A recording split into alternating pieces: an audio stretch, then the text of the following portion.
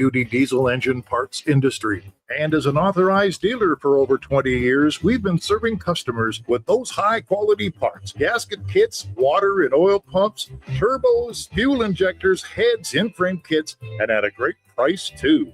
Reach us at discountdiesel.ca and know that Discount Diesel's got the parts to get it done.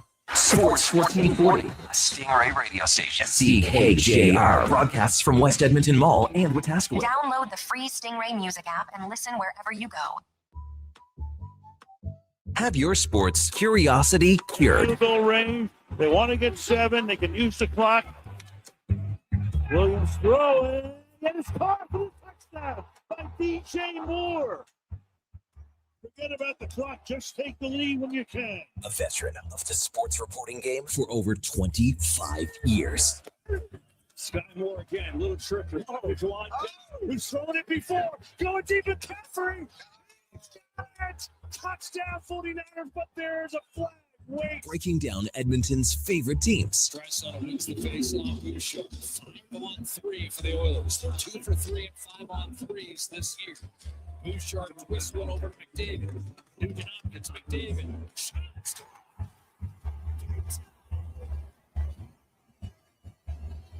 That's 30 for McDavid.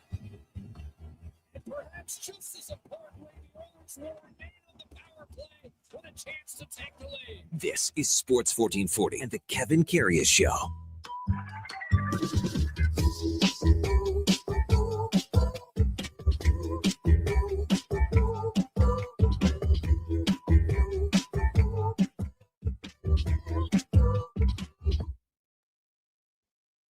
All right, here we go for Sol 582, Tuesday, January the 13th. Big win for the Oilers last night in Chicago, 4-1 over the Blackhawks. They are back at it tonight in Nashville. Hey, good morning. Welcome to the Kevin Karius Show on Sports 1440 on your AM radio dial on your morning drive into work or wherever you are heading out. Man, fabulous temperatures here in the City of Champions right through the week, maybe call it the big melt. So glad you're with us, and you can also watch us on YouTube at Sports 1440 AM. Drop us a like, drop us a subscription. We would appreciate that. We're also on X, Facebook, Instagram, and even Twitch. And as always, we are on the many streaming services out there on iHeartRadio, the TuneIn app, Radio Player Canada, sports1440.ca. And if you miss any part of any show, it turns into the many podcasts that are available. Just check it out by searching the Kevin Karius Show on Apple, even Spotify, Google, Amazon. Subscribe there. It's free. Select the auto download. You will never miss a second of any show. Yeah, thanks so much for coming along for the trip here on a Tuesday morning where the Oilers coming off a big win in Chicago and again off to Nashville for a back-to-back tonight. We were hoping to see the old CIBC Ambitions Made Real tour last night with Connor McDavid up against Connor Bedard. I'm sure you've seen the commercial, but Connor Bedard did not play last night for the Blackhawks, out with the flu. But Connor McDavid did and saw his point streak extend to 19 now with a couple of assists. This is his 10th 50-assist season. That's the most in Oilers history.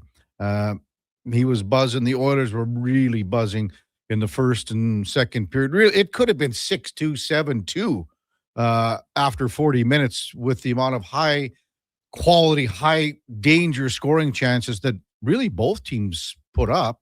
The Oilers had quite several more than what the Blackhawks did, but Chicago had some good looks too. And you know what? Connor Ingram was full marks for a really good performance in goal, 29 saves.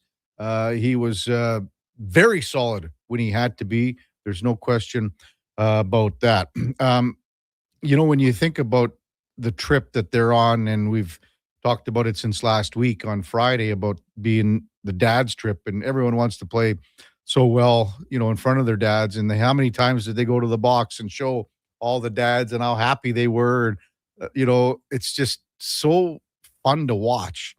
You see how proud each and every father is, and not all fathers can make it, obviously. So you have whatever, it's a support. It could be a brother. It could be whatever it is. It could be a good buddy that's on the trip. And this extends to the Oilers, you know, staff as well, with a lot of guys with their pops on the trip or whatever in that regard. But, watching Gene Principe, and Gene's going to be with us at 7:20, by the way. So great guest leading things off.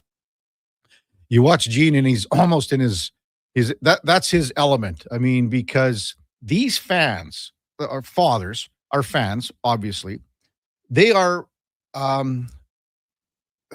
Gene is a link to their son. That's kind of an easy way to say it. But because Gene has been around these guys all the time. And you see, think about Zach Hyman's dad. You watch the interview, and maybe he had a pop or two. Who cares? But he's genuinely saying, Gene, you are the best. And thanks for doing what you do.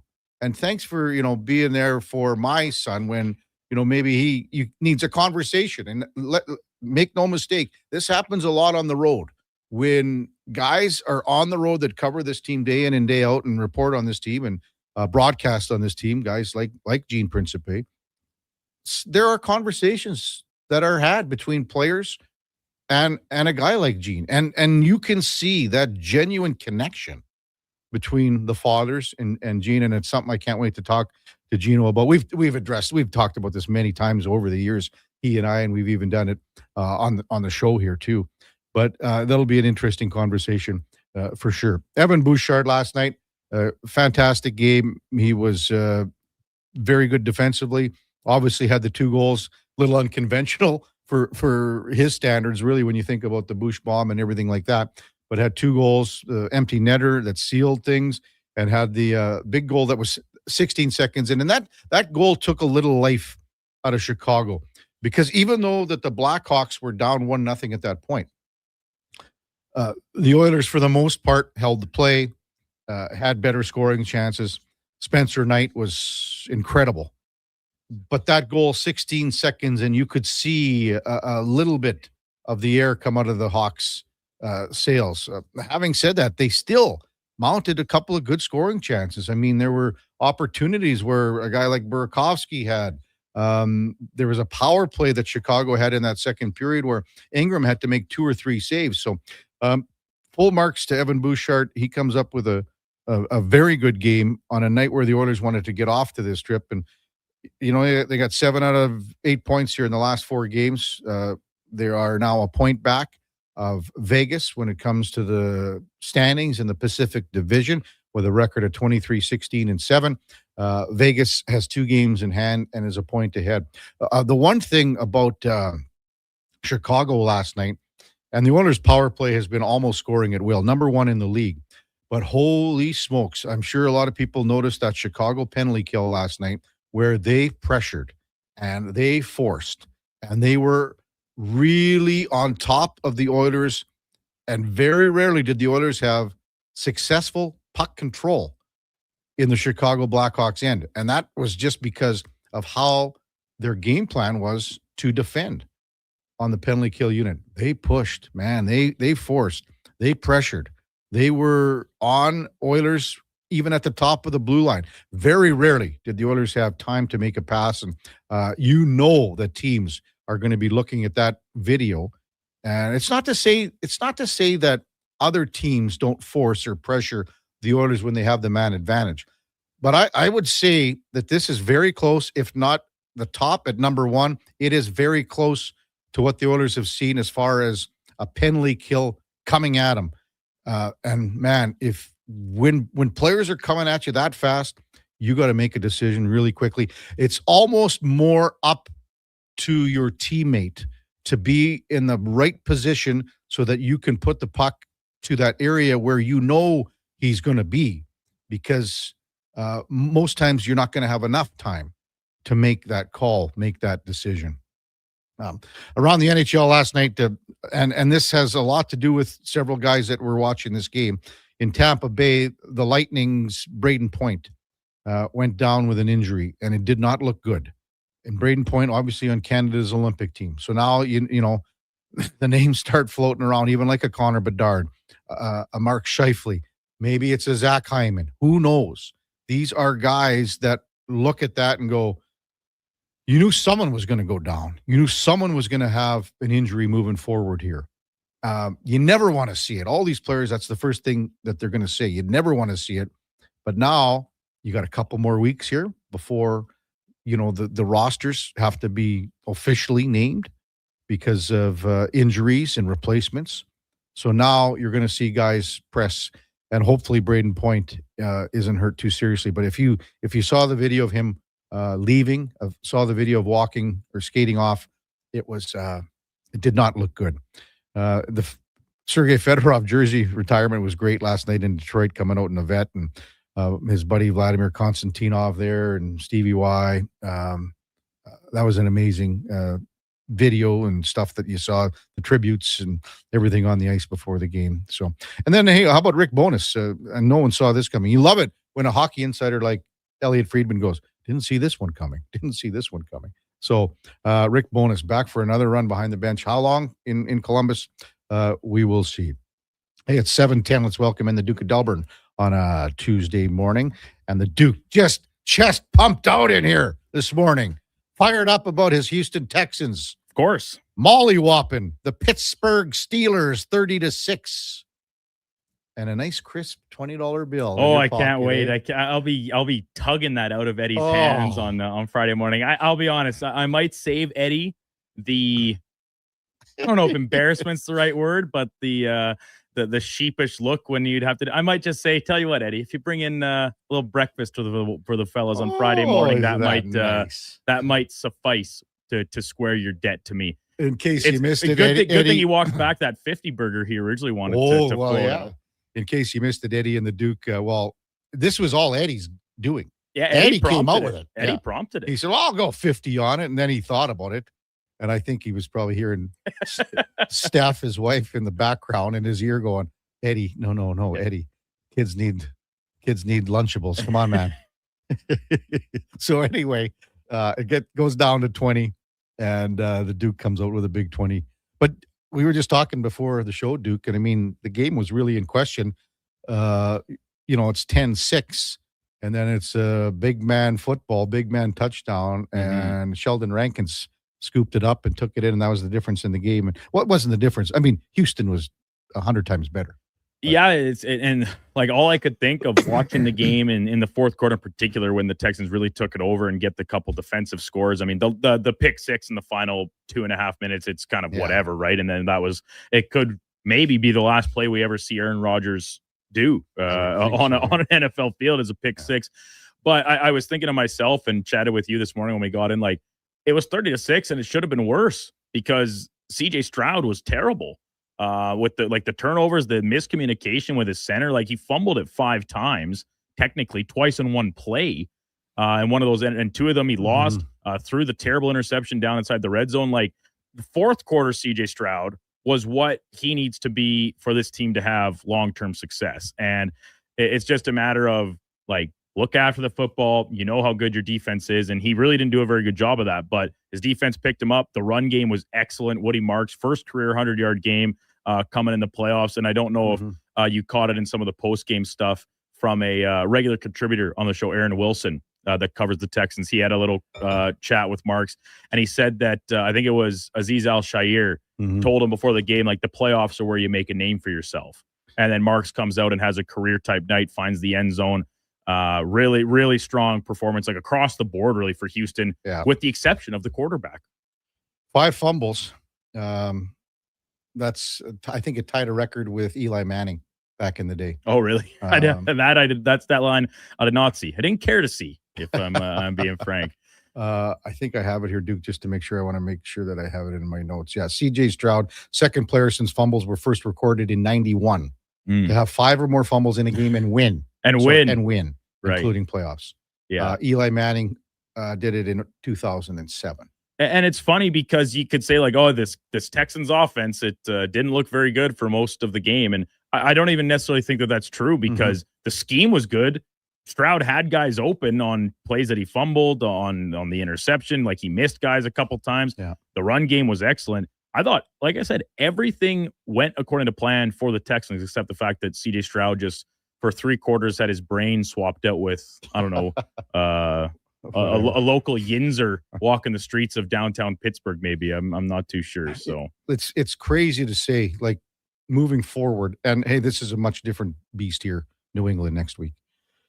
But you could go into this and say, okay, CJ, limit yourself to one turnover. We need one offensive touchdown, and we'll probably have a good chance to win the game. Yeah, and I get it. The Patriots, we've talked about them all year about Drake May's MVP caliber campaign, what they just did to the Chargers on Sunday night from a defensive standpoint.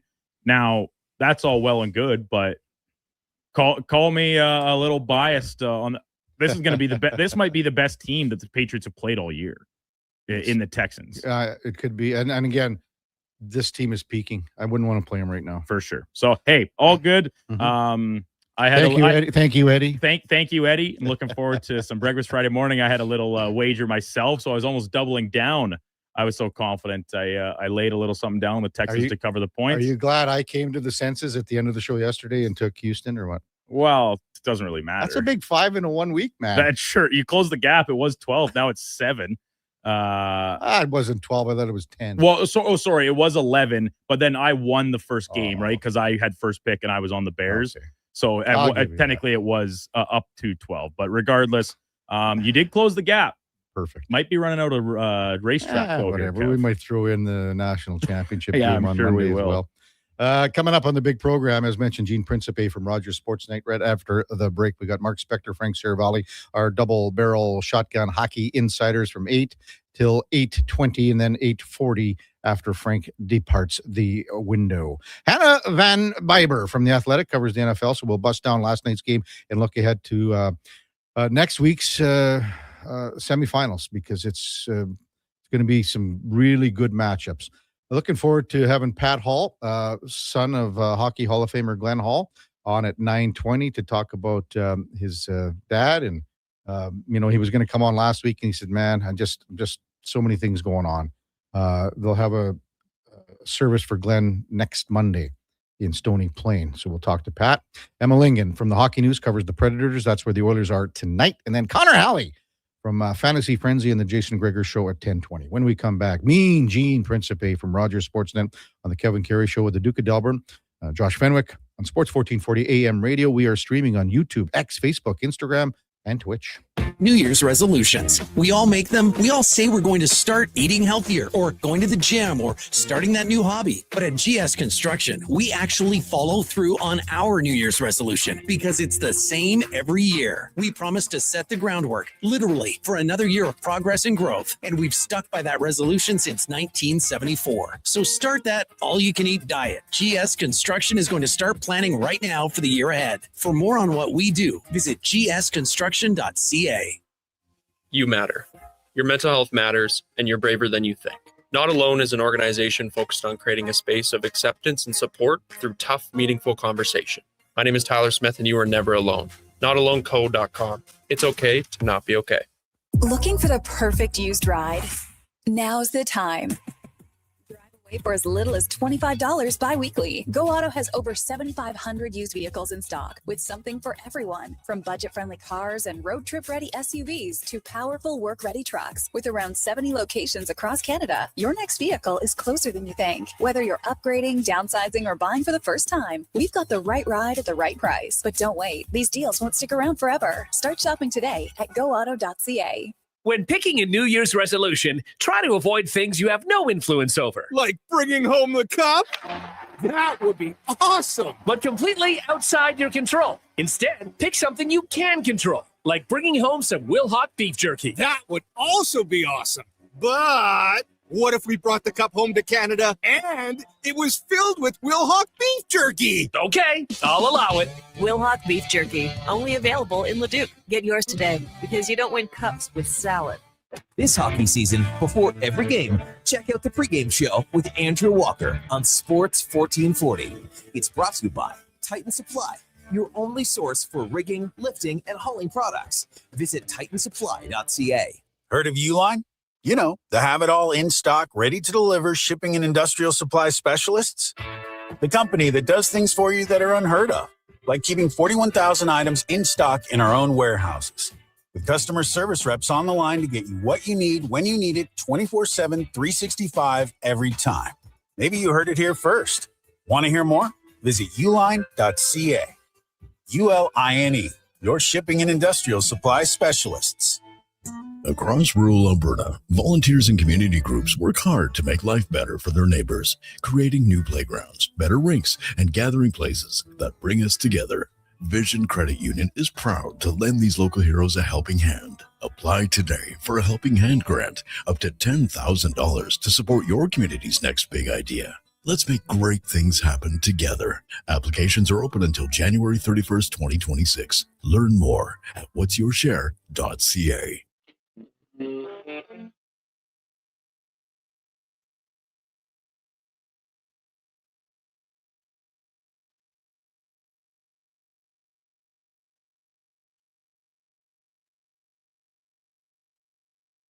Have your sports curiosity cured with the Kevin Karius Show. This is Sports 1440.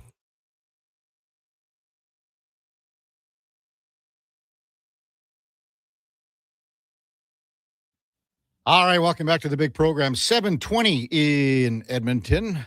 Time now for the Puck Report, brought to you by Fountain Tire. And at Fountain Tire, we can meet all your car needs and more. And that's with our digital vehicle report. So we just don't tell you what your car needs. We show you. Book your appointment at fountaintire.com today as we welcome in Gene Principe from Rogers Sportsnet. Good morning, Gino. You're with Kevin Karius. Thanks for jumping on Sports 1440 this morning to lead things off. Really appreciate it, big guy. What time did you guys get back to the hotel after the flight last night? You know what? It's not a long flight. It's only a good morning to you and your listeners and viewers, K Squared. I think I kind of tucked myself in right around 2, maybe just a little bit after 2 o'clock. So sometimes these close back-to-backs are a bit, a little bit deceiving because, later start last night. By the time you, especially with the dads on the trip, you got to get, everybody together, multiple buses. But safe and sound, we got here. So after that, no complaint.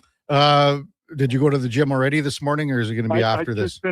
Just finished, actually. Yeah, I know people wouldn't believe it when they look at me on TV tonight, but you know what? I got up. So when you get a little older, you're up really early and productive. I'm just up early, and I got up. I think I woke up at 7:15. So I was like, okay, 8:20 with Kevin. I said, I think I can sneak in a Jane Fonda workout. So, here I am. That's done, and onward with the day. Oh, come on, Gino. Don't sell yourself short. I know you're a savage in the gym. Like, you're on the cardio like Louis on the weights. I thought you say Louis on the food. No, you're right.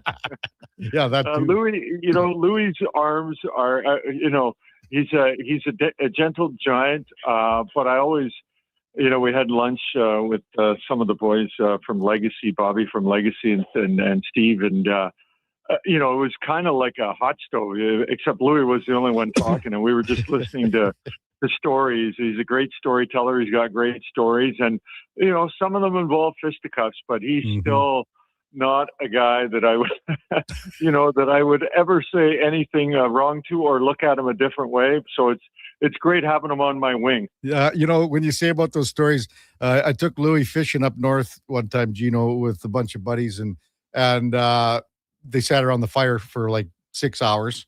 And in the morning, they said to me, they go, "Man, Louis was sure bombed last night." And I go, "No, Louis doesn't drink."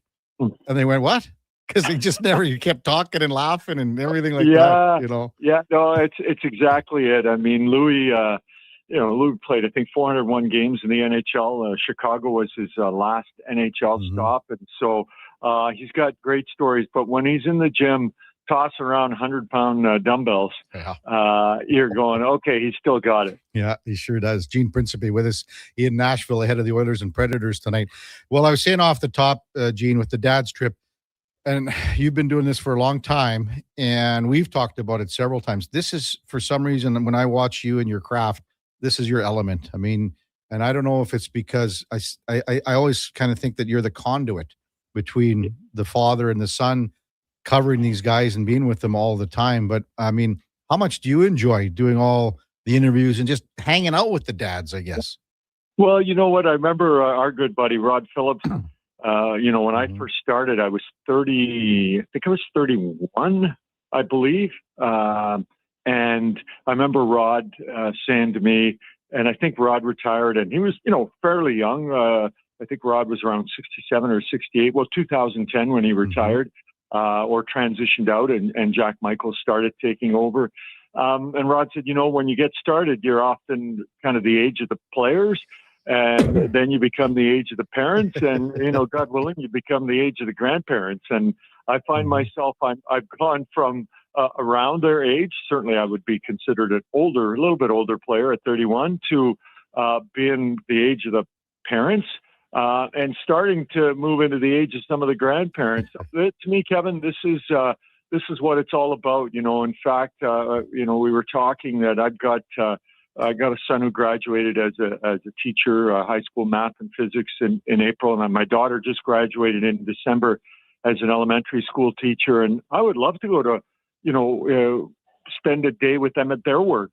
They've done it with me and spent some time with me, and I just think it's the greatest connection, because you can see that these sons, really look up to their dads, who have been their heroes, their role models, and they have just been there every step of the way for them. And so, not to discount moms, because they've done it as well. But as Chris Knobloch said, this is a trip for fathers. And there's, Ryan Nugent-Hopkins has his father-in-law here. There's a couple of brothers, a nephew, 3 sons, a son-in-law. I mean, it's a combination of people that at the end of this trip and at the beginning of their lives have been important to them. And it's great to see the interaction. You start to see, we were joking last night, who looks the most alike. And the Embersons are there, the Lazars are there, the Hymans are there. Yeah. So it's wonderful. And I think that as much as everybody who normally wouldn't be on this trip is enjoying it, the memories and the moments are not forgotten and really do, they last a lifetime, and they'll never forget these trips that they were with some of the most important people in their lives. Well, what about Zach Hyman's dad, Gino? Yeah. He wanted to, I don't think he wanted to let go of you. Oh, what a kind man. I met Stuart on a trip through, it was Dallas was where I saw him. And I think what happens, Kevin, and you know this too, people, you don't know them, but they know you. And I've always, like you, always tried to treat their sons with, respect and, some honor, and just been, try to be kind to them. And so I think when they see you, they listen. And, when someone treats your kids right, you almost can't get any higher than that. So I've always tried to do that. And I guess in Stuart's case, he thinks I have. And so when I met him in Dallas, I had never met him before. And he came up and he just gave me a hug. Like, we were high school classmates and hadn't seen each other in a long time. So, yeah, the dads, I mean, they are wonderful guys. And it's great to see that, the Richard Nurses and Brian McDavids who've been on this trip 4 times, and Brian quietly, Richard a little more loudly lead the way. But then you've got Hoyt Stashny who's here, and Isaac Howard's dad, Tony, who I think Isaac will be in tonight. And of course, I had to see my paisan Manjapana, his father Peter. So everybody's got a great story that is sort of woven in through their son. And so I agree with you. We're there. You've been there. You are there all the time. You do so many great interviews on your show that you're there to ask the questions you think that your listeners and viewers want the answers to. So that's what I try and do. Wow, you did a great job last night, Gene. The one in particular I got to ask you about, because sometimes, and we've basically been in the business about the same time, it's a long time, going back to 1990 area. Sometimes, as you know, when you're putting together a question on something that might be a difficult subject and you're not sure how to maybe phrase it, but yours yesterday, Gene, was perfect with the Ingrams after the game, when you're talking about the journey and the support that Connor has needed. And Connor had a great answer, and then his dad, Brent, had a great answer. Maybe just as a broadcaster, wouldn't mind your perspective on how you were wanting to handle that, I guess. Yeah, touchy issue. But again, as a conduit, I think if you've got Connor Ingram and his father standing beside you after a unbelievable game by Connor, to just talk about his saves would be shortchanging not only the viewer but the Ingrams.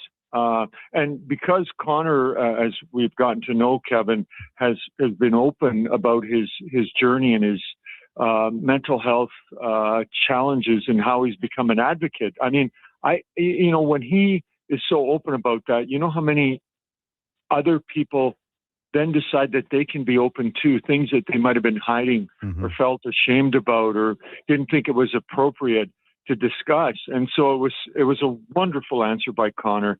And Brent just sort of followed it up about being a support. I mean, listen, our friend Mark Connolly, who's now retired, we were talking once about kids, and he said, you're only as happy as your unhappiest kid. And so when you have kids, and you could have one or two or three, whatever amount, but one could be a CEO, but the other one could be struggling with the greatest difficulties of life. And that's the one that you really need to spend your time on. And Brent's a fantastic guy, former teacher. I thought of very Saskatchewan yesterday when Chris Knobloch was talking about Brent and said, he was my grade 7 teacher. He taught me in high school. He was my football coach, my volleyball coach, a small town, and teachers that wouldn't just do one grade.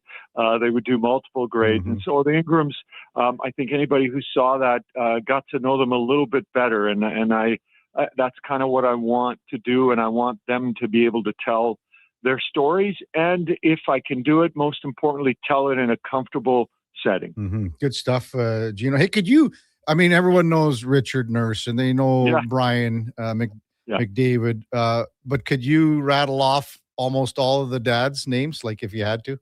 Yeah, you end up, so I got a list, and so, you got, I'd have to think, Gary Bouchard and Mike Emberson, Connor Ingram's dad is Brent.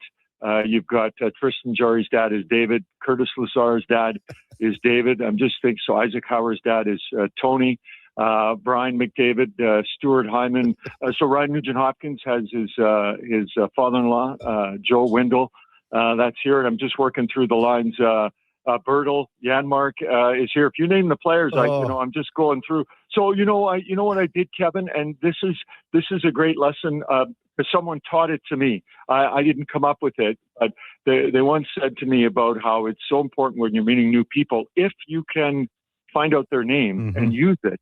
So I got on the plane, and Stephen Lyons, who is a great golfer and a great guy, his nephew Saul was there, and Chris Davies. So I'm not just so people know, it's not like I work on the players' dad's names and forget, because there's a bunch of staff here, just as many staff. And Connor Allen's dad, Connor's a skills coach. His dad is Ron, and Joel Jackson, Mark Jackson, and Chad Drummond, and Bob Drummond. So I just feel like it's really important to know the names. Sometimes I'll have to say the son's name first, and then it gives me a second to think of the dad's name. But I was kind of been practicing, especially when they're together. That's the best way, because you see them together and you, go, oh, that's Tristan Jarry. Okay, that's David Jarry. So, it's kind of a little challenge for myself, but, I want them to feel as comfortable as possible. So, Alec Regula, Chet Regula, I saw him and I went and introduced myself. So it's a blast.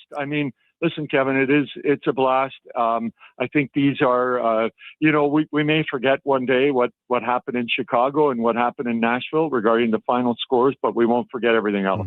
We had a texter yesterday, Jay in Victoria, said about Vasily Podkolzin. With his dad passing away, Gino, maybe, when you look around, it can be maybe some difficulties, maybe good memories. Yeah.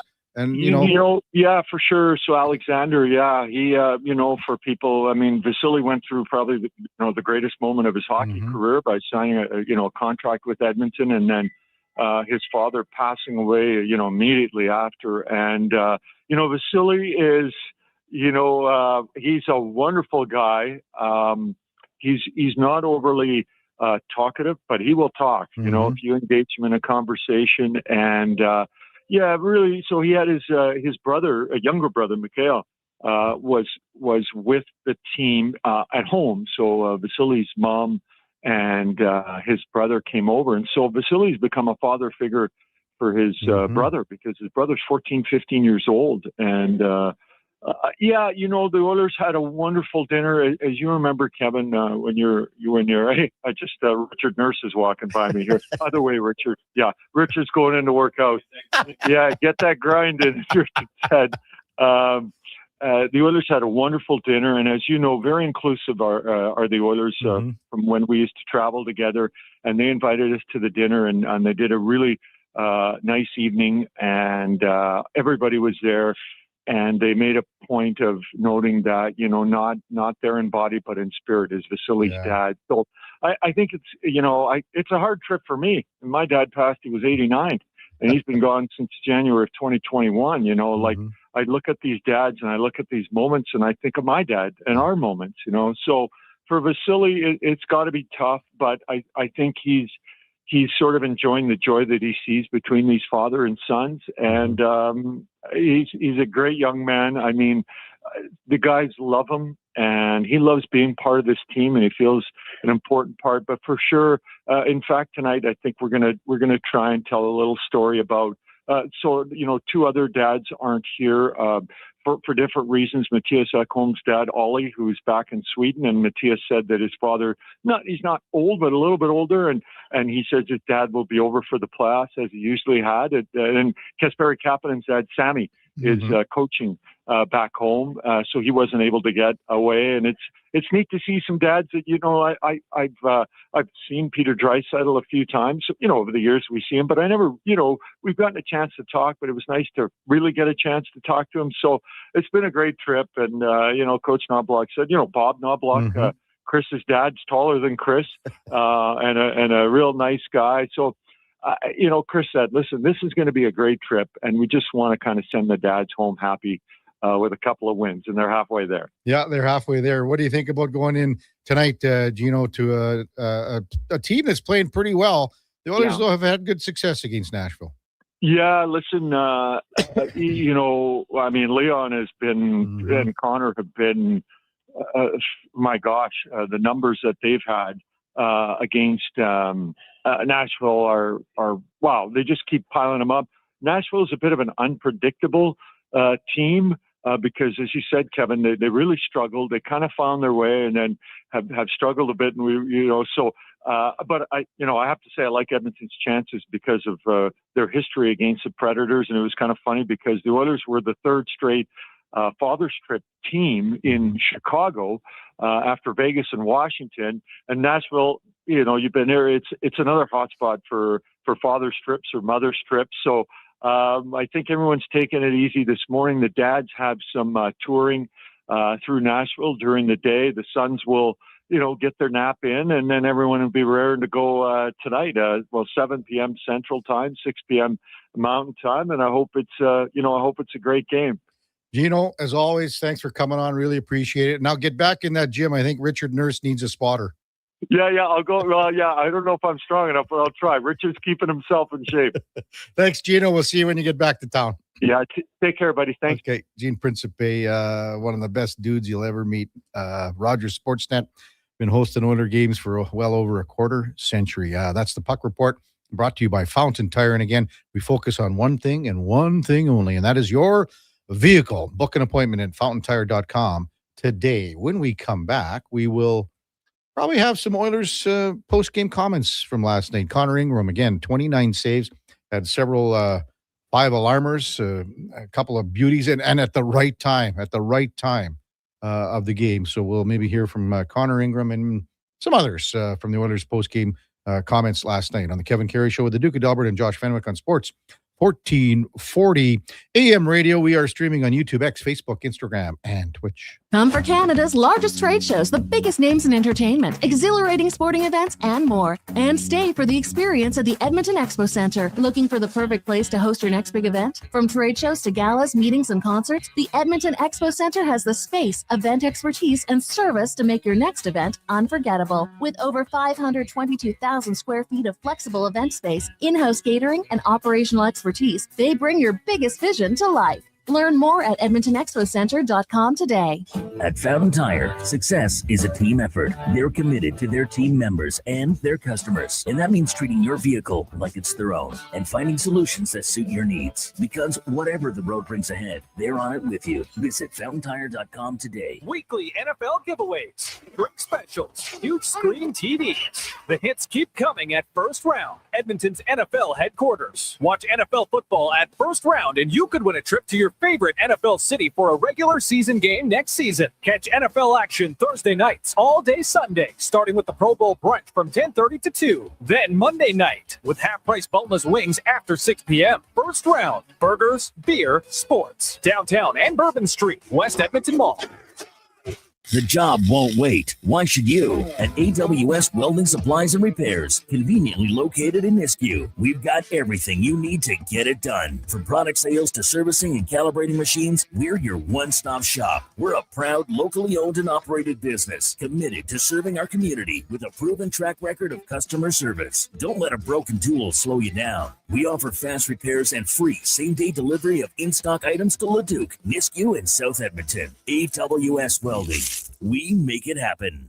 This is Andrew Walker, host of the postgame show on Sports 1440. After every hockey game this season, tune in and chime in as we talk about the game. It's all sponsored by Legacy Heating and Cooling. Don't get left in the cold. Visit legacyheating.ca. Whether you're a craft beer connoisseur or more of a wine aficionado, there's always something new to discover at Sherbrooke Liquor, a unique, family-owned, independent liquor store. The selection, incredible. The non-alcohol section is also very impressive. Sherbrooke Liquor, expert, knowledgeable staff with a passion for unique finds. More than just a liquor store, we're a community. Alberta's best, the one and only Sherbrooke Liquor. Wine, spirits, and oodles of beer. Visit SherbrookeLiquor.com. I'm Rick Showers from No Bull RV. This is the time of year people make their New Year's resolutions. If they're lucky, they'll keep that up till February. So I propose another resolution. This year, resolve to be camp ready. Now, what do I mean by that? At No Bull RV, camp ready means never wondering if your RV will be ready for May long weekend. You know it'll be ready because you made the decision back in the winter. You know, now. Is Camp Ready something I can get from No Bull RV? That's right, Bob. Camp Ready is our 12-month RV maintenance plan. It includes winterization in the fall, startup in the spring, roof assessments every year, and all your scheduled maintenance. So when you want to get to the great outdoors, you already know you're Camp Ready. How do I get to be Camp Ready, Rick? We're starting small, Bob. Just 100 Camp Ready plans are available at No Bull right now. And that's No Bull. NoBullRV.ca.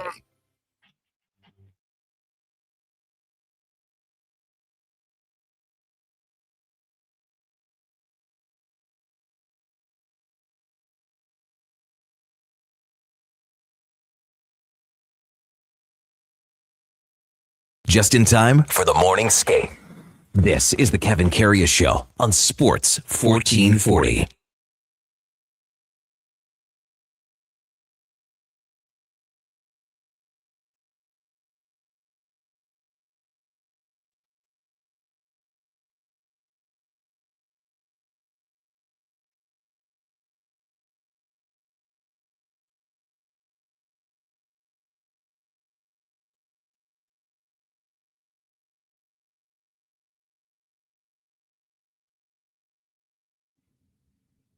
All right, welcome back to the big program. 7:42 in Edmonton. Kevin Karius, Duke of Delburne, Josh Fenwick with you on a Tuesday morning. Hey, elsewhere in the NHL last night, the Toronto Maple Leafs won in Colorado, if you can believe it.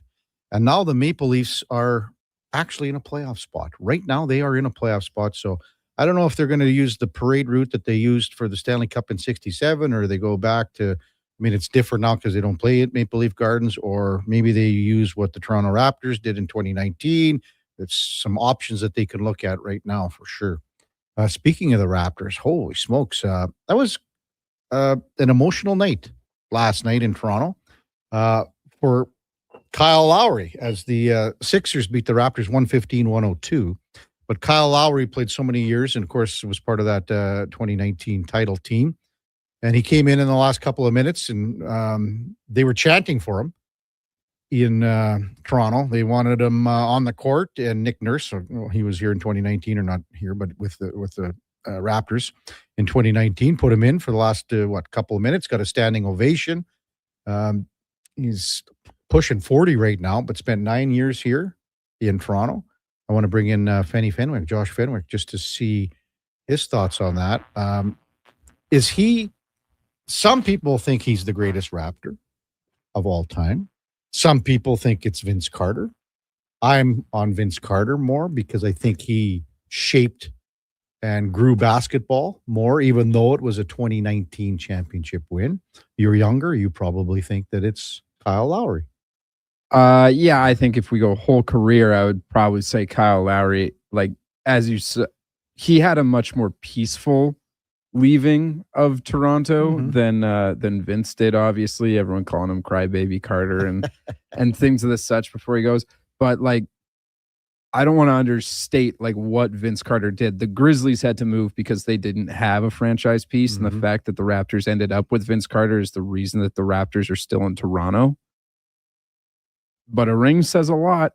A ring says a lot. All-time leading scorer in franchise history. I believe he broke that before he left because it was DeMar DeRozan at one point. I think the people of Toronto would basically elect Kyle Lowry mayor if he let them. You know, it just the anyway, yeah. The Toronto fans are something else. I remember going to a game. It was Kyle Lowry was still on the team, and Goran Dragic was like, "No, I'm not playing." So he went to the Bulls. Never played a game for the Raptors. Swing the ball around. It would hit Goran Dragic's hand. Everyone's booing. Even if it was just a swing pass, pass it through. Goes to DeMar's hands. Hey! Oh, everyone's so excited. But I think Kyle Lowry, he did everything for them, you know, and stayed around and was just a gritty little guy with a big bun. Yeah, that's fine. He looked like he'd had when he came onto the court last night. When I saw the highlights, it looked like he hadn't been pushing himself away from the buffet table too often here. No, when he showed up to, he's on a panel for stuff, and he's still signed to an NBA team, an NBA franchise. Yeah. So that's what's funny. Like, he doesn't suit up very often. I don't even have his games played in front of me, but I can't imagine it's double digits. Husks, Texan, KK, Vince did change things for sure, and is one of my all-time favorites. But it is Kyle all day, and I watched Vince from the beginning. That's Husks, yeah. Oilers last night, a 4-1 victor in Chicago. Connor McDavid, 2 assists. He's got a 19-game point-scoring streak right now. 44 points, 19 goals, 25 assists.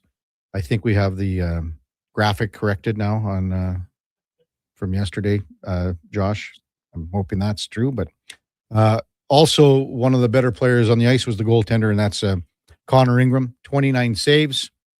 After the game, he had some of these comments. Connor, I want to ask you just about the final 5 minutes of that game. A bit chaotic. Of course, they bring it within one, but you're back there, you're steady, and the team's able to lock it down. What did you think of that? Yeah, I think that's what good teams do. And, you know, you take a look at the track record around here the last couple of years. This is a team that knows how to win hockey games. So those are games you got to hold on to and find a way to get it done. And I think we did that. You know, we got the empty netter, and then even to not take your foot off after that, I think shows a lot about the character in there.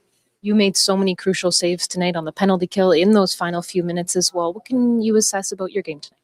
I felt good. You know, it's starting to feel more normal every time we get out there.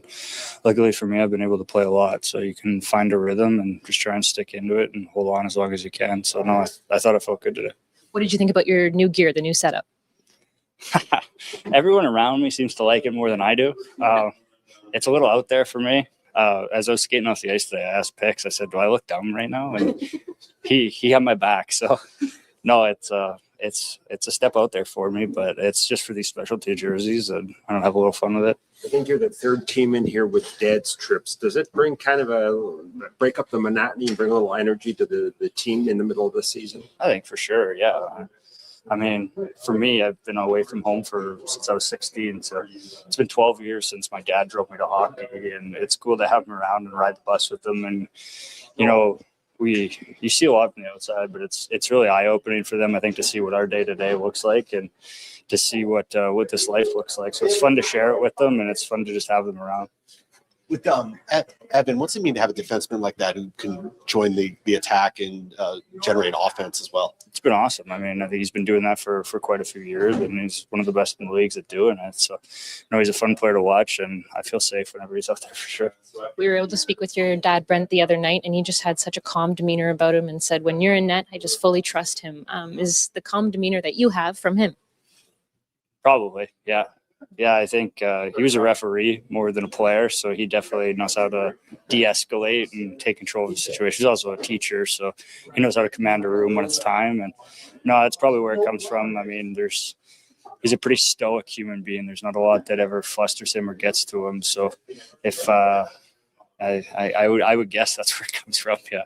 If he's a referee and a former teacher, does he ever have tips for you after the game at this point, or does he let you learn? No, I mean, neither one of my parents are big hockey. My mom was probably worse than my dad was about being into it, but there was never any pressure or car rides home where I didn't feel like talking. I mean, we would pick up fast food from whatever city we were in and head on home. Got to get the fast food in there, man. Think about it when you were a kid, and I mean, this is coming from someone that grew up in a small town. So like Edmontonians wouldn't appreciate this. But man, when we were on the road, like playing as a young kid in Melville, and you went somewhere, it was a big deal to hit a McDonald's or an A&W at the end of it. And Duke shaking his head, same thing in Delburne, right? So if you were playing in Red Deer, Duke, or whatever. Well, yeah, like here, Red Deer, or if you were making a trip like to somewhere maybe out in the East Country to swing through Camrose or through Stettler to grab, a turkey bacon club from Tim's or a cheeseburger from McDonald's or something. That was huge. Now and once we got a little bit older in bantam and midget hockey, it was different then than it was now, where I think everyone takes it so seriously at that level, even if you are still just playing with your small town team. About like, listen, we went to because Boston Pizza exists in so many small towns across this province.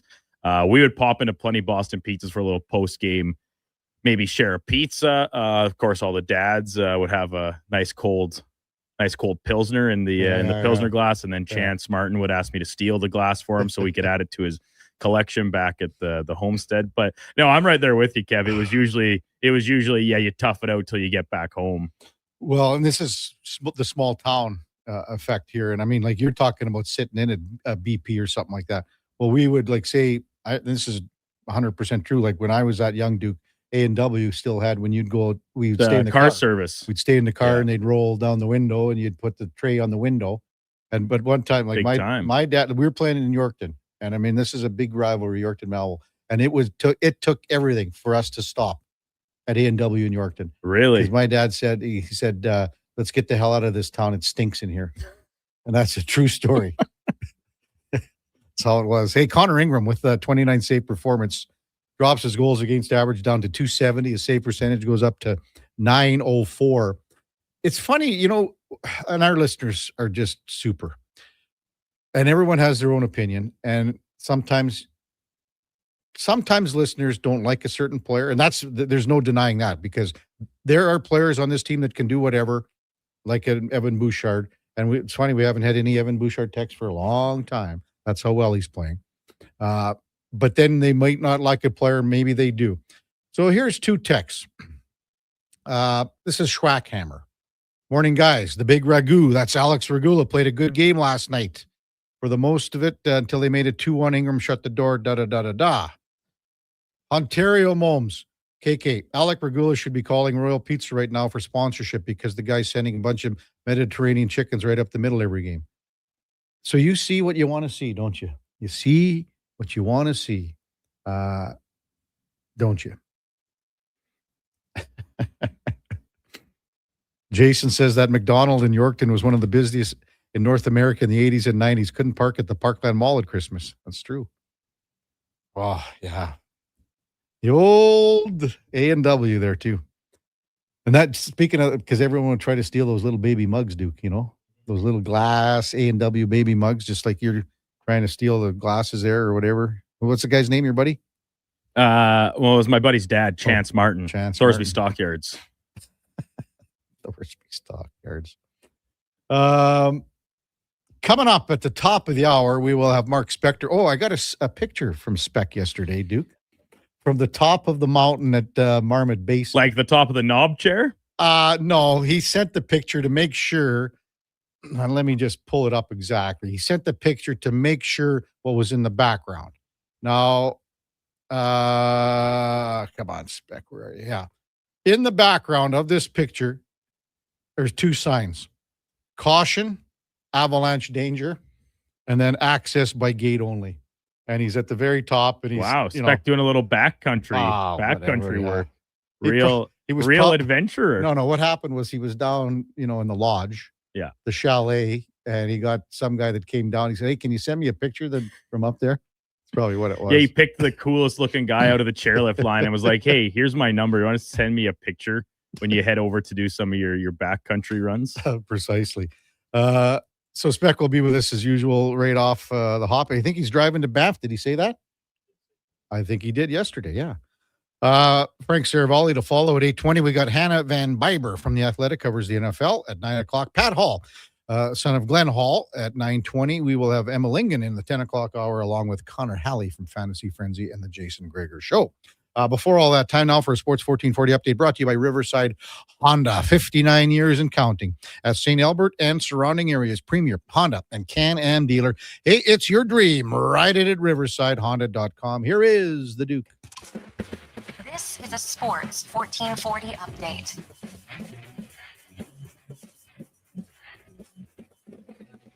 Oilers winners last night in Chicago, 4-1 the final. Evan Bouchard scoring twice. Connor McDavid extends his point streak to 19 games, and Connor Ingram making 29 saves in the victory. 8 of the games were around the NHL. Florida cooling off the Sabres 4-3. Kraken double up the Rangers 4-2. Vancouver losing in Montreal 6-3. Willie Nylander with the OT winner lifts the Leafs over Colorado 4-3, and Dallas beat LA 3-1 in the nightcap. Off the ice, Columbus Blue Jackets firing head coach Dean Evison in the midst of his second season with the club. Rick Bowness, hired as his replacement. Bowness, last coach of the NHL with Winnipeg in 2024, takes over a Jackets team that's currently last place in the Eastern Conference. Wildcard weekend in the NFL wrapped up in Pittsburgh, where the Houston defense scored twice, and the Texans punched their ticket to the divisional rounds, beating the Steelers 30-6. On the hardwood, Raptors split their back-to-back with Philly, losing last night 115-102. Tyrese Maxey, 33 points for the Sixers. 5 of the games around the association, including Indiana beating Boston 98-96, and Cooper Flagg had 27 points to lift the Mavericks over Brooklyn 113-105. Coming up in hour 2, the Kevin Karius Show will be joined by Sportsnet's Mark Spector and Frank Saravalli from Victory Plus TV. I'm Brendan Douglas at your Sports 1440 update. Sports 1440 in West Edmonton Mall and Wetaskiwin. CKJR is a Stingray radio station. Download the free radio player app and listen wherever you go. Top quality flooring, locally owned, and Canadian products from Beaulieu. Yeah, that's CFI. CFI what? No, CFI. Custom Floors, Inc. From free estimate to professional installation, contact Custom Floors Inc. at customfloorsinc.ca. Exciting news from St. Albert Dodge. The all-new 2026 Jeep Gladiator Sport packages have arrived. They have a great selection and a bunch of colors to choose from. And if you've checked out the Sport, you know it comes in some fun colors. Rugged capability, practical off-road features, and you can get behind the wheel for as low as $49,900. That's right. Put yourself in a brand new Jeep Gladiator Sport for less than $50,000. What more can you ask for? Time to head up the trail and see how easy it is to do business at St. Albert Dodge. Today on Hey Culligan, how smart is your water? Here's Tracy. Hey, Culligan. I think my water might be dumb. Good news, Tracy. Your water's not dumb. It's just not talking to you. You can make my water talk. No, but the new Culligan Smart Drinking Water System can talk to your phone to tell you when your water filters need changing and help you meet drinking water goals. Now that's some brilliant H2O. You said it, Tracy, and we're already on the way. Let us help you out with a free in-home water test from a local Culligan water expert at culligan.ca. Hey, Edmonton, did you know a local Play Alberta winner scored over $500,000 on Mega Jackpot's Ocean Bells? Think about the season tickets you could lock down with that kind of cash. From major casino winners every hour to jackpots worth millions and hundreds of popular games to money that stays in the province, there's never been a better time to sign up for Play Alberta. Download the app today to get started with casino, sports, and lottery all in one app. Must be 18 plus to play. When you gamble, use your game sense. Clear out the old and make room for new trends. The Brick is holding their store-wide inventory clearance event. Scratch and dent, last year's models, and overstock is up to 70% off. Score mattresses starting at just $99.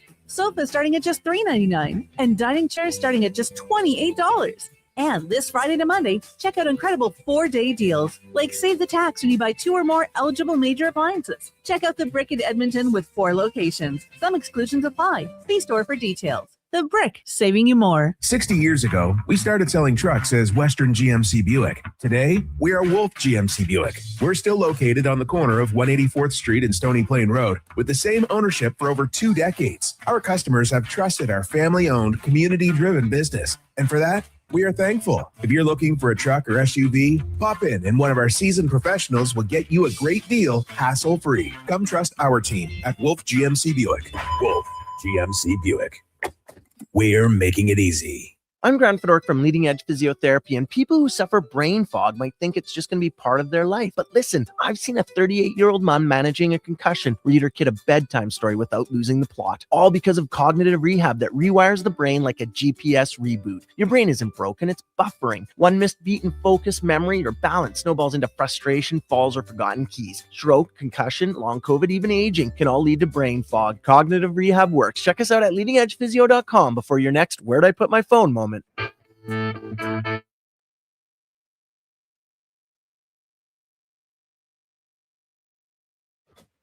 Karius Show, breaking down Edmonton's favorite teams, even though his favorite Junior A hockey team is the Yorkton Terriers. Thanks for checking in with Sports 1440.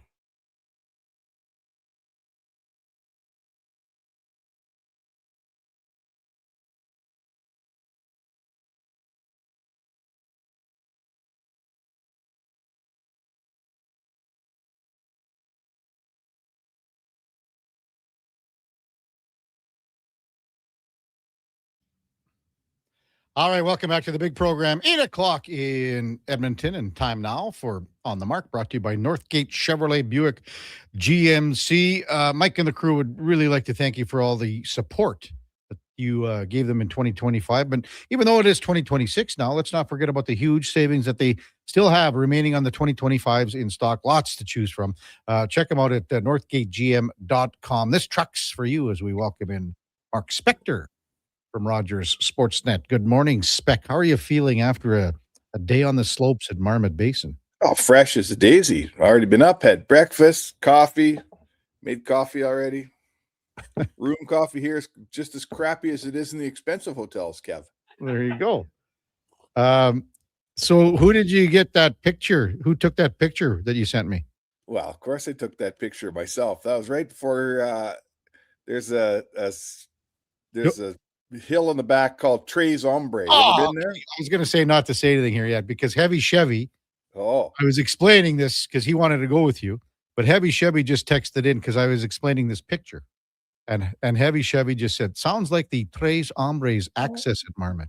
That's exactly what it was. Well done, Heavy. Well done. Yes.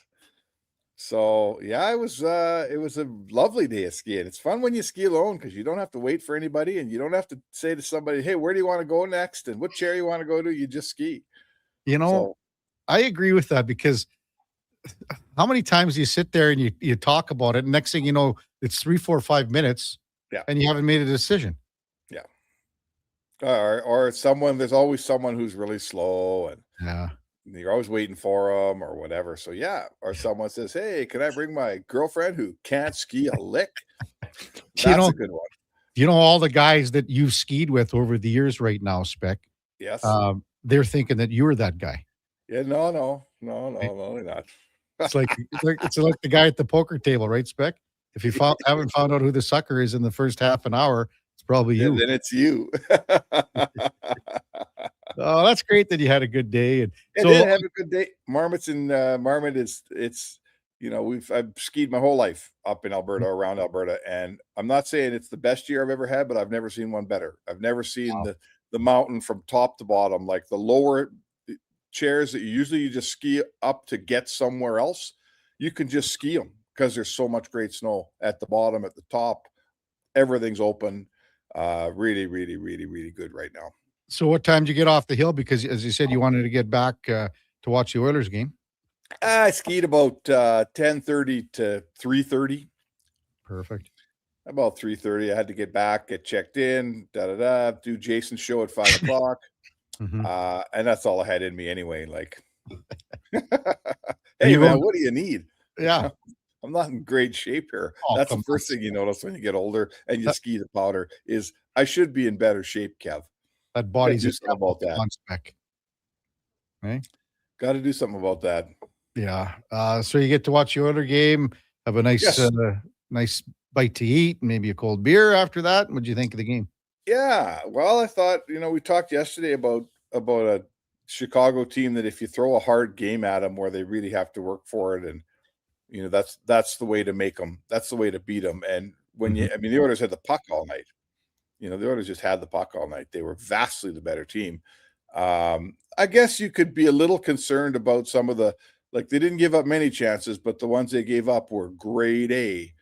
Sure And I'll tell you what, Connor Ingram looks like the guy for the job here. Listen, right? Like, look how the Oilers are never, Kev, you know how the Oilers play. They're never going to be, I wrote today, like, there's no 18-shot shutouts on this team like Marty Brodeur used to have, right?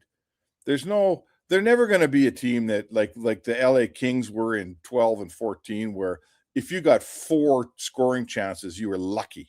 The Oilers are never going to be that team. They're going to give stuff up. They don't necessarily need a guy who can make 40 saves a night, but they need a guy who can make like 4 or 5 huge ones.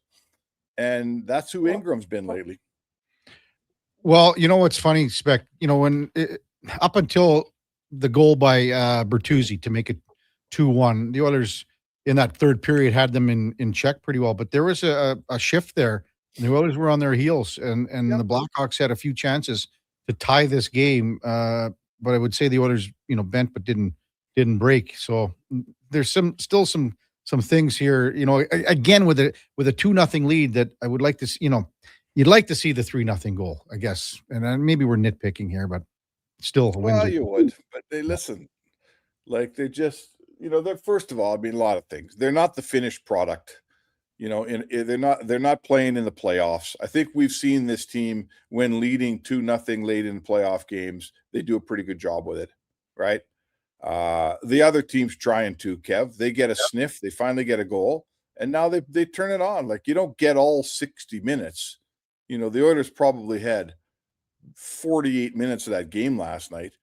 And it's not often you get more than that on your side. The other guys are going to get 12 or 15 minutes out of 60.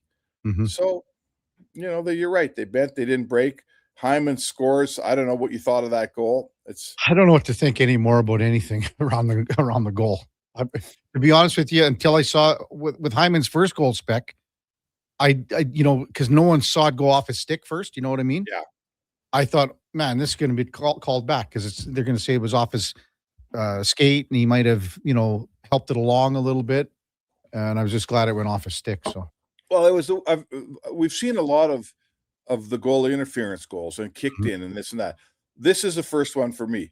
He kicked with his foot, but the puck never hit his foot. The puck hit his thigh.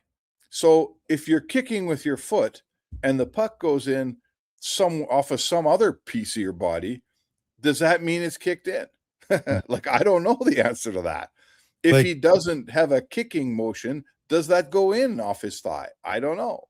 And at what you point can't deny he kicked because he did kick, right? Like if you have a kicking motion, but it hits you in the nuts and goes in, Spec. Yeah. Then what? I don't know. That's a fair question. Like what they said in their ruling last night was it was intentionally directed in by part of the body. That's what they said. I remember being at a playoff game in Chicago, I think, and was it Andrew Shaw who headed a puck into the net like a soccer player? Right. And they said no goal, which to me is absolutely ridiculous. Like, what's dangerous about that? If you can do that, man, you should get a goal. But it was directing a puck into the net with a body part, and they don't let you do that. So I'm not sure that was the wrong call. I'm not telling you it was the right call, but I'm not sure it's the wrong call. Well, the Oilers had one. Remember this year it went off the hand, right? It was the Oilers against the Oilers, and it was called back, right? Remember? And it was called back when that was a terrible call. I thought that guy, his hand didn't come off his stick. Buffalo, I think maybe. Yeah, that was a brutal call. So listen, they come and they go. Sometimes they're with you, sometimes they're not. But you know what? Give the all credit. Like it's kind of funny.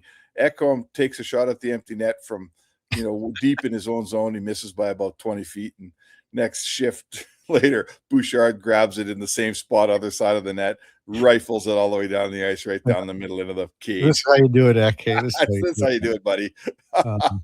Hey, Andrew Mangiapane played last night, Spec, and I'll give him this. He was trying to get involved. He was physical, like as physical as he can be. Yep. He was taken off that third line probably with, I don't know, 7 or 8 minutes left. He was replaced by Matthias Janmark for defensive purposes, if you want to call it that. But Mangiapane, and even we had Gene on, and he thinks Howard will go back in for Mangiapane, or he didn't say that. He said Howard will go back in tonight against Nashville. But I mean, Mangiapane again, he's still wanting more, but at least I thought he was a little more involved than he has been. Yeah, listen, he's desperate. Two things: he's rested as could be, right? He's fresh as a daisy, and he's desperate. He needs to get back in a lineup here. He's embarrassed, I'm sure, as any long-time NHLer would be if he can't make. He basically can't make the team at this point, Kev. Mm-hmm. And they got guys coming up from the farm that are playing ahead of him, so he should have a extra, he should have some extra juice to his game because he's got to prove something here. He's got to prove he's a top 12 forward on this team, which he's supposed to be. So yeah, and I'll tell you this: I think one thing about this dad's trip, I thought we at Sportsnet just beat you over the head with that dad's trip. At one point, I was waiting for a replay. They showed a bunch of old gray-haired guys high-fiving. And I'm like, give me the replay, man. Anyway. I enjoy that. For one game. Because they all look like you. Oh, yeah. Why not? I mean, Gino, I thought it was great. Stuart Hyman. I mean, basically, he hugged him. He wouldn't let him go. Wouldn't let Gino go. Yeah. A 3-minute interview is not enough for Stu Hyman. Oh, you need more. How about right when he started in, the horn starts blasting. Hey, Gene, that's right up Gene's alley. Like that's Gene's bread and butter right there. So he just said, he's so good with it, and they love him and all of that. Like it's awesome. But exactly, Specca. That's kind of how I started with Gene. I mean, Gene's the conduit between father and son, right? And the fathers are watching at home, and Gene's not your reporter. Like he's not like you. Like he's with the team. He's almost more of a friend. You know what I mean? Well, every one of those dads would love Gene Principe. Oh. 70% of those dads would like me. Right? That's what you're talking about here. Yeah. But that's okay. You know what? We all have different roles here. We got a couple of comments here about Darnell Nurse's dad doing the lineup too. Did you see that? Yeah, I saw that. Yeah. So I mean, Richard's still a big, imposing man. He would have been a hard guy to cover back in the day for the Ticats, eh? So Gene was just getting back from the gym in Nashville when we had him on, and Richard Nurse was going in, and I said, Gene, you better get back in there. He's going to need a spotter. Hey, listen, I'm not even sure Darnell's the best athlete in his family. Well, right? You might be right. That's on what that. kind of genes they got going on in the Nurse family. Like, holy man, I don't think you were on board with this spec to start. And I said, I remember, well, let's see what happens because I like the way they play together, and they have played together well for shorter periods of time. And I am talking about the second line with Leon, and then when Kapanen came back, and obviously with Colson. Yeah. I mean, Kapanen, if he waits a split second, he's got a total empty net and should have had. Oh my goodness, yeah. Had a goal there. But if he keeps playing the way he is, this, and I mean, Leon loves playing with these two guys. He loves it. So it's something there, Spec. Hey, it's funny, like a team that wins, in the end, you start looking back. How did we get here? And there's always some surprises. There's always some guy that came out of the minors. There's always some defenseman that ended up playing a bunch of more minutes than you thought. And there's some depth guy who excelled. And there's in this case, here's Kasperi Kapanen, who, I guarantee you, if you walk into Stan Bowman's office and he's got the whiteboard with the organizational, lineup behind him, he's never had Kasperi Kapanen in his top 6. Like he wasn't acquired as a top 6 player. He's never played here as a top 6 player. He hasn't been considered a top 6 player since the day he walked in the door. And here he is playing with Leon Draisaitl and exceeding. He's exceeding his speed and his tenacity and his ability to dig pucks. And other than the play last night, he's got some finish. Hey, maybe you're right, Kev. I'll tell you what, if it happens and it lasts, like it's got to last. It's only been like 3 games. If it lasts and a month from now he's playing with him, I'll tell you I'm dead wrong on this guy. Maybe he's a guy. Maybe he's a surprise guy that gives you more than you thought you were going to get out of Kasperi Kapanen. Why not? So, I mean, think about last year in the Stanley Cup final, Spec. And, maybe I'm overstating this and maybe I'm a little high on my grade here. But the Panthers' third line, when Marchand went down there, with Lundell and Luosterainen, might have been the best line that they had. Oh, that's the line that tipped the scales for sure for those guys the whole playoffs. And I mean, when we talk about them having $9.5 million extra dollars on the cap, that's where they put it, was on that line, right? And that line won them a cup, in my opinion, for sure. Yeah.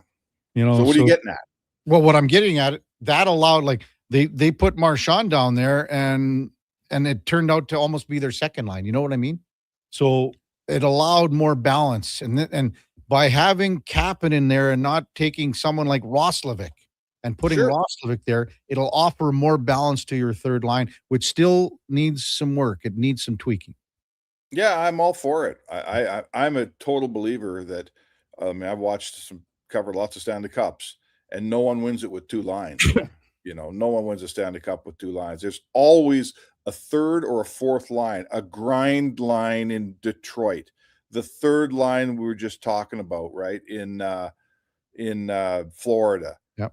There's always that line. I remember Manny Malhotra's line in Vancouver was so good. Yeah.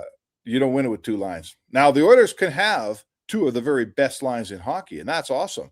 If you can find a third line and then a fourth line that does what it's supposed to do, that's why you get the 2 cups in a row, right? They're not that far off, Kev. And I think the last thing I'd say is, if you're going in the trade deadline and you're trying to improve your third or fourth line, that's a hell of a lot easier than that team going into the like the LA Kings going into the trade deadline saying, well, we need a first line center. That's a tall order at the deadline. Finding the right third line winger, that's not that tall an order. You can always find that guy. Mm-hmm. What hill are you tackling today, Spec? I'm going back now. I'm not going to Banff. I'm staying back in Marmot for another day. Oh, okay. You know what? Marmot used to be about a day and a half hill because it was fairly small, but they've opened up a ton of terrain here, and now it's a 2-3 day hill. Like there's a ton of the hill I didn't even touch yesterday. So I'm all over it, buddy. As Jordan just texted and says, easy, sounds like Herman Meyer. Herman Meyer. Herman Meyer was a great Austrian downhiller, as I recall. That's you. I feel I consider myself more of a, what was his first name? Who was Stenmark, the great slalom skier from I don't know. I wouldn't even say that, Eddie. I look at you as Eddie the Eagle more than anyone. Yeah, Eagle, forget it. I ain't jumping anything, buddy. The only thing I'll jump is a cold beer at about 1:00 today. Stay safe. We'll talk to you tomorrow. All right, boys. Mark Spector on the Mark, brought to you by Northgate Chevrolet Buick GMC. This truck's for you. When we come back, Frank Saravalli from Victory Plus TV on the Kevin Carey Show with the Duke of Delburne. Josh Fenwick on Sports 1440 AM radio. We are streaming on YouTube, X, Facebook, Instagram, and Twitch. Hear ye, hear ye. Dragon fruit has returned to Booster Juice. Prepare thyself for the legendary alchemy of the Dragon Slayer smoothie, Pink Dragon Booster Mixer, and Dragon Booster Ball. Yeah. Does the dragon taste like chicken? Nay, Booster Juice uses only delicious tropical dragon fruit. No dragons are harmed. Get thee to Booster Juice before dragon fruit vanishes once more. Booster Juice, Canadian born, blending since 1999. Hey, sports fans, we've got a clear choice for you. At Crystal Glass, we provide customers with the perfect glass for any job. From home to auto and even commercial, installation or repairs, we're your team. Call 310-GLASS or visit crystalglass.ca. Crystal Glass. You wanted local sports on weekends. Saturday mornings at 9, check out the Saturday Sports Setup, where we'll tee up what's happening on the weekend sports scene. Tune in Saturday morning at 9 on Sports 1440.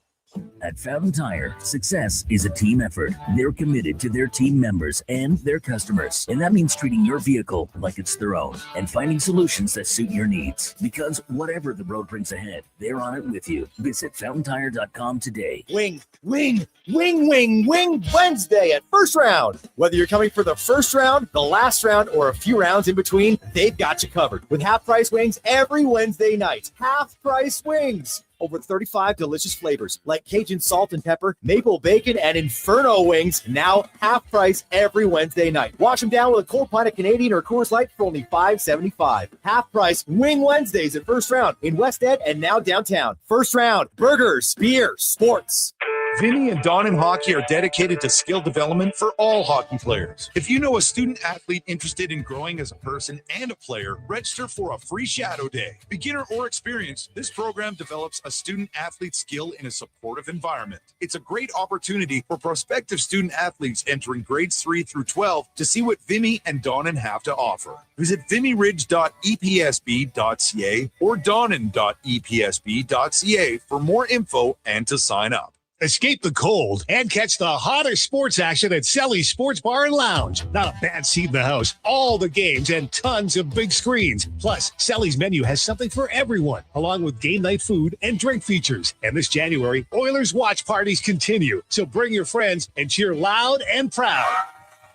Selly's Sports Bar and Lounge at all 3 Century Casino locations: Edmonton, St. Albert, and Century Mile. Every day is game day at Century Casino. Hey, Gary, is that your dad? No, this is Evan, the new sales rep I hired. Oh. First impressions matter, but when hair loss takes over, it can feel like you're not being seen for the maverick you truly are. Hi, I'm Dr. Vance Elliott. At Advanced Hair and Skin Surgery, we know that hair loss is more than just a cosmetic issue. It's personal. Let's discuss all the cutting-edge options available so you can make a great impression every time. Book a free consultation today at drvanceelliott.com.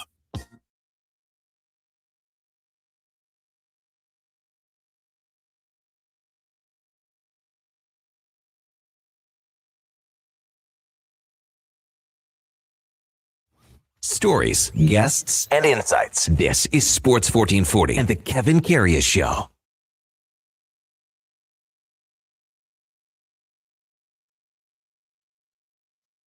All right, welcome back to the big program, 821 in Edmonton. Kevin Karius, Duke of Delburne, Josh Fenwick with you here on a Tuesday morning. Fabulous weather here in the City of Champions for the next week or so. Time now for the headliner of the day, brought to you by Mr. Rooter Plumbing. Getting snakes deep, giving 110% day in and day out for all your plumbing needs. Go to mrrooter.ca as we welcome in Frank Saravalli from Victory Plus TV. Good morning, Frank. How you doing, Kevin? Doing great up here. Oilers with a win last night and on the dad's trip and now to Nashville. So everyone was pretty happy so far this morning on the show. I wanted to start things off with you with Braden Point last night. And I don't know, man, didn't look very good when he went down in the Tampa Bay game. Really no update yet, unless you've got something. No update yet from the team. I thought it was interesting that they decided to bring him along to Pittsburgh. Typically, if a player has a really severe injury, they fly back home to Tampa. So I don't know if it was a logistical thing. Try not to read into it too much, but it is interesting that he continued on with the team on the trip. Yeah, so I guess we're about a month away here, Frank, from Milan. Yep. So, everyone last night is starting to go, who would be number 1, number 2, whatever on the replacement list for injury. Who have you got at 1 or 2 for Team Canada here? For me, it would be, well, let's go back to the way that Team Canada explained how this will work. It's not necessarily, hey, if we're missing one forward, this guy is our next forward up. It's based on style. And so for me, given the role that Point was expected to play, the guy for me would be Connor Bedard. I just think the impact that he had this season, playing at 100-point pace, doing things that so few players in this league can do, that he would be the guy I'd be calling next. And I know that he's still sort of working his way back, played over the weekend, was out last night's game with the flu, but I thought his case was pretty ironclad to start the year before the injury. I'm not disagreeing with you because I had him on the team originally, Frank. Mm-hmm. But I'm just thinking about how they explained why he was not on the team. And when they said it had nothing to do with the injury, more about his defensive play, that sort of raised an eyebrow for me. So I was kind of thinking maybe they leaned towards Mark Scheifele. Yeah, I just felt like with the Jets sloughing off, particularly in the standings, that also really hurt Scheifele's case. Not that it's all about him, but obviously they weren't playing at the same level recently. And so I could understand that for sure. Point does play a little bit of a heavier game. Scheifele can fill that void a bit. Yeah, I mean, I certainly wouldn't say that's the wrong choice. You're right. It wasn't just what team you asked what I would do. It's a different question of what Team Canada will do. Yeah. And I thought it wasn't just what was said about Connor Bedard. It was really the body language and how it was said that it almost felt like from Doug Armstrong that they didn't really seriously consider him.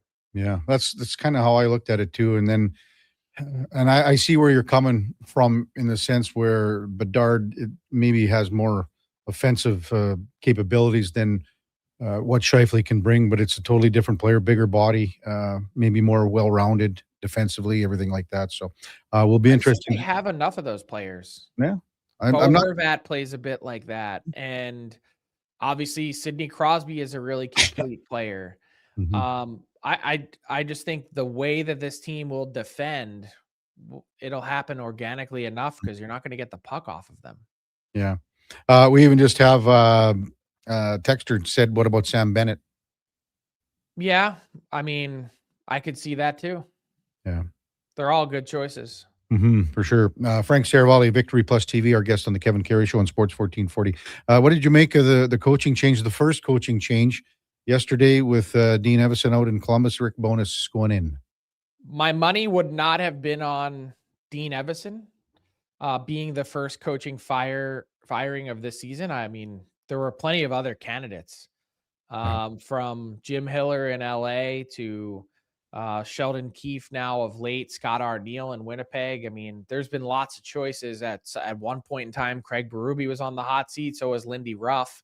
To think that it cycled through all those guys, varying points of this season, and it lands on Dean Evison, the first body thrown on the tarmac, that was definitely a shock. 130-ish games that he coached. Yeah. Barely a season and a half. I mean, the actual decision itself from the Blue Jackets with the way their players have regressed is not that shocking. Like, had you just not looked at it in a vacuum, but because of his tenure, because of the way last season played out and they exceeded expectations, that I thought that would have afforded him a little bit more rope, and it didn't. And so now the big thing is they're going to be searching for their sixth coach in 6 years.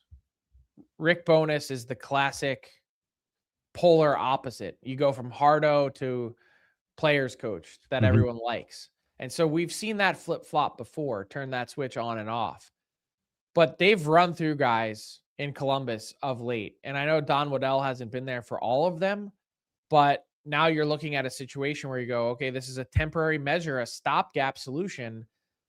Me personally, I don't look at the Columbus Blue Jackets roster and say, oh, they should be a mortal lock for the playoffs. Of course, they're going to change coaches now. I could see no matter who's coaching this team running into the same pitfalls over and over again. Do you think there's a chance that Bowness stays past this year? Yeah, I mean, there's a chance for sure. But is he going to be coaching the Columbus Blue Jackets for 5 more years? Probably not. Hey, I wanted to talk about a couple of ceremonies last night. One in St. Louis, but the one in Detroit with Sergei Fedorov. I mean, I never ever thought of Sergei Fedorov as a guy that played in Anaheim or, Columbus for that matter, even Washington. But, he was always a Detroit Red Wing guy. I don't even picture him in those other jerseys. So, I agree. Yeah. that was pretty emotional. So with Vladimir Konstantinov, last night too and everything, it was a great ceremony. It was interesting that one of the players on the Red Wings asked Todd McClellan, "Hey, who's that guy in the wheelchair?" I Sad, mean, right? these guys are so young. They didn't see those Red Wing teams play in the mid 90s that just ran the league over. So yeah, I thought there were so many nice touches from the players wearing the white skates to the emotion involved. And I think one thing to point out that aside from the defection and that story that probably again for a lot of younger hockey players needs to be told, like how different the environment was then, is really how frosty at times the relationship was between Sergei Fedorov and the Detroit Red Wings.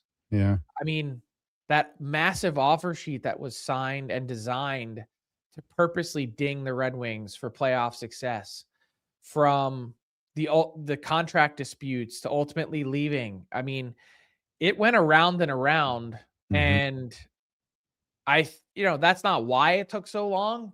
Part of it is because he had been a coach and general manager for CSKA Moscow for the last while, but this was long overdue. Where do you have him ranked as the best Russian players of all time? Is he 3 for you? Is he 2, 4? Where is he at? Like Ovechkin's 1, I would imagine, for you. Yeah, Ovechkin is 1. Although if you're saying better player, I think Sergei Fedorov is the better player. Sure. Ovechkin's the better scorer and better career. I think, interestingly enough, Nikita Kucherov gives Sergei Fedorov a run for the money. He could be 2 when it's all said and done. Pavel Bure's in the mix. Malkin's in there. Malkin's in there. I'd probably have him 3. Okay. Did you see that Russian 5 documentary, Frank? I did. It was really well done, and it's worth a watch if you haven't. Yeah, it's great because Kenny Hollins is in there. Lights is in there. Who else is in there that were really boots on the ground trying to get when you're talking about the defection and everything like that. And fishing these players out of their countries and grabbing Fedorov in Oregon. I mean, it's like we're talking clandestine stuff. Like this is like spy level. James Bond, man. It's awesome. Yeah. The other one, and just because I've known him for a long time in St. Louis, he didn't go into the Blues Hall of Fame, if you want to call it, but he was part of the group that was recognized last night with the True Blue Award, and that's Kelly Chase. And man, you see Brett Hall tearing up and getting really emotional. That was something last night there too as well. It was, and understandably so. I mean, first off, Kelly Chase should be in the Hall of Fame. The impact that he's made on that team and that community and what he has done for the St. Louis Blues is immense. And it's tough to see him struggle health-wise. I think that obviously contributes a lot to the emotion, but he's such a well-liked character, and the stories and the energy and all the different elements that he has brought to not just the team, but that team has a real sense of family with their alumni. They've got an alumni box that sits directly next to the press box. And so when you go to a game there and you see all them pile in there, that's a little bit unlike so many other places around the league. Not that not everyone's proud, but how active they are. Who do you think that started with the alumni? Is that with the Plaguers? Would that if you know what I mean? Like Part of it. Yeah. A lot of that's the truth, is a lot of guys that played in St. Louis didn't leave. And that's a big part of the alumni base. Yeah. I remember, Kelly talking to him years and years ago when he was still playing. And when the Blues asked him, said, well, we don't want you to play anymore. But we want you to be our analyst. We'll pay you the same money. And he was like, you got to be kidding me. So I don't have to fight anymore. That's what his line was. You're going to pay me the same amount of money and I don't have to fight, and I can be with the team. I can travel with the team. I can do everything. And that's how he looked at it, because he just wanted to be around the team. That's all. Well, it's a good reminder too of the guys that do fight and were asked to fight is the not just physical toll, but look, my favorite guys to talk to have always been the enforcers. And so when I was in the locker room every day working the beat, Mhm. no matter who was coming through the Flyers at the time that was that guy, I mean, there'd be some like real conversations way off the record. They'd pull me aside. Hey, who's in for the other team tonight? Yeah. Who am I going to have to fight? Is this guy playing? They live in a real state of anxiety of the consequences and also gearing up for that battle. Even if you only play 5 minutes a night, it's a really difficult job. And to do that for as long as he did and fight as long as he did deserves a ton of credit. Yeah, it's 2,000 pims, and I mean, he's a heavyweight, but he was not really a heavyweight. built It like wasn't one. that big. Yeah, it wasn't that big. But so- had the courage of a heavyweight. Oh, absolutely. Toronto Maple Leafs, Frank, all of a sudden in a playoff spot in the East. And a run that is inexplicable, maybe other than the coaching change that they made in firing Mark Savard. I don't know how remove. It's not as if Mark Savard was saying to these guys the last, number of months, hey, play with less intensity. That's not what was happening. But that's the only thing you can really point to and say this team is markedly different, because Austin Matthews is a threat again, which is good not only for the Leafs but also for Team USA. And they look dangerous. Yeah. And they haven't in a really long time. We started with Tampa Bay. Let's end with it. I mean, Tampa Bay won their 10th in a row last night. The last two coming against the Flyers in Philly, which was interesting. That sort of weird schedule quirk to have a team in the market for 2 straight days. Yeah, look, they're the beast of the East, and it's not because of the win streak. It's not recency bias. We were waiting for someone to step up this season and take the mantle, and they have. To me, they're way more dangerous than the Carolina Hurricanes. They are absolutely the team to beat this year coming out of the East. And with all due respect to Florida, which is sagging and is waiting to get guys back from injury, I don't know that Florida is going to get in. I really don't. Wonder who said that at the start of the year, Frank. Yep. Nothing. Hey, Sunday. How was it? Look, by the way, Nick? there's a long way to go to be correct on that. Exactly. And they have had stretches this season where they looked like they've gotten it together. How was it? Markov might be playing. Yeah, fair. How was it at the link on Sunday, Frank? Sad. I mean, at least for me. Well, How did your son take it? I think there was more anger than sadness, I should say. For a team that won the Super Bowl last year and really, for all intents and purposes, rest their players in the last week, kind of could have went 12-5. By most measures, a successful season winning the division. They were a very unlikable team.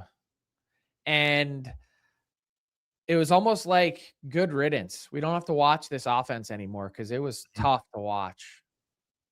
And A.J. Brown, come on.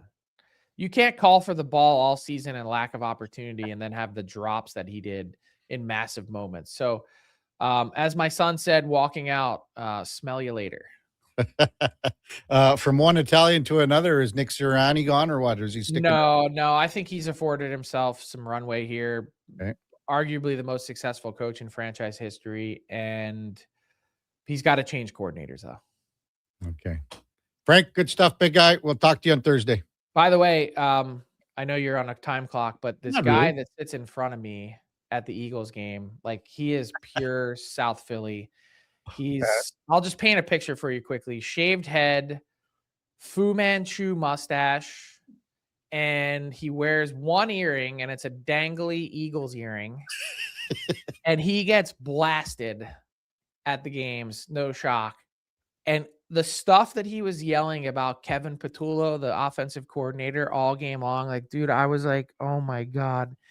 I wish I could have recorded it and played like snippets of it, but none of it could make it to air. Does he sit in front of you every game? Every game. Do you know him? Do you talk to him? A little bit. He's not super friendly, but one time earlier this season, my wife came to the game with me and she got a little tuned up herself. And at one point she flicked the earring because he's right in front of us. She goes, I have to do it. And he's like, no, go ahead. Do it. Go ahead. That's outstanding. Yeah. Good stuff, Frank. We'll talk to you on Thursday. See you, Kevin. That's Frank Saravalli, Victory Plus TV. And our headliner of the day brought to you by Mr. Rooter, the number 1 overall pick in your fantasy plumbing pool. That's mrrooter.ca. So I'm trying to picture this guy, Duke. So big, bald, cue ball head, long dang, like, we're talking like, a biker earring. Like I'm picturing like a George Michael type earring. Yeah. Little, instead of a dangling cross, though, it's like just a dangling Eagles logo. And I'd like to imagine it's even the throwback one, like the full bird, like that's on the Kelly Green helmets. Okay. That type of bird, wings fully outstretched, dangling from this guy's ear. That's what I'm like. That's what I'd like to envision. Fu Manchu. Yeah, going to is what Frank said. And it's so funny because Frank, like Philly proud his whole life, and even he can recognize the absurdity of a guy like that sitting right in front of him every game at the link. Yep. And as he said, just yelling obscenities at the offensive coordinator from, hundreds of feet up in the stands.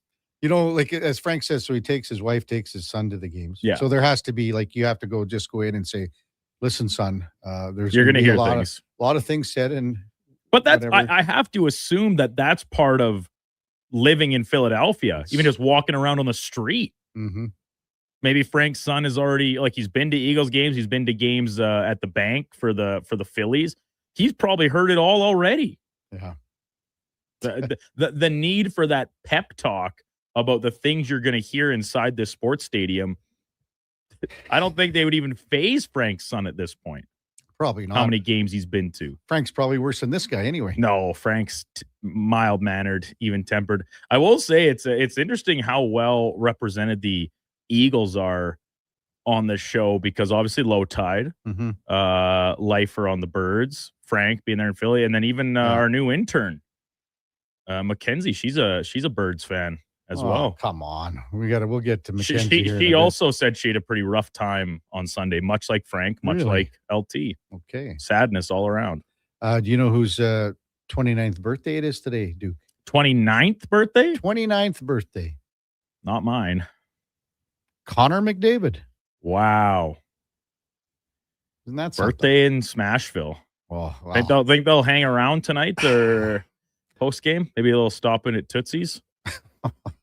Duke, that would be a bad move for the team. Having been a guy that's been in that establishment several times and barely alive, leaving it several times, that would be a bad move if they did that tonight. Yeah, they could handle it, Kev. They're seasoned pros. Yeah, that's what I thought. I thought I was too. Much like you. I thought I was too until, well, and actually then that one time we went over to stage and that night, there was a guy comes on the playing in the band or whatever, and he starts playing 8675309. That Jenny. Yeah. Anyway, the guy's just nailing it, and I said, I leaned over. I think I was someone on the Oilers staff or something. And I said, man, that guy's unbelievable. And the bar manager's in there, and that's Tommy Two-Tone. That is him. That's the guy that does the song. song. He comes in here every Monday, sings that song, and goes off the stage and just comes up top and has a couple shots and leaves. What a life! Oh man. If we could do it all over, Kev, should have we been music stars? Well, you know what they say, Duke. Athletes want to be entertainers. Oh, for sure. Entertainers want to be athletes. And you and I would happily be either. Oh, I'll just carry the bags. Attaboy. When we come back, we got some open time. We'll get to some of your texts. We got Hannah Van Biber from The Athletic, covers the NFL at 9:00.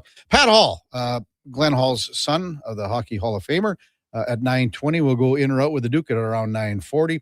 In our 10:00 hour, Emma Lingen from the Hockey News covers the Predators. That's where the Oilers are, as you can imagine. Tonight, to close out a back-to-back, Connor Halley from Fantasy Frenzy and the Jason Gregor Show coming up at 10:20. All straight ahead on the Kevin Carey Show with the Duke of Delburne, Josh Fenwick on Sports 1440. AM Radio. We are streaming on YouTube, X, Facebook, Instagram, and Twitch. Mr. Rooter goes skiing. Sick gear, Mr. Rooter. Are you ready to hit the slopes? Not yet. I need to report a possible crime. Oh, no. What's happening? I saw a bunch of hooligans discussing shredding the half pipe. As a plumber, I've taken the Hippocratic Oath to do no harm and act in the best interests of all pipes, whether PVC, copper, or otherwise. It's made of snow, Mr. Rooter. Snow? Things are worse than I had feared. There's no better plumber than Mr. Rooter. Do you sit around at work listening to sports radio all day? That's right, my friend. There's no shame in it. It's the good life. And we're not here to snitch. Hey, if your company advertised on Sports 1440, you could be the one listening for your company's ad every day. Now you've got an excuse to listen to Sports 1440 all day. It's part of the job. Sounds like someone's getting a promotion. Email Gregor at sports1440.ca and let's get to work for you. Made for some rough roads, but it means trails are now packed and ready for action. Don't miss out on riding adventures this winter with a Ski-Doo from Riverside Honda and Ski-Doo. Work or play with new 2026 Generation 5 models with class-leading design and power. And right now, take advantage of 5.99% financing OAC. Only at Riverside Honda and Ski-Doo. 15 Inglewood Drive in St. Albert. And always at riversidehonda.com. Shop local, shop Canadian. The BCHL All-Star Game is coming to the Thompson Family Arena in Spruce Grove. The league's best players will go head-to-head in 2 exciting games, January 16th and 17th. The BCHL College Prospects Game takes place on Friday, January 16th at 7 p.m., while the premier matchup will see Canada take on the world on Saturday, January 17th at 7:30 p.m. For ticket inquiries and excellent group ticket packages, go to tickets.sgsaints.ca. Hi, Mike here from Northgate Chevrolet Buick GMC. Happy New Year. I just wanted to take a moment to say thank you. Thank you for everything in 2025. With your help and your support, we fed almost 500 families. We donated to various charities in the Edmonton area, and we're going to do it again in 2026.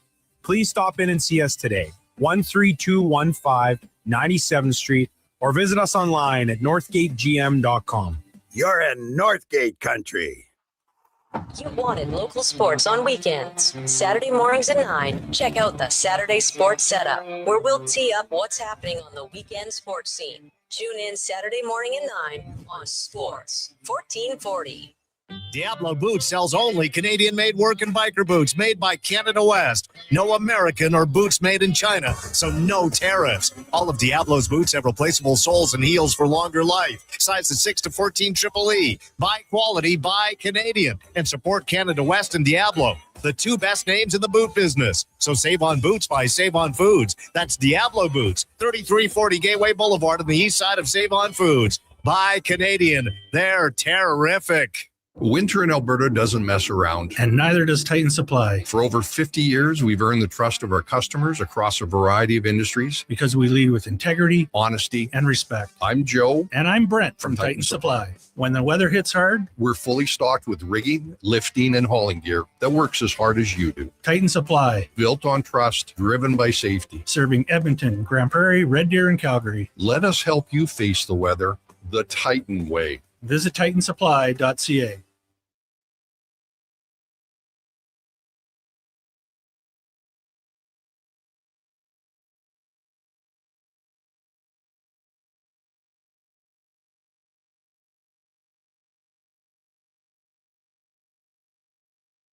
Have your sports curiosity cured with the Kevin Karius Show. This is Sports 1440.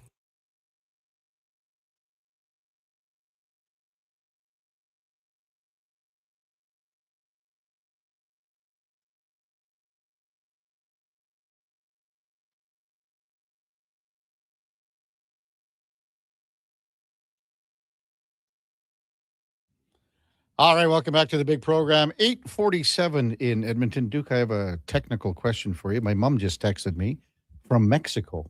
Really? And she wants to listen to the show. And I'm like, come on, Mom. I thought your mom said she watches on YouTube. Well, I think she's thinking that she needs to listen to it on a streaming service, not YouTube. So that's actually, she's kind of got herself tied up a little bit because streaming audio, there are geo restrictors in place so she needs that the YouTube. disable you from doing so abroad, but you can watch on YouTube from anywhere.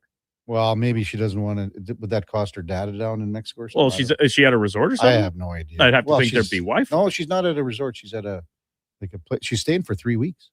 Oh wow, yeah, that would be that'd be too long at a resort. Yeah, even I don't care who you are. I don't care who you are. Well, an all-inclusive as well, Duke. A 3-week all-inclusive. That would be A, very expensive, and B, at a certain point, there'd be like a stage of diminishing returns, right? Because when you're there for a week, I'll speak for myself, I was there this fall, it's like, I'm getting my money's worth. Every restaurant, every meal, obviously the drinks, like $1,000 a day.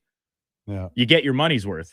Over the course of that long, you would not be able to keep it going at that level of gluttony for both eating and drinking. You have to take a couple of days off for sure. Right. And, maybe a day out for an excursion and some trips into town. Wow. You could do it, but I just think that long at a resort would be a little too much. And Duke, thanks a lot for mentioning Tootsie's in Nashville. I started to get heart palpitations here in the commercial break thinking about with Robin Brownlee in there years ago.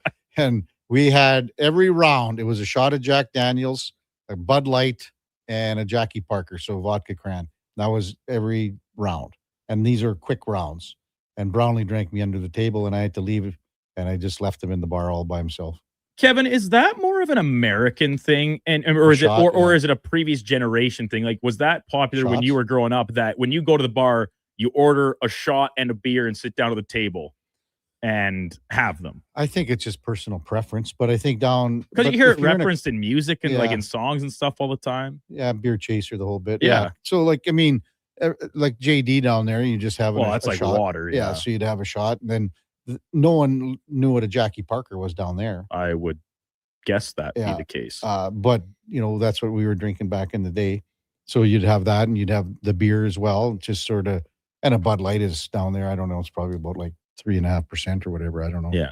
Because I just think like when I was going to the bar regularly, it was, you maybe get like a round of shots for the table and stuff, and you would just do the shooters, and then you go back up and order your highball or your beer or whatever. But it seems in pop culture reference and stuff, like you walk in, I'll have a shot of whiskey and my light beer, and you sit at the table with those two things, and maybe you do the shot as one shot, maybe even sip on it a couple times. I don't think you're sipping on it, but you could do whatever you want.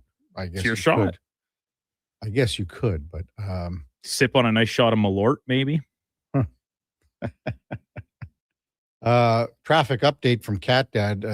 There's a sinkhole on Sherwood Park Freeway around 34th Street heading westbound. I would avoid the area. Oilers tonight in Nashville, and we know about the dominance about the Predators regarding two of the best players in the world, if not right now, the two very best. Well, 2 out of the 3 maybe anyway. Connor McDavid against Nashville is...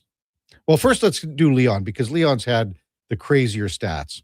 But if you look at Leon's career games against Nashville, the first 4 or 5, he didn't really do anything. This all came, after a few games where he didn't accomplish much, because if you look at his 21 previous games against Nashville, he's got 27 goals and 48 points in the last 21. He's got 28 career goals against Nashville, which lowers everything, because now, he had in that last stretch of the 21 games, his points per game, goals per game, everything up. But when you add it all in, he's got 1.70 career points per game against the Predators. That's second most in NHL history. To who? Connor McDavid, who's at 1.84. Now, McDavid has at least a point in 16 straight games against the Preds, 12 multi-point efforts in that span, 13 goals, 26 assists. He's recorded at least a point in 21 of his 25 career games against Nashville. And the other, you can just connect the dots here. Ryan Nugent-Hopkins, Zach Hyman, all these guys have big numbers against the Predators. And maybe we'll see that tonight. Looking forward to see the power play. Again, the power play last night, when you look at what Chicago did, and they pressed, and it's only going to be a matter of time when other teams employ that strategy. Some do it more than others. As I said at the top of the show, I really think, and it was only a couple of power plays last night, I really think the penalty kill from Chicago was number 1, or at the very least at the top of the list, 1, 2, or 3, as far as teams pressuring the Oilers on the PK unit last night. And the Oilers really didn't establish much. There was several times where they could not even attempt passes because the Hawks were on them. So to me, this is more about not the player who has the puck. It's the player who has to get to that open part of the ice, So we'll see what shakes down there. Top of the hour, we got Hannah Van Biber from the NFL, covers the NFL with The Athletic. I should mention, Duke, too, that on the subject of exceptional play, one Ladislav Schmid came out to our Monday skate yesterday. And, well, he was okay. He was okay. Laddie was just fine. Off the glass and out? No. Let's be honest. Guys out there trying to make plays? That's not his game. Oh, no. He was trying to make, he wanted, Laddie's smart enough to know when you come to a skate for the first time, just sort of incorporate. Ease yourself in. Yeah. And then now you can figure out who's the bozo, who's the whatever, who's the good player, who's the passer, who's doing this, who's doing that. Yeah. But Laddie went on, well, we got a guy, Louis, who's sort of in charge of the skate with Pat and Barry. But anyway, Laddie's getting ready in the room, and I got a dark jersey on, and Laddie puts on dark. And Louis goes, maybe wear white, Laddie. And then they kicked the snot out of us for 3 games. Really? One player makes the difference. He was really good. Well, when that player is a veteran of 500 NHL games, maybe a little bit more of a difference maker than, say if I were to show up, for example. Our buddy Cunny that texts in, right? He said after in the room, he said, "Did you see me walk, Laddie?" Okay. I said, "No, that's just whatever. Wake up, Cunny, wake up." Top of the hour, we're going to talk a little NFL. We also got Pat Hall checking in as well. Before that, time now for a Sports 1440 update brought to you by Loca Quality Market. Your next dinner is ready. Chef-crafted gourmet meals, handcrafted from scratch, fresh ingredients. They arrive at your door, fully cooked, easily. All the preparations all done, ready to heat, eat, repeat. Order at meals.loca.ca. Here is the Duke. The Sports 1440 update.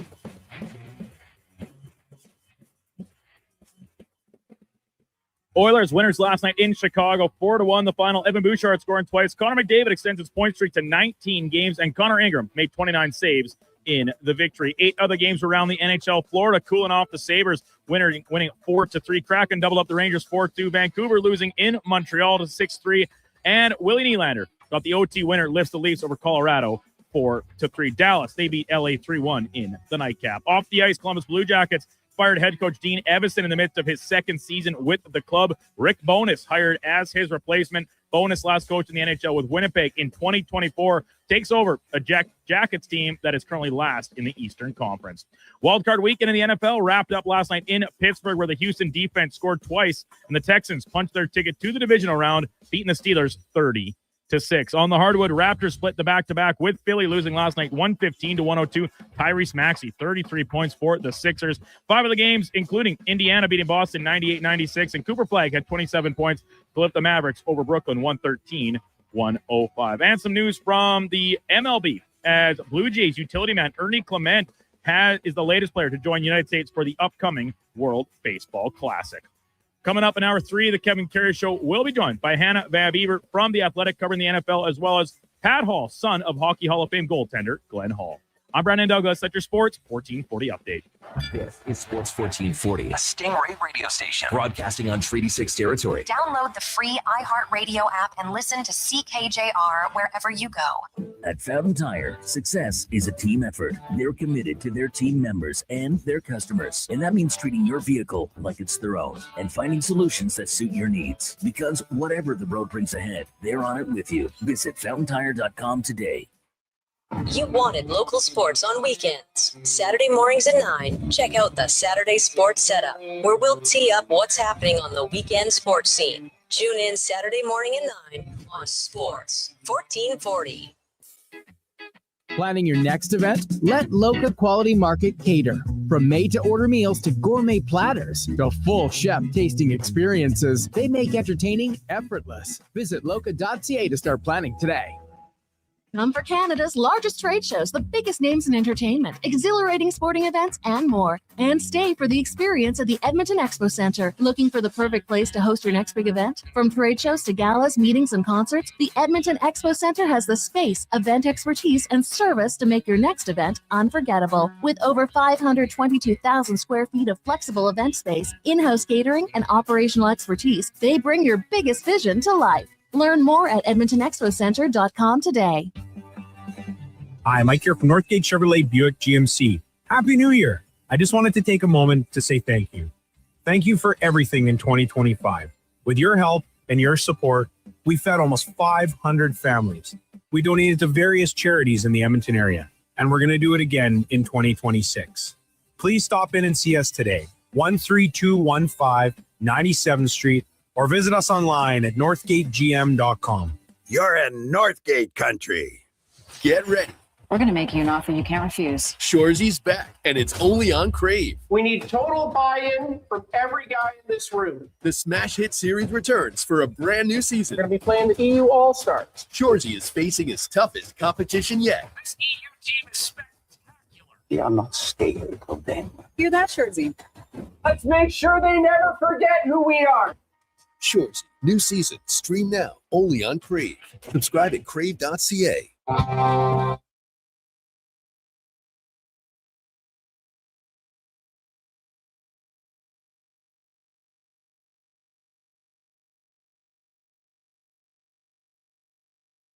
Have your sports curiosity cured with the Kevin Karius Show. This is Sports 1440.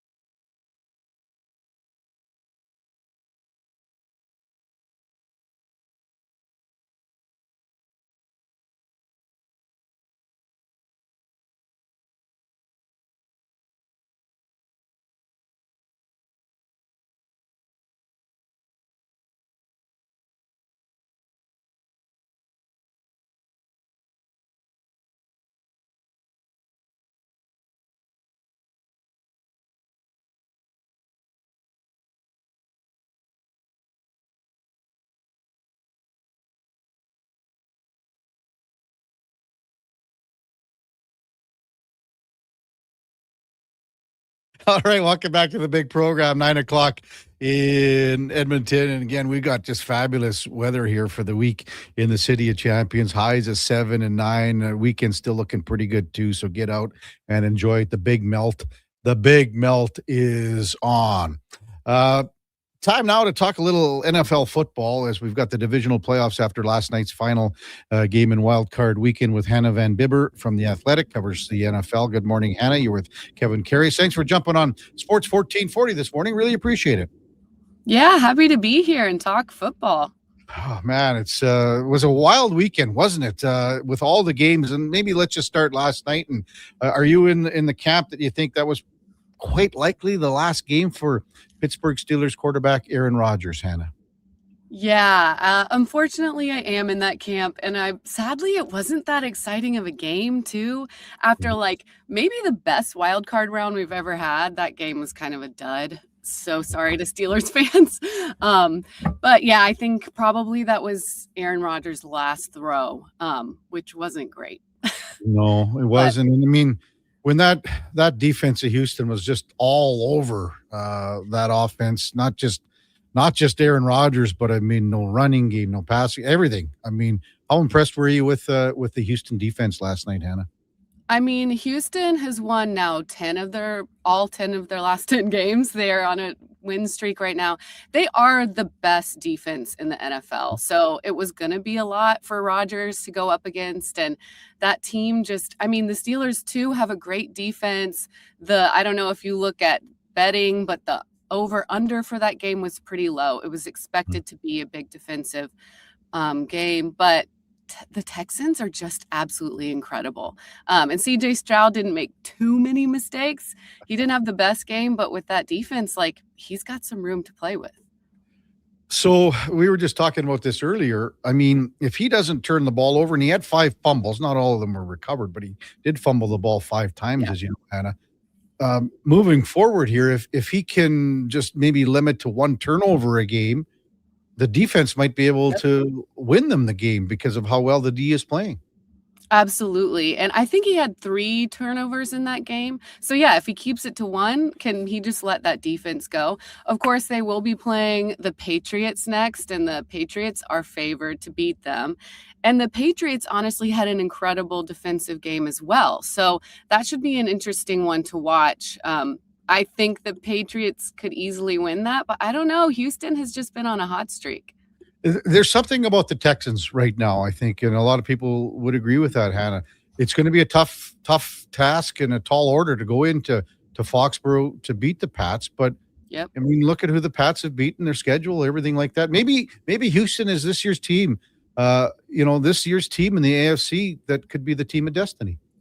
They really could be the team of destiny, although that term has often been applied to Josh Allen's team, so I wouldn't count them out. It's interesting to see the Bills are just like a different team in the playoffs, and without the Chiefs in their way, I don't know. Can anyone stop them?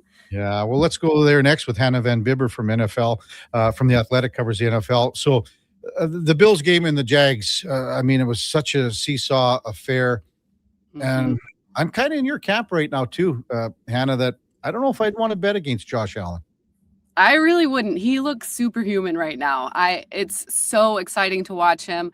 The Jaguars are an incredible team. They were this year an incredible team, and it was a tough out. I mean, I thought the Jags were going to win at any moment. It looked like they could cruise to a victory, and Josh Allen did what he does and just like is a monster in the fourth quarter and made sure they won that game. So I wouldn't want to be in a close game against him. Let's just say that.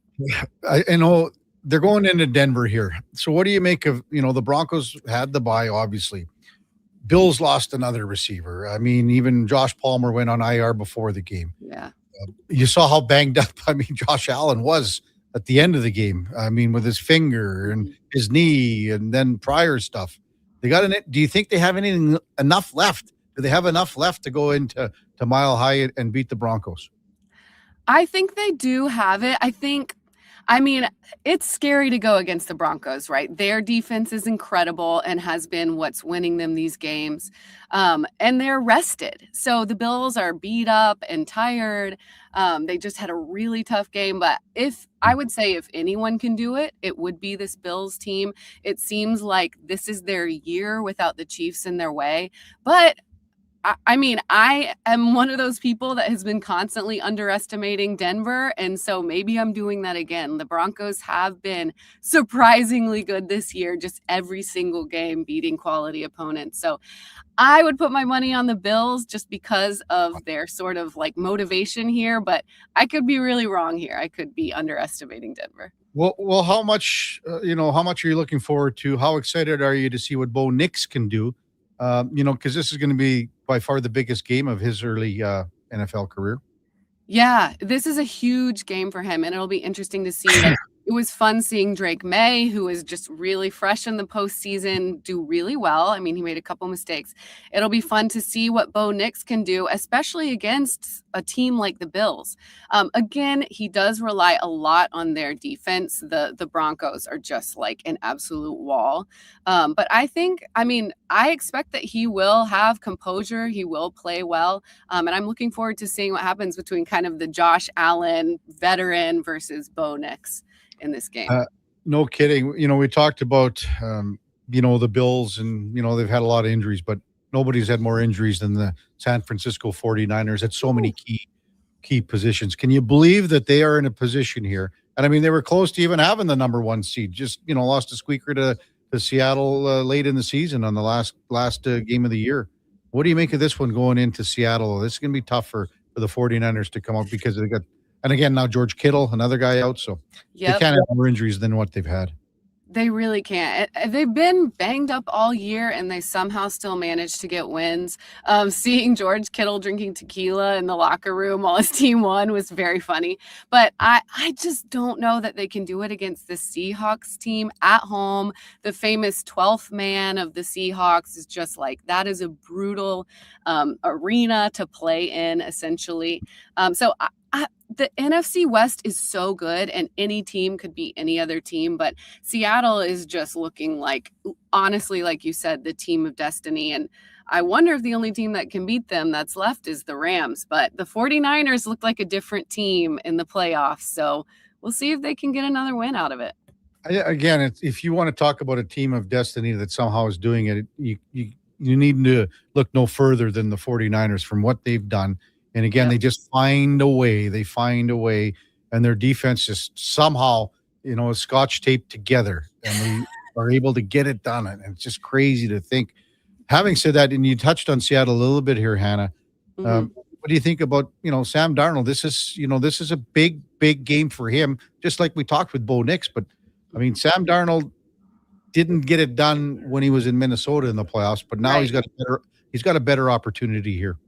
Yeah, he does. And a lot of people were saying that before the final game where, as you mentioned, the Seahawks got the number 1 seed, clinched that against the Niners. He has had similar games in the past where he didn't make it happen. And so people were like, oh, Sam Darnold, he's not clutch. He can't do it. But so far this season, it's like the Seahawks have unlocked something in him. So I'll be excited to see it.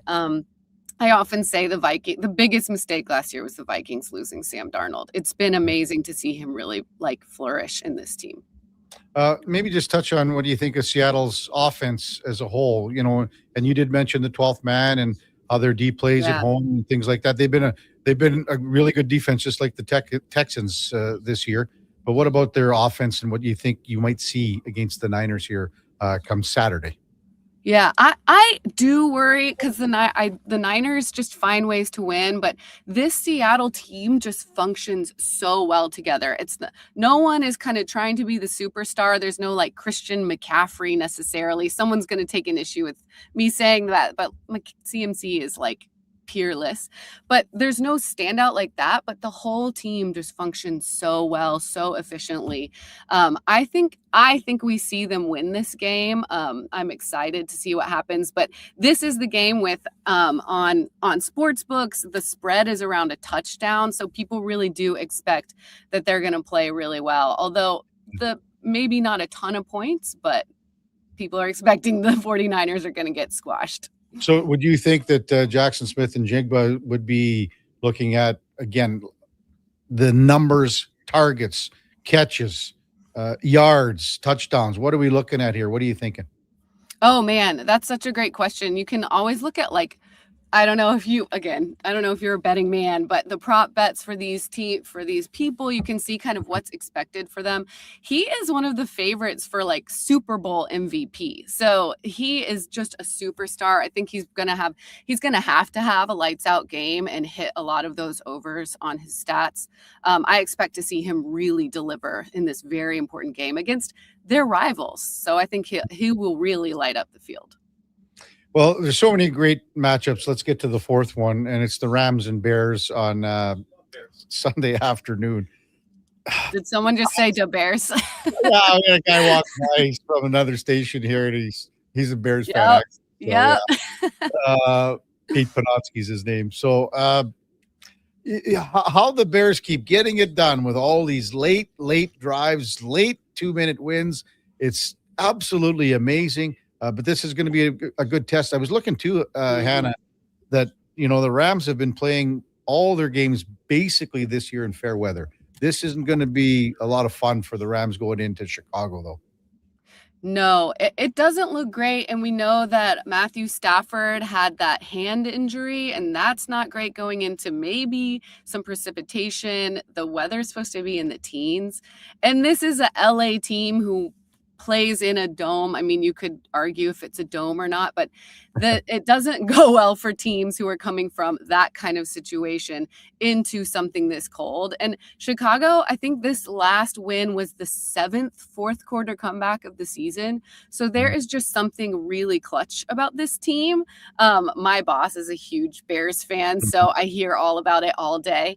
But I think that they really do, in this case, home field advantage makes such a difference because of that weather change.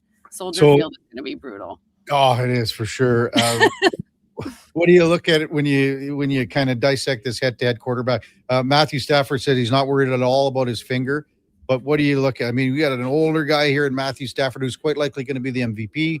And then you got Caleb Williams who just keeps pulling, rabbits out of the hat late in games here. Yeah, Caleb Williams is scrappy. Like, he's shown us he can do more than maybe some expected of him. But Matthew Stafford is in his 17th year, I think, and he has that sort of veteran calm. He had that injured hand, and it didn't seem like it slowed him down at all. So when we come to the playoffs, that kind of experience really does matter. And I hate to say it, but I do think the Rams, in a more even playing field where it's not this cold, I would absolutely bet on the Rams to win this matchup. But it's close. I mean, they are favored by 3.5 points. So people think they're going to win it, but I don't know. These Bears are really going against expectations. It's exciting. Chicago was the slight dog last week too against Green Bay. Exactly. So. Yeah, it's crazy. Actually, there's only one team left, the Bills, who are among the preseason favorites. It's just all unexpected teams here who have shown they deserve to be here. So it'll be fun to see them. Hannah Van Bibber from The Athletic covers the NFL, our guest on the Kevin Karius Show on Sports 1440. All the coaching changes, and maybe we're going to see a couple more yet. Who knows what's going to happen with Mike Tomlin, even in Pittsburgh. What have you made of all the changes? We're looking at, a quarter of the league that are looking for a new head man. Yeah, it feels, I mean, every year there's the sort of Black Monday after the end of the season where all the firings happen, but this is truly wild. I feel like next year we're already in a transition year with a lot of the dominant teams out of the playoffs, and now there's going to be so much change in coaching. I think that obviously where Harbaugh goes is what most people are looking at. He apparently interviewed with the Giants, which would be really interesting. I'm based in New York, so everyone's freaking out about that. But that's going to change the trajectory of a lot of teams that are sort of on the cusp of a great season, but aren't able to kind of push through. But then, of course, it's like chemistry. Will they work together? There's a lot of talk about like, are the Eagles going to fire Sirianni? That's not going to happen. But all these conversations show you how much uncertainty there is in the league right now in terms of where people will land. I can't wait for the divisional games this weekend. It's going to be great. Hannah, thanks so much for coming on the program. Really appreciate it. And hopefully we'll talk soon. Take care. Thanks, Kevin. It was a pleasure. All right. That's Hannah Van Bibber from The Athletic, covers the NFL. And again, when you look at the schedule coming up this weekend for the divisional weekend, it's the Bills and Broncos on Saturday, 2:30. 49ers and Seahawks at 6:00 on Saturday. Then on Sunday, it's a 1:00 game and a 4:30 game. So a little earlier for that second game.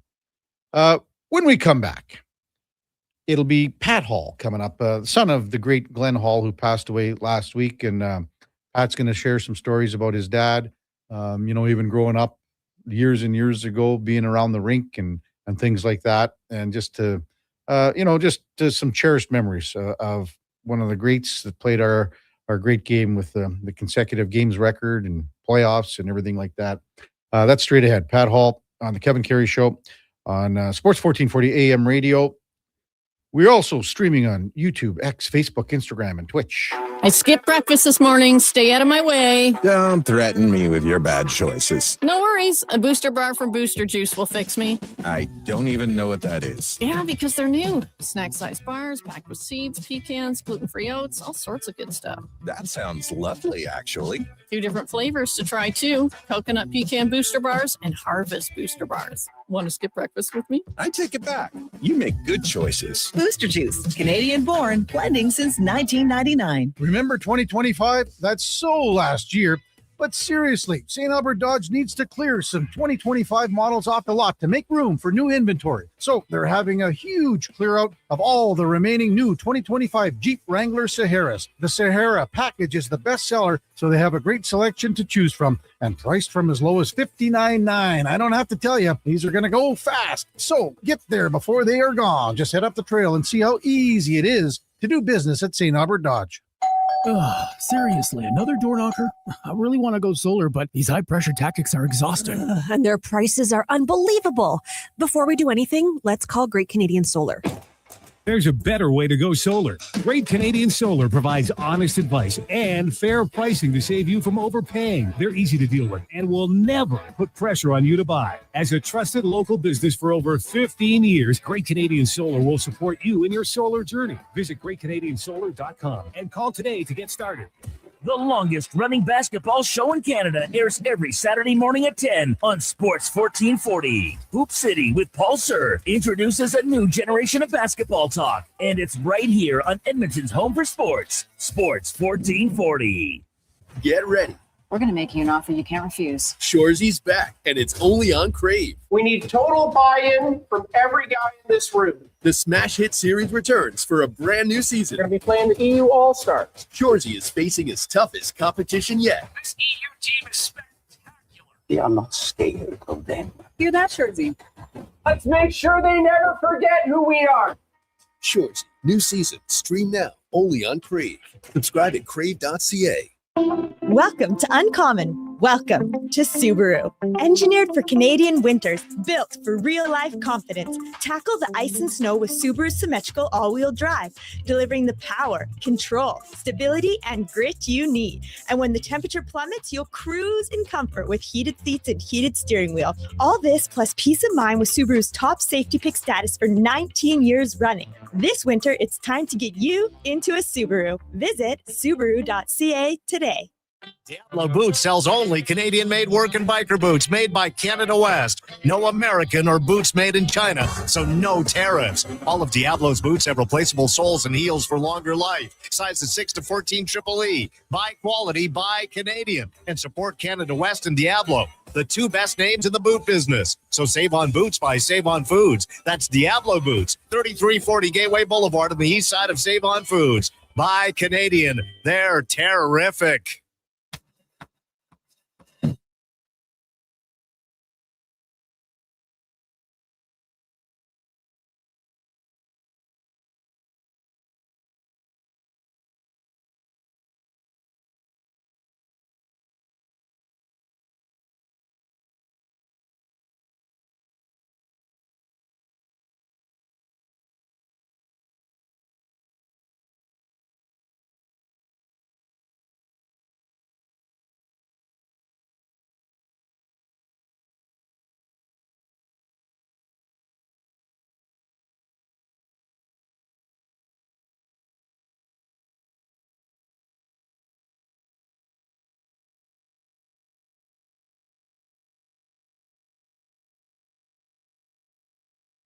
Stories, guests, and insights. This is Sports 1440 and the Kevin Karius Show.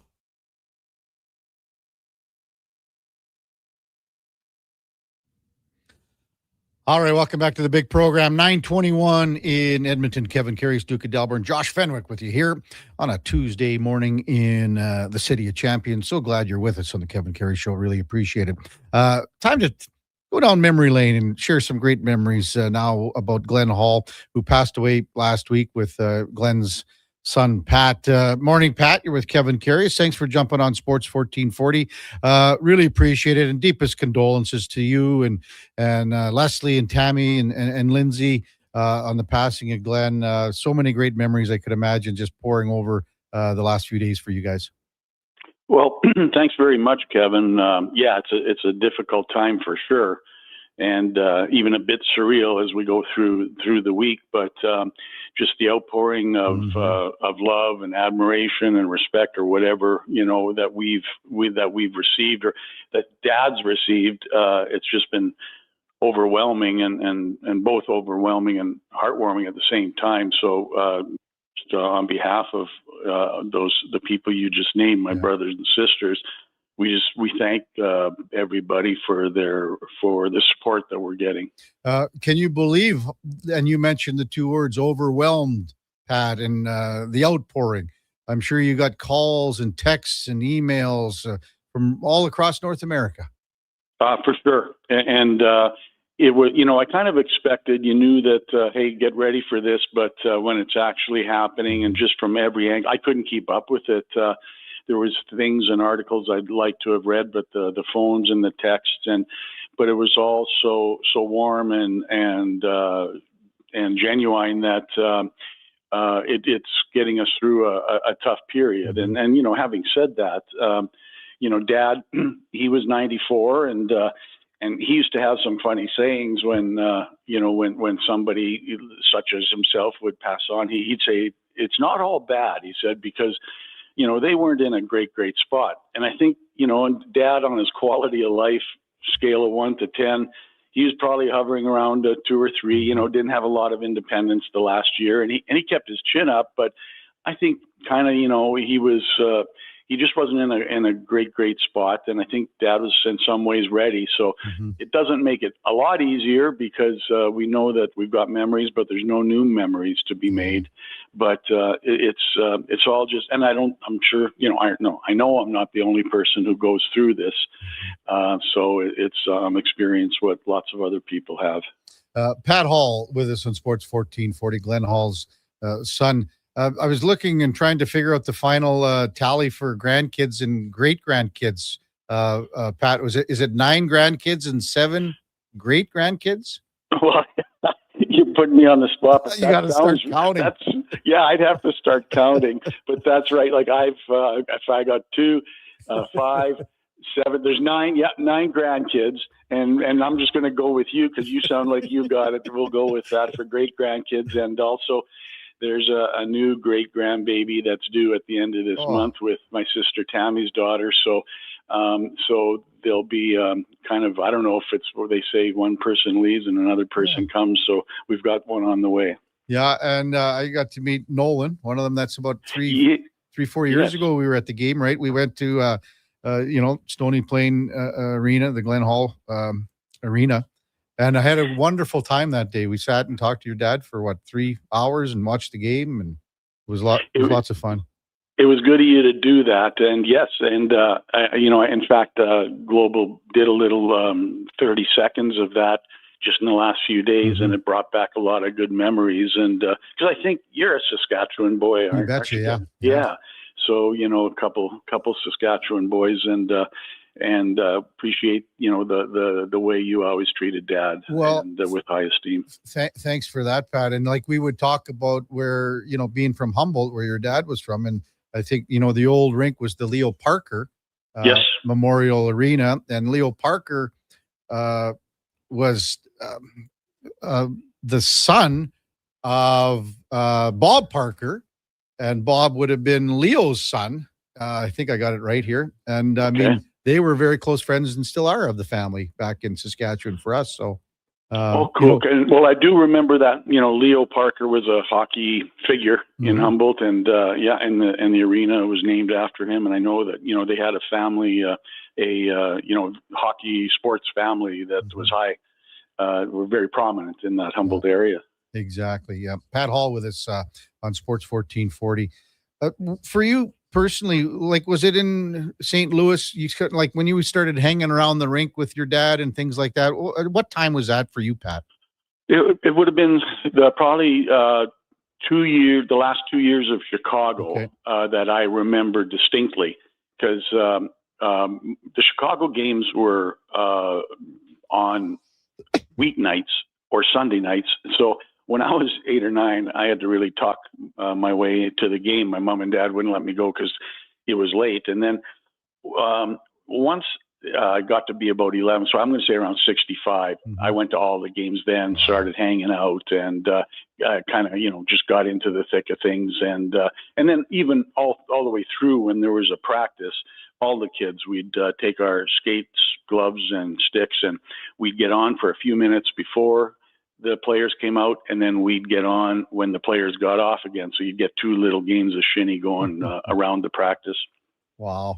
Who were some of the other kids, and who did you like on the Hawk teams late? We'll get to St. Louis in a moment, but what about just all the guys you were probably awestruck going to the practices and games? Well, you know, I should have been. At the time, you just take it in stride as a kid, and now I'm awestruck.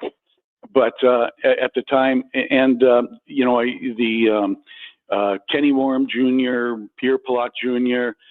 Were the kind of the 2 main guys that I'd play with. And I was telling somebody, it's kind of funny, I was kind of miffed at Mom and Dad because they didn't name me Glenn Hall Jr. And, but I think in the end, they did it for a reason. And and I like that reason. But yeah, I got to know all of the players. They were all good to me. Good to the kids. Yeah. And when we'd be out there playing, and Bobby was usually one of the first guys on the ice, and if he came out, he'd just leave you out there and pass the puck back and forth. You'd go around the rink 3 or 4 times. Bobby passing it back and forth. Again, I should have been awestruck. I wasn't. It was just I was trying probably normal for you. Yeah, it was pretty normal, and they'd be over for supper some night, or we'd be over there. So it was just like my dad's work buddies to a certain extent. No kidding. I couldn't imagine it. And then when you went to St. Louis, obviously you're getting a little older, and I'm quite sure you were just in contact with Scotty Bowman, who was coaching at that time too. And Scotty's still doing really well down in Florida. Oh, he's doing so well. Like, as you probably know, he traveled here for the first game of the finals last year, and he was 90 years old. He went, I can't remember if he left from Florida or Buffalo, but through Toronto, had to wait. And I was just amazed that he had the stamina and everything. So he's doing really well. And yeah, that's where we came across Scotty, and I know Dad loves Scotty, and it was great. And I mean, I got to do cool things, like I'd get to the rink before a game quite early, and obviously, and I'd go with Dad, and he'd go in the dressing room. We weren't allowed to go into the dressing room before a game. I got a good story about that, but so Scotty Bowman and I would just walk around in the bowels of the old St. Louis rink, and he wouldn't talk much to me, but he'd say little things, and I'd just walk with him. And later on, I thought, boy, that was a pretty cool thing for an 11 or 12-year-old kid to be able to just walk around with Scotty Bowman. Yeah, truly amazing. Pat Hall with us, son of Glenn Hall, on the Kevin Karius Show on Sports 1440.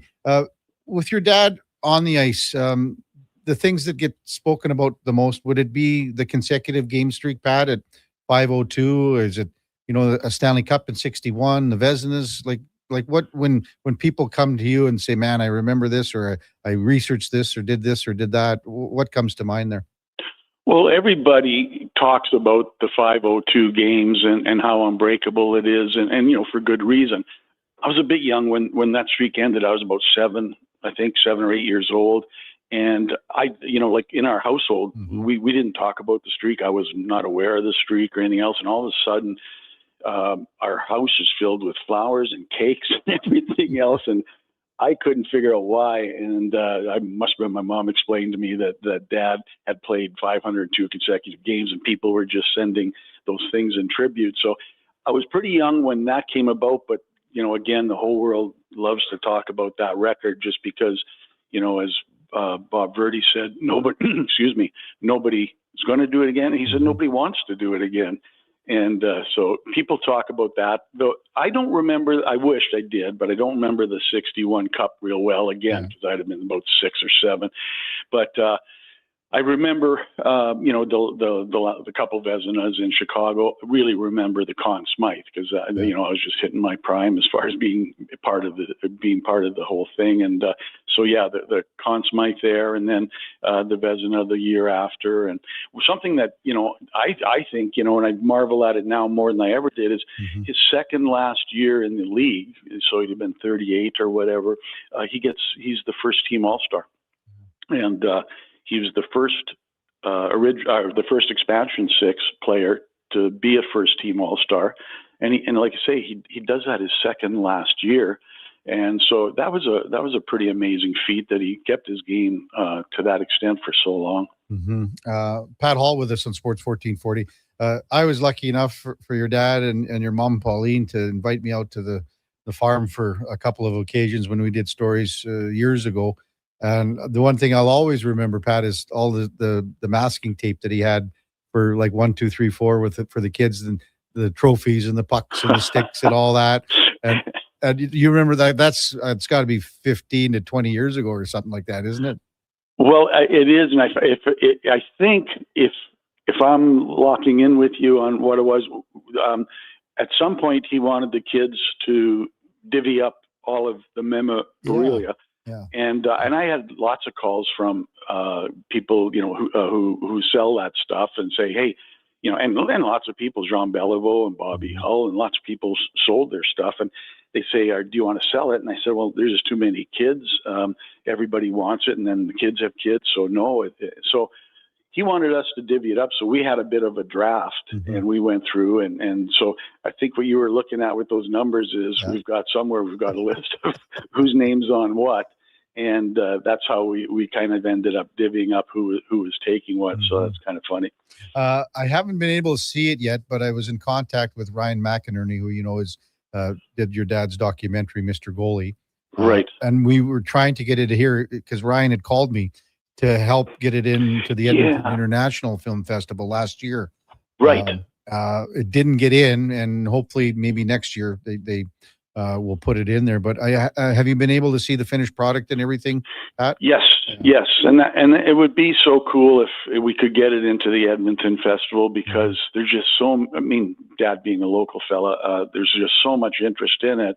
And we kind of feel bad because it all comes down to the NHL licensing, is that the licensing to just have a full-blown ability to show it or to stream it or whatever was so expensive, and it was just kind of outside of Ryan's ability. So the NHL was really good, and they helped us out. They gave him a really good price for the licensing, but the condition was that he can only show it at film festivals.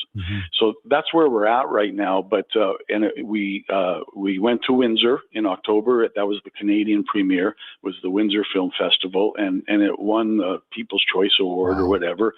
And later in February, we're going to Fort Lauderdale, Florida, because that's the U.S. premiere of the documentary. It's at the Fort Lauderdale Film Festival, and there's some kind of connection. Ryan would have to explain it, but the next day we're also doing a showing of it at the Florida Panthers facility of some sort. So they wanted to be connected in with it. So yeah, it's really it's an outstanding, if I can say so myself, it's an outstanding document, and really well done. And at times like this with Dad passing, I said to Ryan, it means so much more than it ever did to wake up and think, well, we've got all this on film, and it kind of outlines it for Dad's family and anybody who's interested in hockey, I'd say. Yeah. Last on Friday, Pat, I said, I don't know how busy you are, but I ended up calling Johnny Busick. And good. I had Johnny on Friday. I called him at about 5 to 7, 10 to 7. So he's in Boston, and he goes, yeah, I said, have you got 10 minutes to talk about Glenn? And he goes, no, I don't. I got a half an hour to talk about him. That's what Isn't that nice? Yeah. And there's so many people like that. And actually that there's a good story there, is that I mentioned earlier that I always wanted to try to get into the dressing room before the game. I'd get to go in during practice. We were already running around there. After the game, we were allowed in, and whether you just sat next to Dad or just kind of whatever, you were in the dressing room. But we never could get in before the game. And I wanted to hear what was being said and everything else, but never ever happened except one time, and that was with the Boston Bruins. And when Boston came to St. Louis, the Boston dressing room was full of friends of Dad's. You had Phil Esposito, Freddie Stanfield, Kenny Hodge, Johnny McKenzie, and then of course Johnny Busick, because Johnny and Dad played with the Edmonton Flyers together, and we're good friends. So somehow or another, Phil kind of ran things. So before the game, he says, "Come on in," and so I went in, sat next to him, and I just got to sit, with it. Bobby Orr wasn't very far away, and finally I got into a dressing room before the game, and it was the Boston Bruins visiting St. Louis. And then I can't remember if it was Harry Sinden or whoever the coach was. He walked in, and then Phil kind of taps me on the leg and says, "You got to leave now." So, there were so many connected or teammates, that's ex-teammates on that Boston team, that I kind of felt at home with those guys almost as much as Dad's team. Wow. Pat Hall with us on Sports 1440. So the memorial service, the funeral service will be next Monday, Pat? That's correct. The 19th at 1 p.m. at the St. Matthew's Lutheran Church in Stony Plain. Great. I'm sure I don't know if they're going to have outside seating because there's not going to be enough room in there. Well, and what we've stressed over that, and on the one hand, you said, well, are we being overly optimistic? Is not the right word, but are we expecting too much? And and so on the other hand, we're saying, I hope we have enough. And it's just nobody in the world can tell us how many we're going to have there, but Dad would want it open. Mm-hmm. And the church there, the main body of the church will hold 700, and there's a little bit. So we're praying that we've got enough room to house everybody who wants to be there, and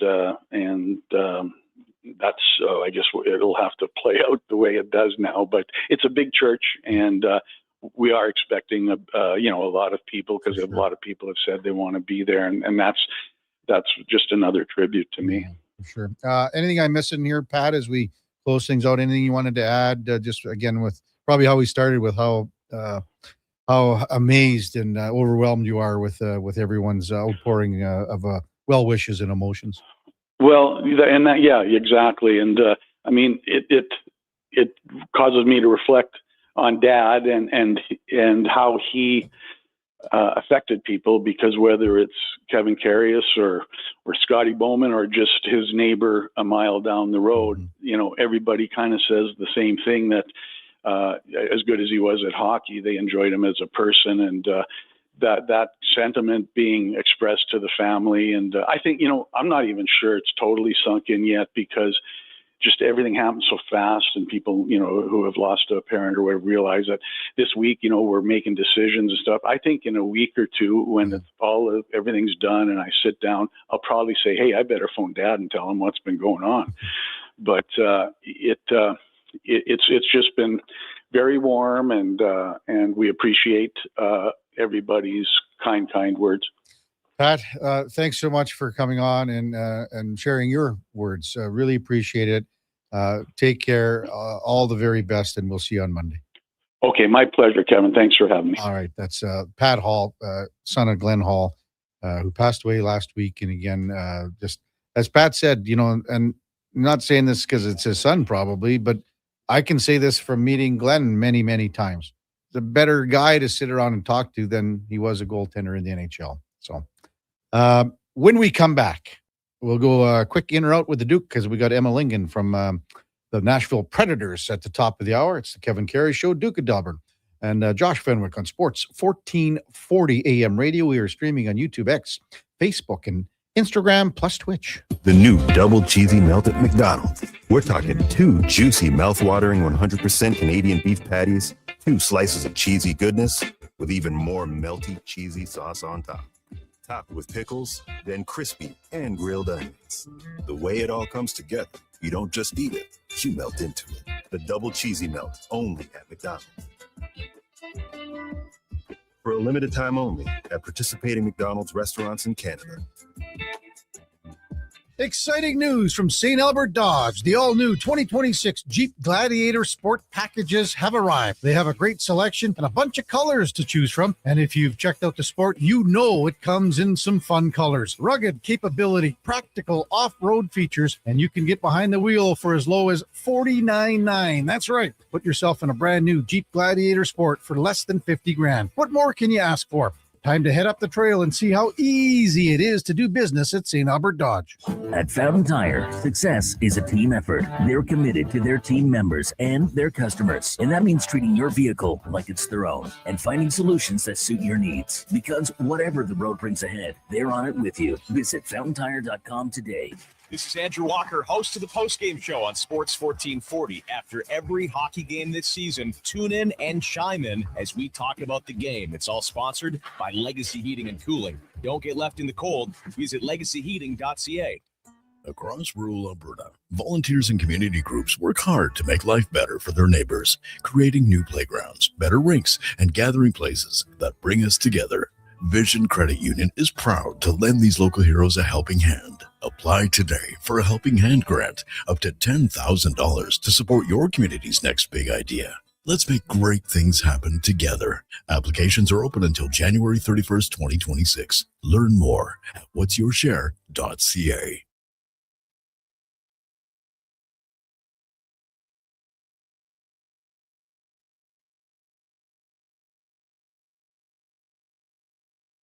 Have your sports curiosity cured with the Kevin Karius Show. This is Sports 1440.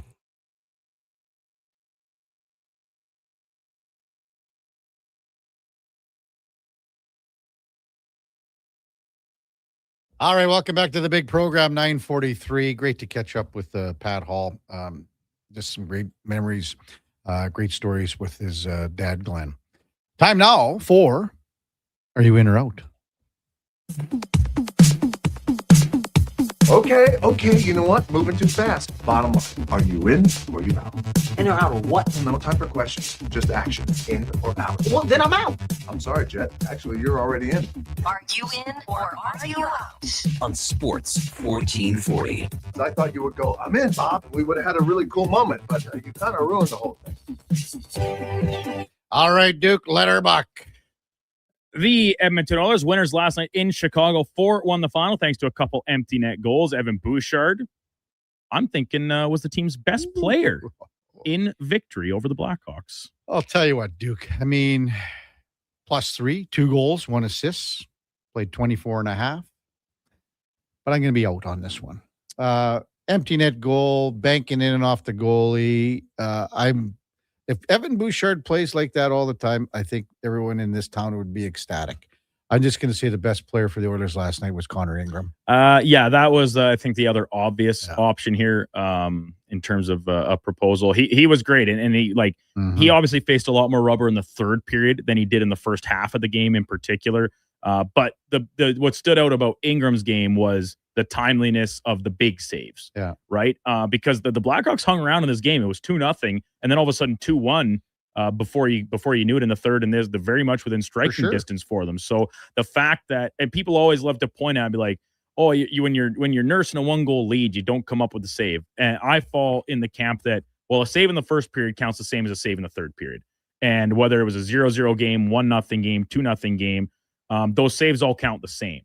And the nature of them with a couple brutal turnovers, and there was like one per period, a couple in the middle frame that really stood out. But like for Bouchard's game, yeah, you're right. He banks one in, the empty netter. The goals aren't what really stood out. It was more so the nature of the plays that led to his assist, his banking it off Hyman, and then his goal as well, right? Like that is when he is at his best in the offensive zone with decisiveness and manning the puck up ice, even if up ice means from the blue line to the net front.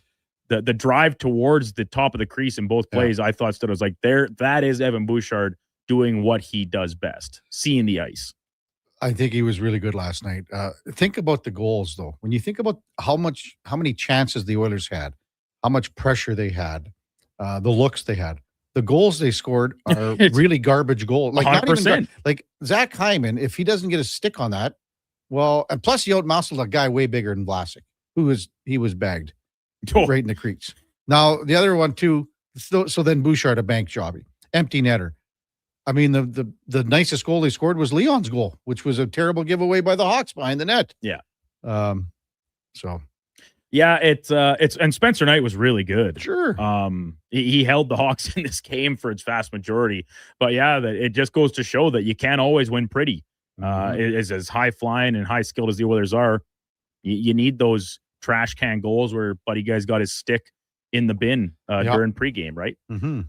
Oilers will be right back at it tonight against Nashville, taking on the Predators for the second time in a relatively short span. If Ike Howard were to draw back into the lineup tonight on the second half of the back-to-back, I think the name most likely to come out would unfortunately be Curtis Lazar. Sorry, Duke, I'm out on this one too. Too valuable of a guy in the face-off dot right now on right-handed draws in your own zone, killing penalties. I don't see him coming out tonight. I just don't. I think it's either going to be Mangiapane again, so it'll be just, you know what, it's just one game for Ike, one game for Andrew on the dad's trip. So that's where I would be leaning. At least you get some fresh legs tonight as well. So, I mean, I can't see Lazar coming out. Can't see him coming out. So that was my first inclination too about the faceoffs and the penalty killing, right? Faceoffs, sure, I'll still hear that out. But on the penalty kill last night, there was only 2 chances, right? So not a ton of opportunity. He only played 16 seconds on the PK. He had the lowest time on ice on the team in the game, and he had a pretty good offensive chance in the net front. Knight made a good save on him, couple saves actually, sort of in a little scramble. But I just think, like, I've really liked Lazar's game since he's kind of inserted himself as a staple on the fourth line. But right now, when we've seen Mangiapane and Frederick spend so much time in the press box, I'd be interested to see if the coaching staff looks like, all right, let's try and get him a couple games consecutive for Mangiapane. For Mangiapane in particular. I get here. that point. So yeah, I don't know. It'll be interesting to see what they do, because Gene seemed pretty convinced that Howard will draw in, and you have to think that would be a nice touch by the coaching staff. Because I don't know, did Howard do anything particularly egregious to earn or to unearn a spot in the lineup in the games previous? I wouldn't say he did anything bad, but it's just you're not doing enough on the positive side of the ledger. Yeah, he didn't do anything bad, but he didn't do anything above good to stay in. Number 3, Braden Point went down an ugly injury last night. His status still to be determined, prompting a discussion on potential replacements for him on Team Canada's Olympic roster. I don't think this should even be much of a discussion, but you and Frank touched on it. The top name on list of replacements, I think it's cut and dry, despite it's gone a couple times in a row now getting blackballed a little bit by Team Canada. I think it's Mark Scheifele, regardless of how bad the Jets are. That's who I had on my list here when I asked Frank that. So I have Scheifele, so I'll probably be in on this one. And the only reason I have him number 1 is because of the response from Hockey Canada when discussing and dissecting Connor Bedard's game. I had Connor Bedard on the team originally, on my team. But after listening to what Doug Armstrong said and how he said it, and that's exactly where I went with Frank, I just don't think they want him on the team this year. Yeah, I thought that, and we touched on a little bit that morning of the announcement. It just seems so weird that they make a point of saying, yeah, the injury didn't really play much of a factor. No. What did that serve saying that? Besides pointing out, yeah, we don't really care. I thought it was really kicking the nuts to him. Oh, for sure. That's what I mean, right? Like, what purpose did it serve? Like, who benefited from him saying, like, yeah, we didn't really care that he's hurt right now, wasn't in the mix.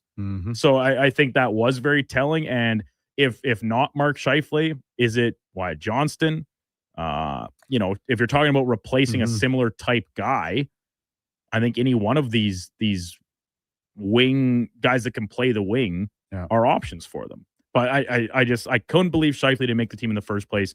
He has to me, regardless of who were to fall to injury, he was number 1. He has to be the next name up on the list. Come in, Duke. Come in. Number 4, NFL's wildcard weekend officially in the books after last night's win. Houston 30-6 over the Pittsburgh Steelers. They talked about it a lot on SportsCenter last night. Jay and Luke Wilson did, and there was plenty on the broadcast as well about the future of Mike Tomlin and Aaron Rodgers. And the main sticking point seems to be, well, what better options are out there if you're talking about moving on from Tomlin and or Rodgers as your quarterback? Now, for Rodgers, it's going to be up to him primarily, right? Does he want to keep playing? The Steelers are caught in such no man's land. Name one really exciting young player they have on the team. They're old. They are an old team. Their best receiver is DK Metcalf, who they paid a ton of money to. Rodgers, oldest quarterback in the league. That's a regular starter, that is anyway. I just think, like, why would the team not look at taking a hard reset here? Move on from Tomlin. If Rodgers, even if he wants to keep playing, tell him he's welcome to do it elsewhere. A couple of your older players, maybe sell them off to recoup some more draft capital and kind of like start fresh. I'm not saying you got to tear it down right to the studs and be a 2-win team, which we know that they consider basically treason in Pittsburgh. But like this no man's land stretch has to come to an end at some point. They were a field goal from the Baltimore kicker. What's his name, Duke? Again? Loop. Yeah. for missing the playoffs. For missing the playoffs. And then we would be having this discussion a week prior. I'm totally out on Aaron Rodgers. I think he's done. Time for him to go on. I'm not 100% sure on Mike Tomlin being fired, released, not coming back. Rodgers gave him, he said, Tomlin's great last night. I'm not 100% sure that they would move away from Mike Tomlin. That's because with Mike Tomlin, again, would he be the third or second behind Harbaugh for a coach in demand? Second or third, probably. Is he? I think Harbaugh would. I think he would become the third most sought after candidate. Stefanski's too. Then I think so. So, I think the ability to field a competitive team every year is one thing. Mm-hmm. To be able to field a contending team at any point over the past decade, that's an entirely different one. And the run of coordinators they've had, particularly on offense, have been atrocious. Mm-hmm. From like most recently Matt Canada and now Arthur Smith. Like the team is a nothing burger. Mm-hmm. This is a proud franchise, a historic one. There is no shame in having a down year or two in order to get yourself back to actual relevancy. The sad part of this is that division right now, if the Cincinnati Bengals could get there, you know what, together? I mean, this should be their division for the taking when you look around. And like Baltimore's still going to have Lamar. That automatically makes them dangerous. But yeah, like if I were a Steelers fan, I would be very much on board with just, a mini rebuild, reset, retool with some fresh faces across the board as a result. Lastly, today, the iconic, legendary Julia Louis-Dreyfus turned 65 years old, Kev. Wow. Is that hard to believe? It is hard to believe. Ditto. Iconic, obviously, in Seinfeld. You and I both, Kev, one of our favorite shows, if not our favorite. So many great episodes, lines, catchphrases that have become part of pop culture. I actually think she was funnier in Veep for sure than she was in Seinfeld. Without question, I'm in on this one. Without question. Because the character, for one, and not only that, she is in Seinfeld, Jerry Seinfeld, he's the comedian. He's not really an actor. Okay. Do you know what I mean? Yes, that is true. And he was much maligned for it during the actual airing of that show. Sure. And to be honest, he got way better as the series went on. For sure he did. But I mean, George, Richards is the best. Kramer's the best. And if you look at where she slotted in here, there's that one episode, George and Jerry are talking. Every group has one. With us, it's Elaine, something like that. So I would go, Veep, and the character that she was suited for, way better. And I don't think, maybe it did. Maybe I'm wrong, but it didn't get as much recognition, Veep, than it should have. Well, it was award winning. Yeah. But it's something about being on HBO. That maybe makes things slightly less accessible, right? Yeah. Like it's not on network television. Yeah. But yeah, the fact that, she cursed like a sailor, she was so funny. I loved her show. I can never remember the actor's name, her assistant, sidekick. Cause I knew him first as Buster Bluth from Arrested Development, where he was great, but he's excellent. And then even, playing it up at award shows and stuff up there beside her on the stage, still taking all of her shit and stuff. Yeah. Great show. I agree with you, Kev. A little underrated. What's her name? Tony Hale. Tony Maloney. Great actor. Yeah. Very, very funny. Yeah. Huss just said 65, man. She looks fantastic. Yes. And the thing is, when you watch, to me, Jennifer Aniston still looks like she's 25 years old, right? Yeah. 30. Well, she actually looks pretty good too, but you know what I'm saying? When you watch the reruns over and over, you forget that this is 30 some years ago. Yeah. It is because, those two in particular, amongst many others. I mean, the magic of Hollywood in many different facets keeps them looking quite youthful. Good stuff, Duke. Top of the hour, we got Emma Lingen from the Hockey News. We'll preview tonight's Oilers-Predators game. And the con man, Connor Halley, coming up at 10:20. Before that, time now for a Sports 1440 update brought to you by AWS Welding Supplies in Nisku. Product sales, servicing, calibrating, and free same-day delivery of in-stock items to Leduc, Nisku, and South Edmonton. Your one-stop shop for all things welding. AWSwelding.ca. Here is the Duke. This is a Sports Sports 1440 update.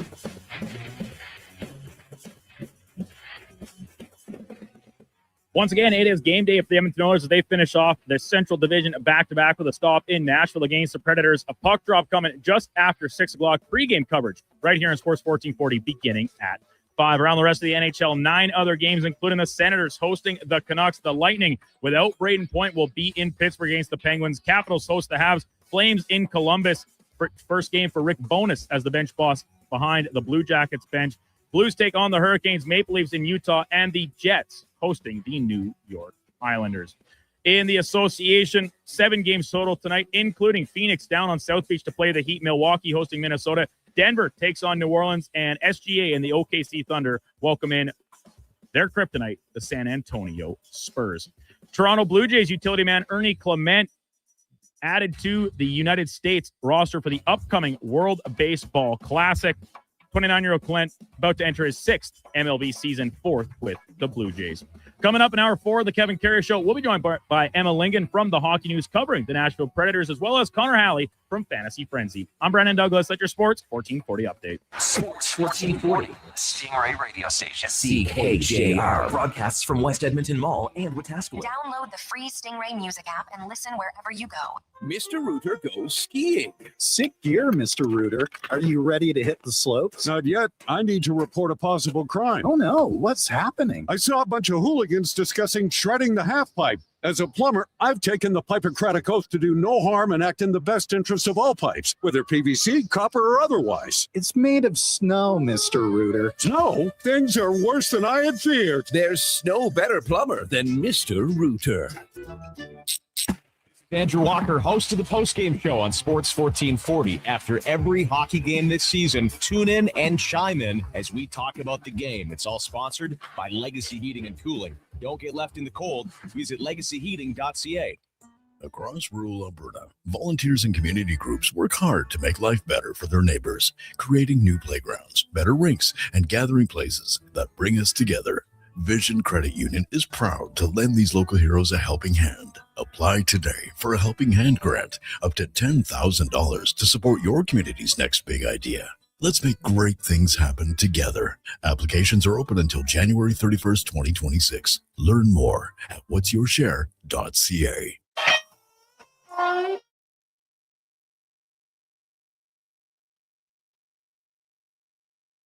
Just in time for the morning skate. This is the Kevin Karius Show on Sports 1440.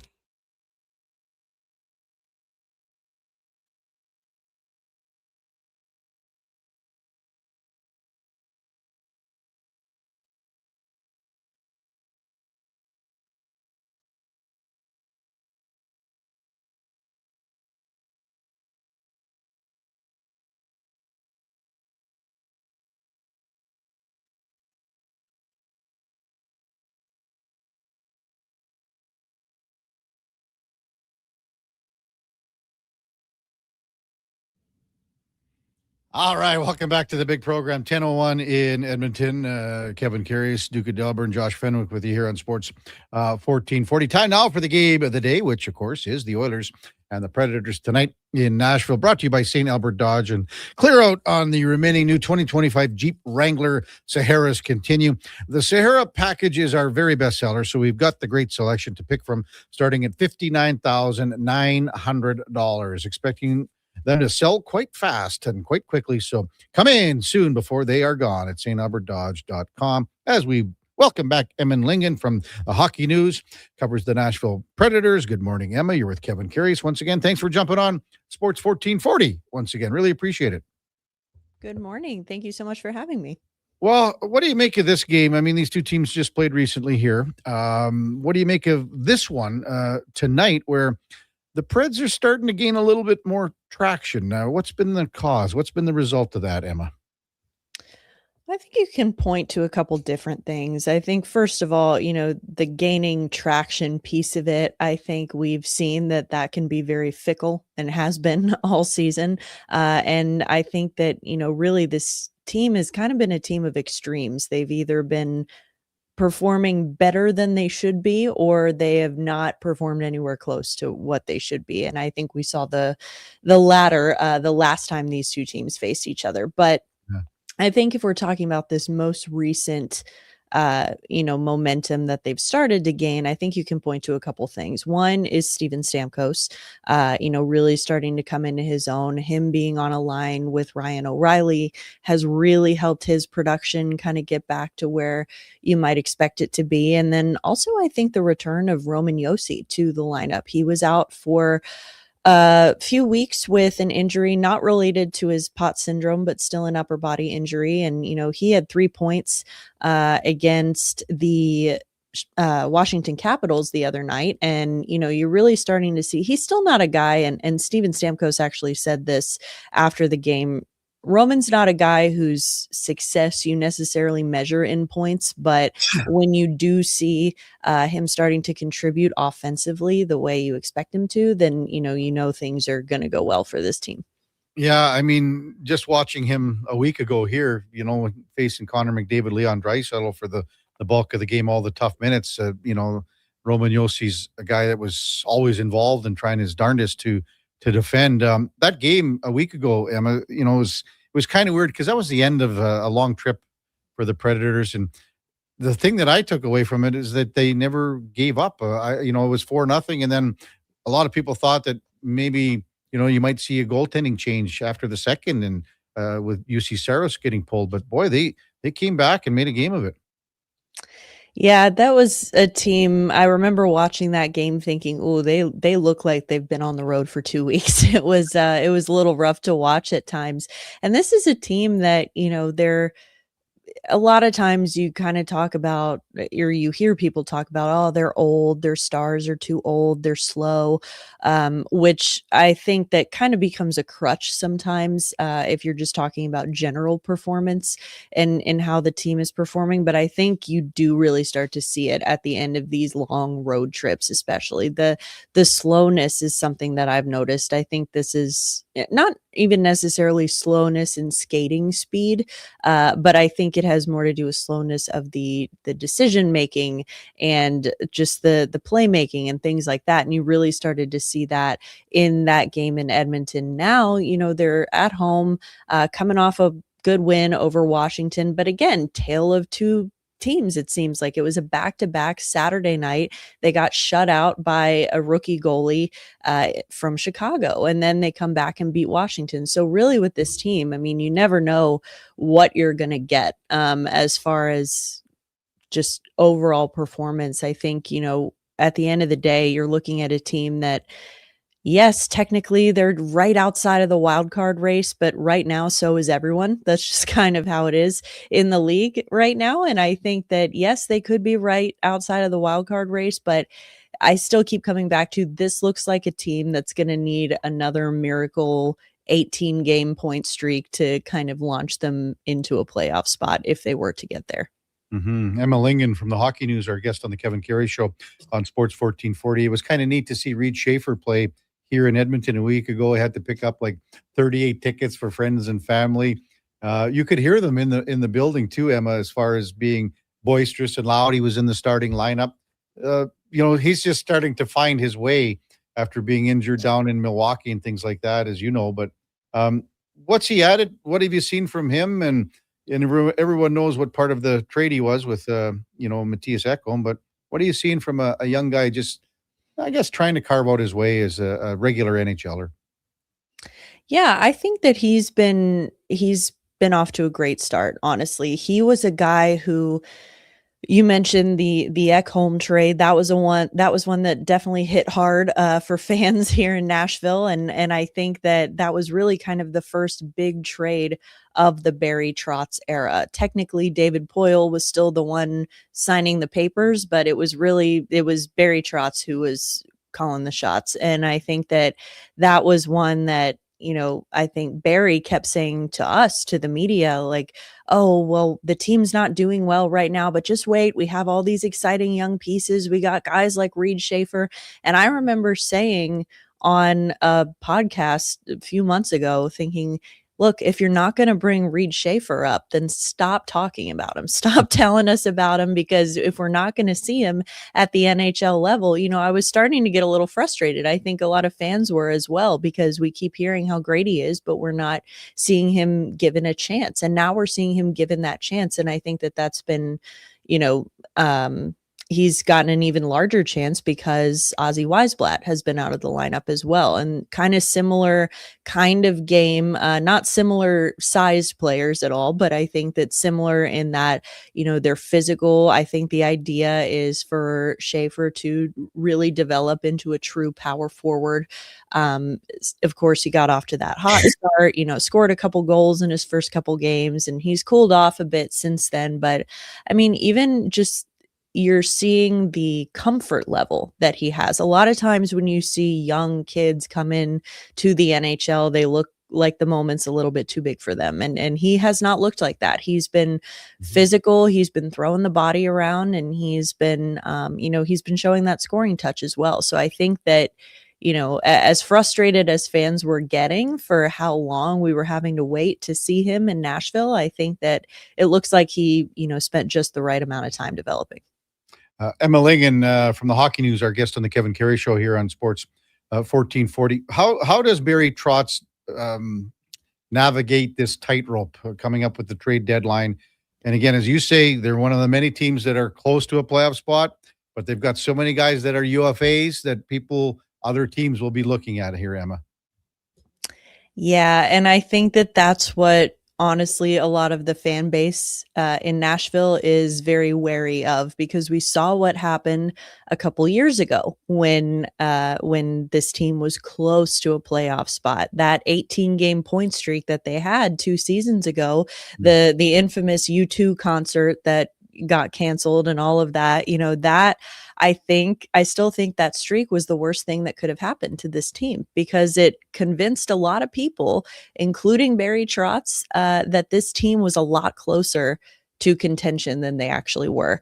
And so I think a lot of Nashville is still a little scarred from that experience, because it was a year entering the season. There were very low expectations. They were expected to be sellers by the deadline. But then, they went on this little run late season, and all of a sudden they're buyers. Now, they didn't buy huge pieces, at least not until the offseason when they brought in Stamkos, Marchessault, and Shea. But before that, during that trade deadline was when they brought in guys like Jason Zucker and Anthony Beauvillier, like rentals, but guys who you bring in to help you win right now. And obviously did not pan out. And so now I think you're coming into a similar situation now, where I think the fan base, everyone has kind of agreed and come to terms with the fact that they should be sellers. Anyone on an expiring contract should be gone at the trade deadline. And yet we have this pretty recent memory of Nashville being very close to a playoff spot, and Barry Trotz not wanting to sell, not wanting to get rid of what he has and wanting to ride it out. And I think that, a lot of the fan base is a little on edge about that, thinking, well, we know what he should do. We know regardless, even if you make it into the playoffs, you're not making it past Colorado. And so you still should sell. And I think there's a little seed of doubt that he'll actually do that, but we'll definitely see. Who do you think other teams would inquire the most about? Is it like a McCarron, or would it be a Howla? What do you think? I think Hala would be a good one. He's actually been raising his trade stock recently with the way he's been playing. But I personally would think Michael Bunting would have the most interest from other teams, especially from playoff teams. I mean, he's a guy who can, he's a really good net front guy. He mixes it up. Other teams absolutely hate playing against him.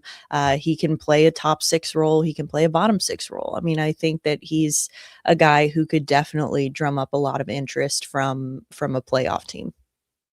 For you, what's it been like to have a guy like Steven Stamkos to cover him? Surefire Hall of Famer, 2-time Stanley Cup champion.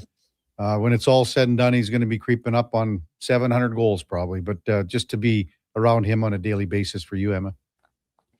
Yeah, I mean, I think what's impressed me the most about him, honestly, what he does on the ice, it speaks for himself. I mean, we just celebrated his 600th career goal. I think only 22 players ever have reached that milestone, and so when he's up there with current players like Ovechkin and Crosby, is the only active players who have done that. I mean, that kind of speaks for itself. But I think just being around him, what I've noticed the most is just his professionalism. And I think obviously, especially last year when obviously the team was not doing well, but he himself was really not doing well. And obviously, this is not what he came here for. He came, he wanted to help this team win, and he wasn't doing that. And sure, there was plenty of blame to go around, but I know that he was definitely getting frustrated. They all were. But I think that just seeing the fact that he was a total pro through the entire thing, he was a great example for younger players. He never, yes, he would get frustrated with himself and hold himself accountable, but not in a, he wouldn't make a public scene out of it. He wasn't being a diva about it. It wasn't anything like that. It was just very, the way that he has maintained his professionalism through a slump and through a season last year that no one was expecting, has been really valuable. I think, when you look at the young players that this team has coming up, guys like you mentioned, Reed Schaefer, but even guys like Luke Evangelista, Fedor Svechkov, and young kids who haven't even made it to the NHL yet, if they can, be learning from a guy like Steven Stamkos, who really leads by example, I think that that's going to be really beneficial. Emma, you could be on the Preds coaching staff if you can answer this question.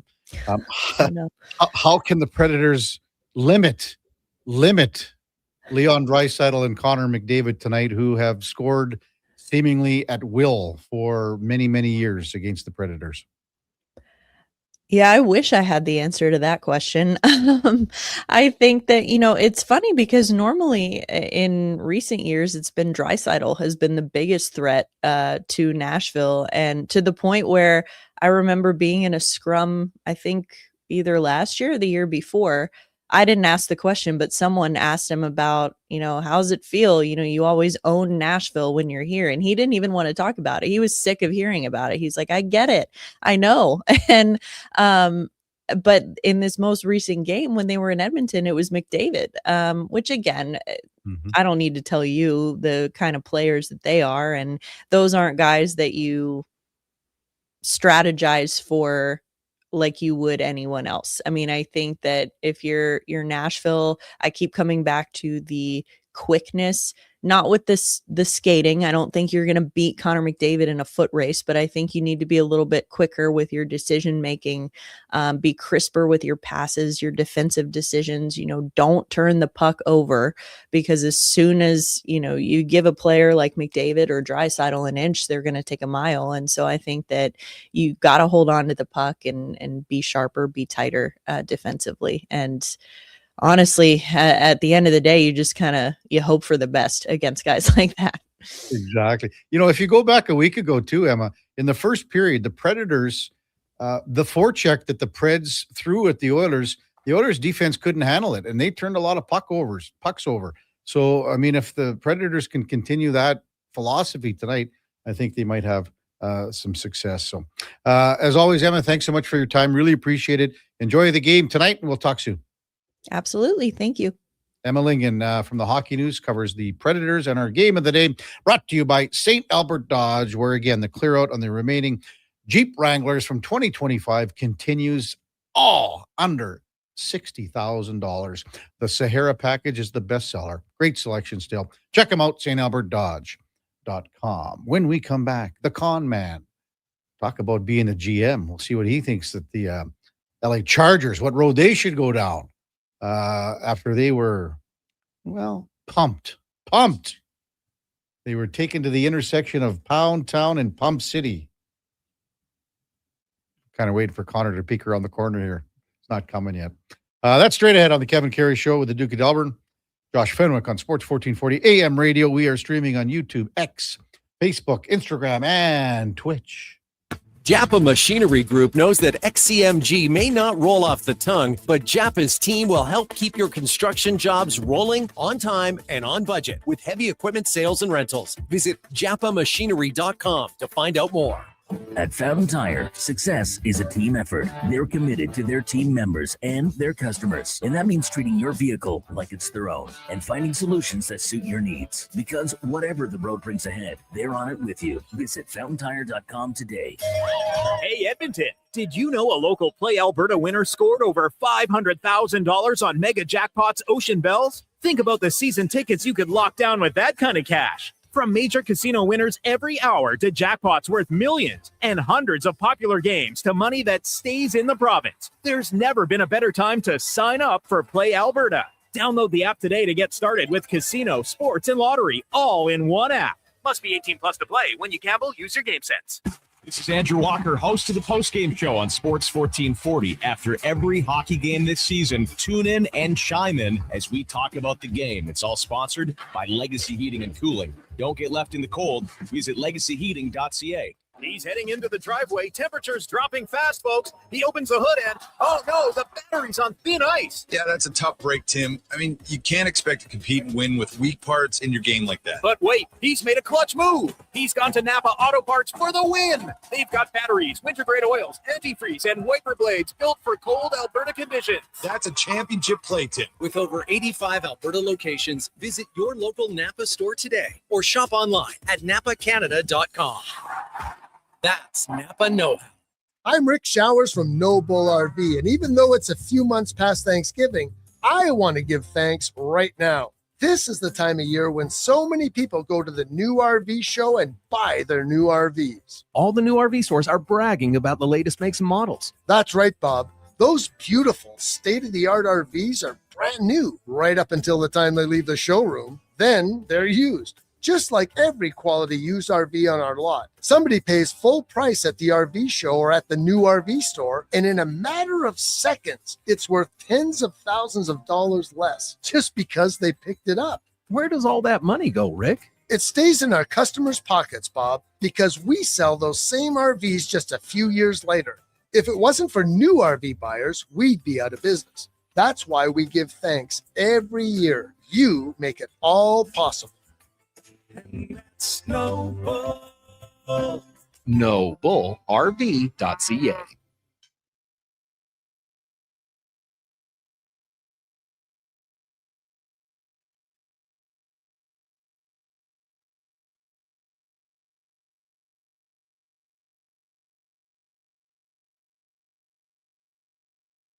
Have your sports curiosity cured with the Kevin Karius Show. This is Sports 1440.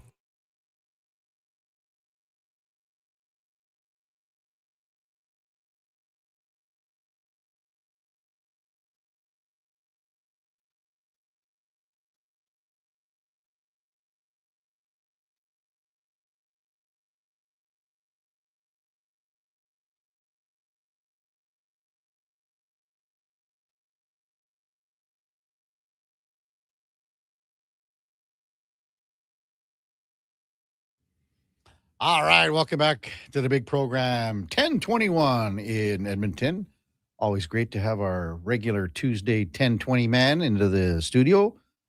Connor Halley, the con man from the Jason Greger Show and Fantasy Frenzy. Good morning, con man. Good morning, Kevin. How you doing? Good. You didn't expect the Chargers to go into Foxborough and win, did you?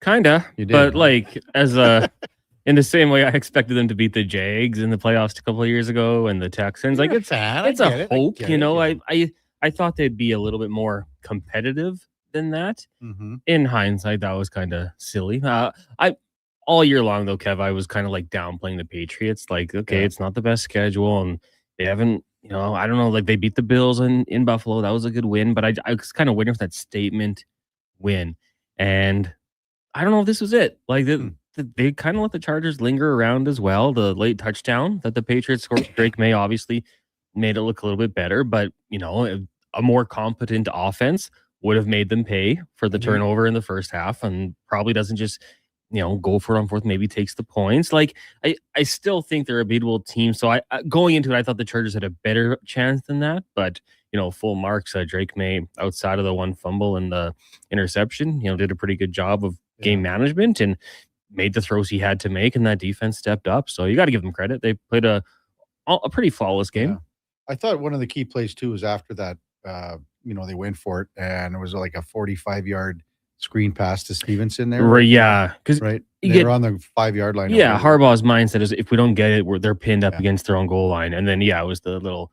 I think he chipped an edge rusher and then found himself wide open and gone for it was 50. That was a huge game changer, and like it took away any momentum the Chargers had and went right back to the Patriots. And I thought that was kind of a theme all weekend. Like a lot of teams just leaving points on the board and came back to haunt them. And it comes back to haunt you. And every time. I think the mindset and mentality has to be different a little bit in the playoffs here. I think so too. I think there's kind of the new style of coach, and we've seen the extreme Brandon Staley with fourth down all the time. The analytics say you got to go for it, and that's okay. I think if you're playing a team like the Kansas City Chiefs, that dynasty team where you had to score points to beat them, I get it.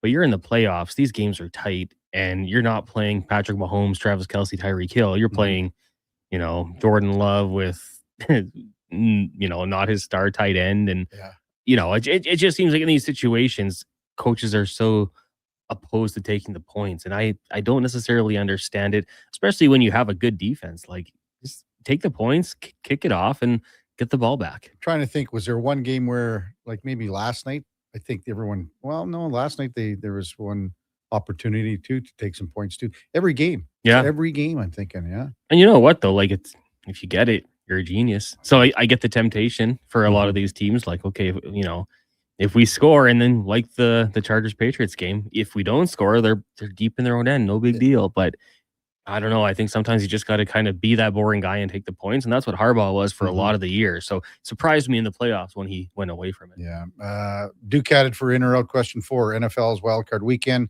in the books. Yada yada. Houston 36 over Pittsburgh. It's time for the Steelers to go through a hard reset, which means not bringing back Mike Tomlin or Aaron Rodgers. In or out? I'm out on like get rid of Rodgers. It's time there. Yeah, but I'm not so sure on Tomlin. I think I might be on board with that, just because, like, it's not him. He's a good coach. He's going to have them lingering around 500. But when you're the Pittsburgh Steelers, that's not the goal, right? Like, your goal is to win championships. So if he's okay with going through it, then maybe you do. But they even like, when was the last time he had a good quarterback? It's the whole thing. Ben Roethlisberger at age 32. That's it. Like they haven't had a game-winning quarterback in a long time, and they're still making the playoffs. And maybe that says a little bit about the AFC North as the division, that they can still find ways to win it. But no, I think if you want to compete, you have to go out there and get that quarterback who can win you football games. Look at the guys remaining in the playoffs right now. Right, exactly. Like, they're pretty damn good. Bo Nix, you might have questions about, but he's got a heck of a defense, and he makes plays when he needs to. So, yeah, I think that's kind of the key to it. And for the Steelers, maybe you have to suck for a few years and turn your attention to the draft and get that top quarterback, because the guys they've brought in year after year, like Mason Rudolph's not it, Kenny Pickett's not it, Aaron Rodgers at this point, no, Justin Fields, Russell Wilson, they just haven't been the guys. It's crazy. It hasn't been good for a team that was consistently, consistent for so long, and they still win, but you're not going to get past the first, second round of the playoffs like that. And they used to have that big bruiser running back. Yeah. You think about all the years with the bus and everything like that. Yeah. Guys that could just Fast Willie. Yeah. Najee Harris was a lock for 1,000 yards. Yeah. Every He was year. big and strong. And now I'm not sure if I see that anymore. Let's just say like Tomlin stays, and is there a quarterback out there that fits? Like, and there aren't a lot of quarterbacks out there. Like, even think like Kirk Cousins. Is there somewhere where he surfaces? And I'm not saying it's Pittsburgh, but what else is out there?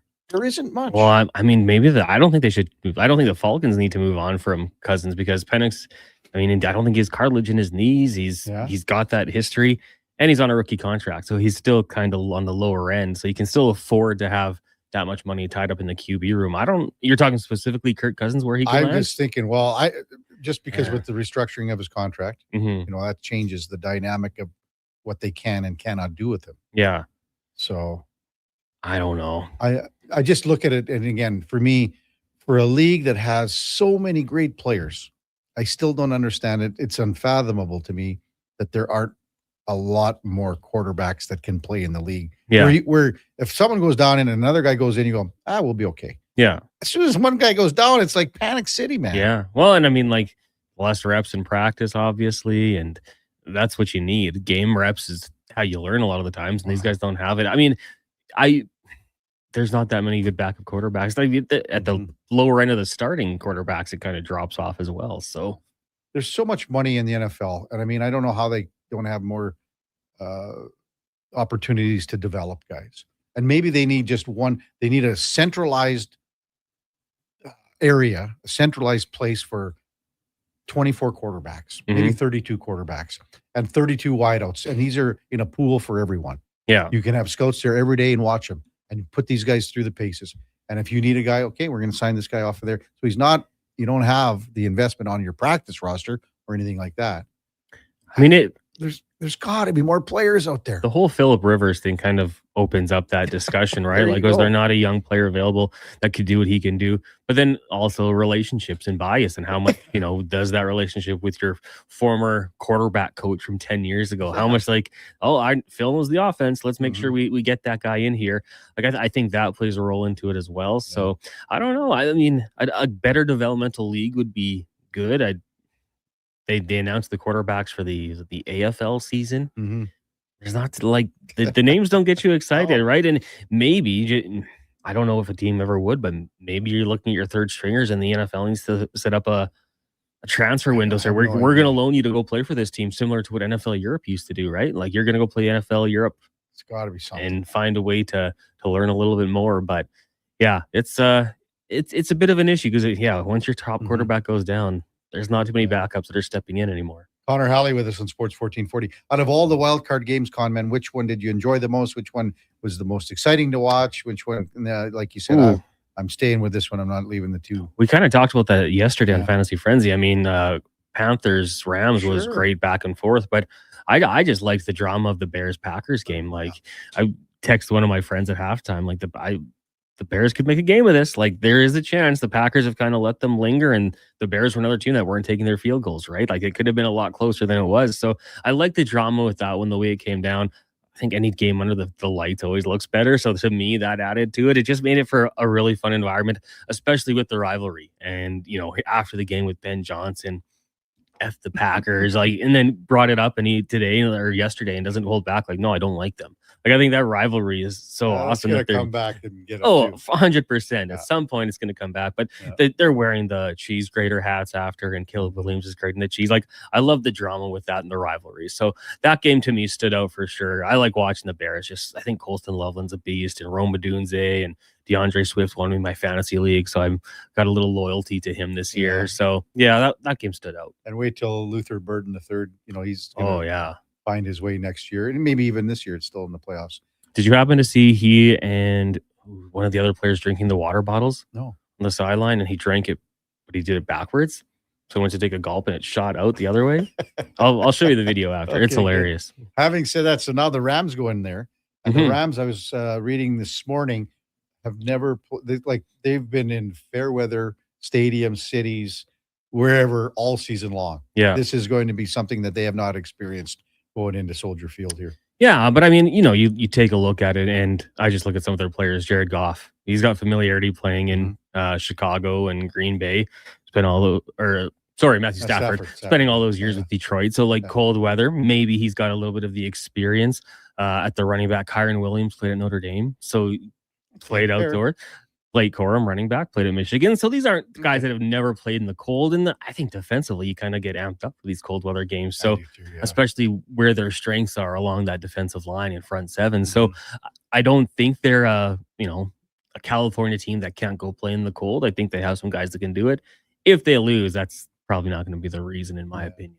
I looked at some early spreads, and I think the Niners Seahawks is the biggest differential. It said 7 or 7.5 for Seattle. And I mean, we've been saying it about the 49ers all year, but yes, they've had the soft schedule, but they've had so many injuries, and they can't keep going. And now you lose Kittle. Yeah. So I don't know if they've got anything left. They just keep finding next guys up. They kind of epitomize the next man up mentality. Like, where position group have they not been affected? Like, they lost their quarterback. They've lost tight ends, receivers, linemen. Warner, Bosa. Yeah. Like, they've been hit everywhere, and they just keep fighting. So, I mean, it's going to be certainly tough. The Seahawks defense is no joke, and they've got some big players on the offensive side of the football, but I can't count them out. Like, I took the Niners to win last week just because like they just find a way, and the Eagles had some questions, but this will be a tough win outright. Yeah. Oh, good for you. I mean, wish I would have done that. Well, it was a last second decision, just like last night on 5 questions. We were talking about it. I was like, Texans got this one. I didn't think they'd win that much. I take the under because just that Texans defense is stout. They almost killed us with the over with 2 touchdowns there. It was under by what? 2 points. And Play Alberta was 38, and they got to 36. So, wow. Yeah. That's CJ Stroud's got to do a little more, though. Oh, well, we said it earlier, too. If CJ Stroud turns over the ball only once next week against the Patriots, if he turns the ball only once and he gets one offensive touchdown, they could still win the game with their defense. Yeah, probably. You know, let's just say their defense gets a touchdown. That's 14 points, or, you know, maybe they get a couple field goals, whatever. That defense is good enough that can win them the game. Yeah.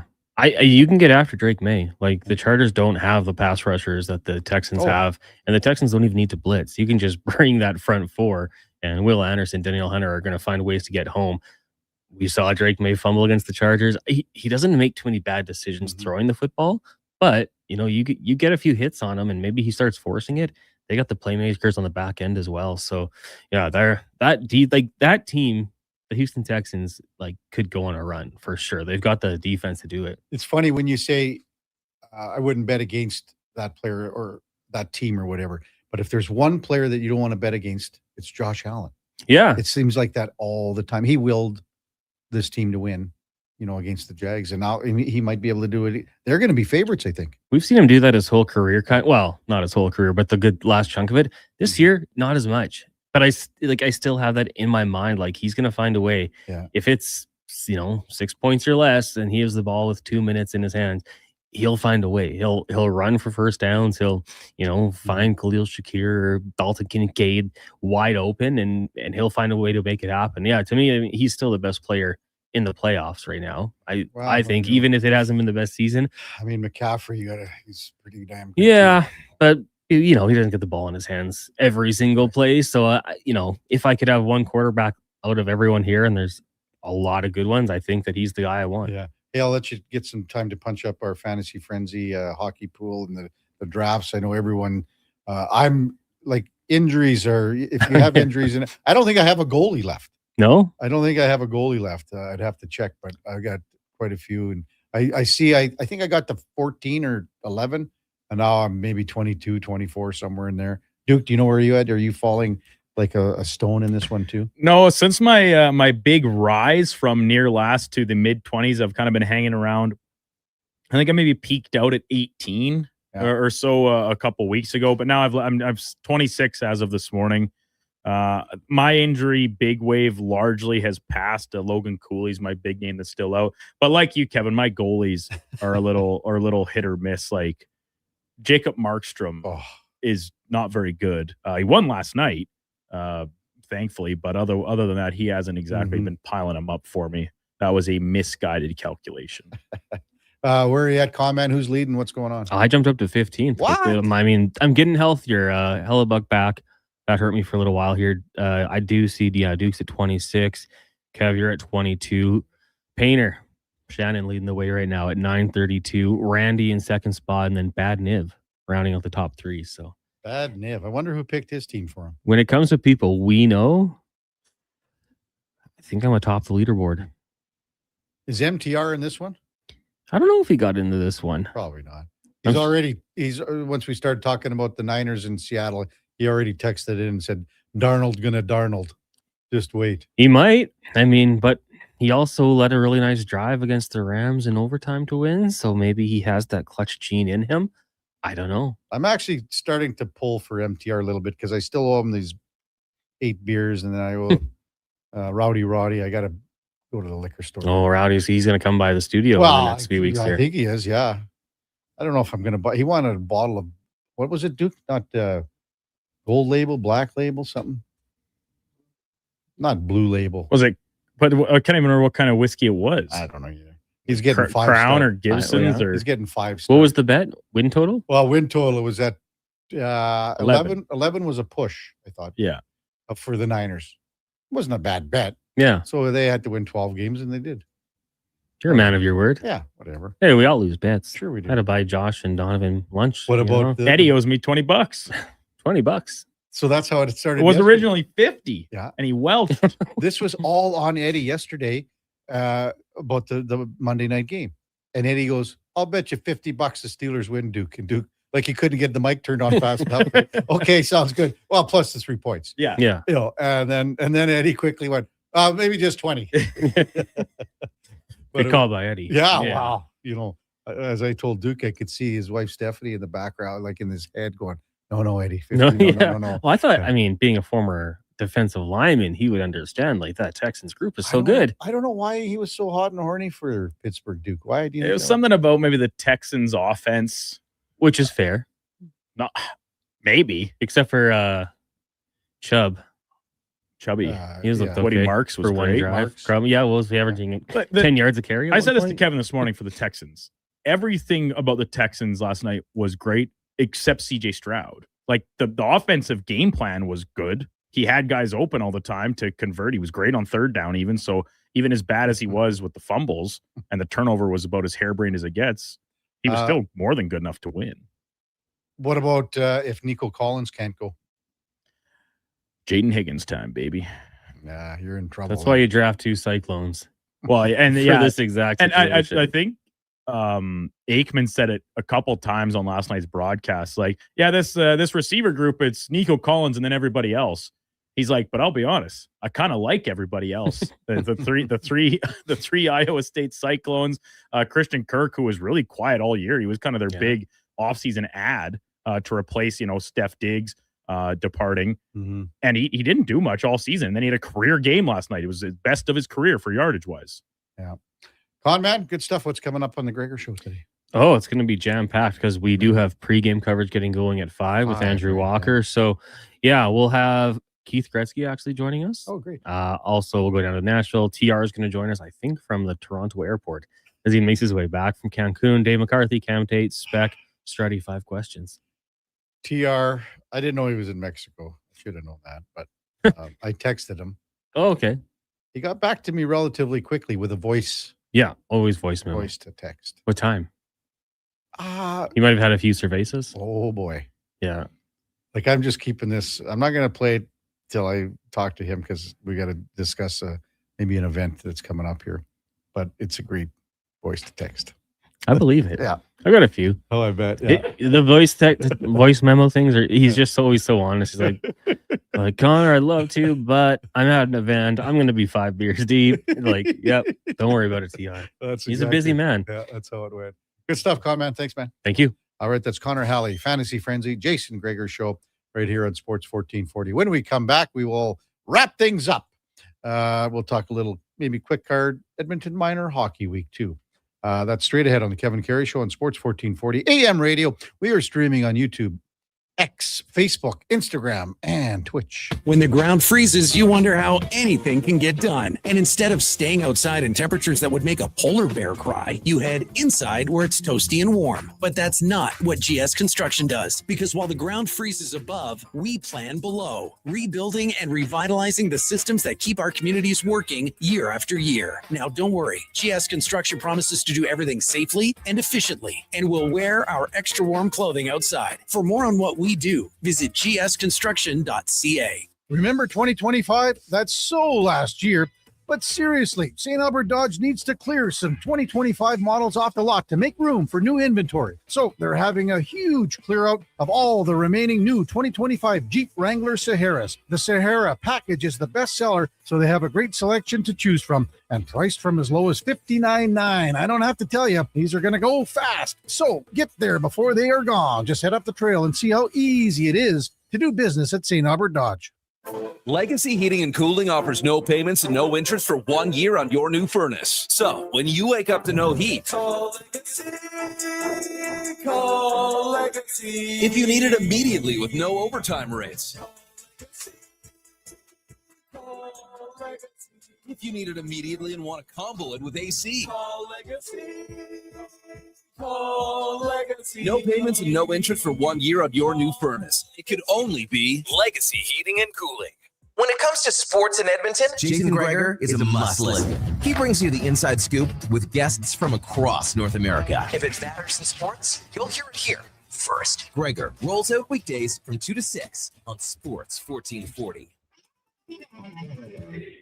And now Action Electrical's testing team is on defense duty. They're the guardians of safety and compliance, a critical part of any lineup.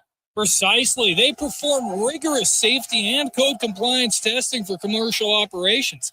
Think of them as the referees, ensuring everything is up to standard before disaster strikes. Their preventative plays are legendary, spotting faults early. Hire the Action Electrical team to bring home a win for your project. Visit actionelectrical.net. Diablo Boots sells only Canadian-made work and biker boots made by Canada West. No American or boots made in China, so no tariffs. All of Diablo's boots have replaceable soles and heels for longer life. Sizes 6 to 14 triple E. Buy quality, buy Canadian. And support Canada West and Diablo, the two best names in the boot business. So save on boots by Save on Foods. That's Diablo Boots, 3340 Gateway Boulevard on the east side of Save on Foods. Buy Canadian. They're terrific.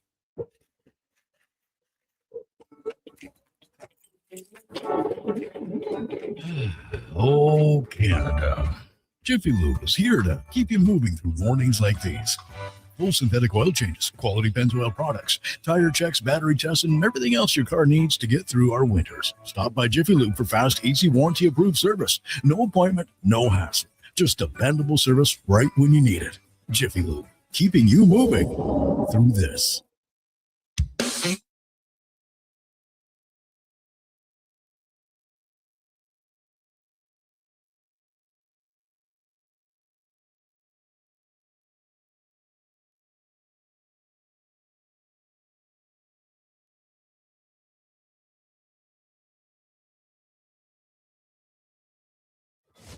and Karius Show, breaking down Edmonton's favorite teams, even though his favorite Junior A hockey team is the Yorkton Terriers. Thanks for checking in with Sports 1440.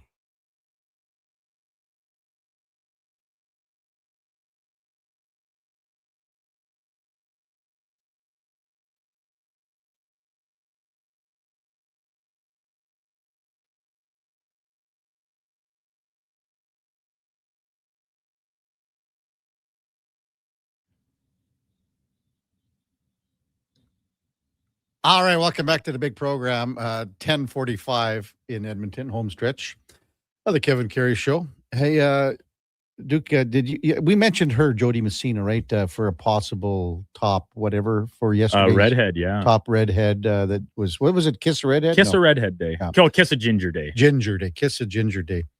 I made a massive mistake. Oh boy, yesterday, because Speck had texted me in and he said. Who did Speck say? I thought Speck said ginger, which we were talking about. No. Speck, he texted in, I believe he said Nicole Kidman. Oh, right. Yeah. I think he said Nicole Kidman as his. Yeah. Well, and then he said Ginger from Gilligan's Island actually did too. Yeah. But I should have said something to the effect of Speck just texted and said Lucille Ball. Like, I mean, you know, wouldn't that have been something for. There's a throwback one. Speck and Lucille Ball. Apparently Phil Vassar's writing a lot of songs today, Duke. We're getting a lot of texts that did he write that song by Jody Messina? I am unaware, but if he did, good on him. Phil, well, yeah, we played Vassar's song earlier. That's a great one. One of my favorites. So a couple of notes.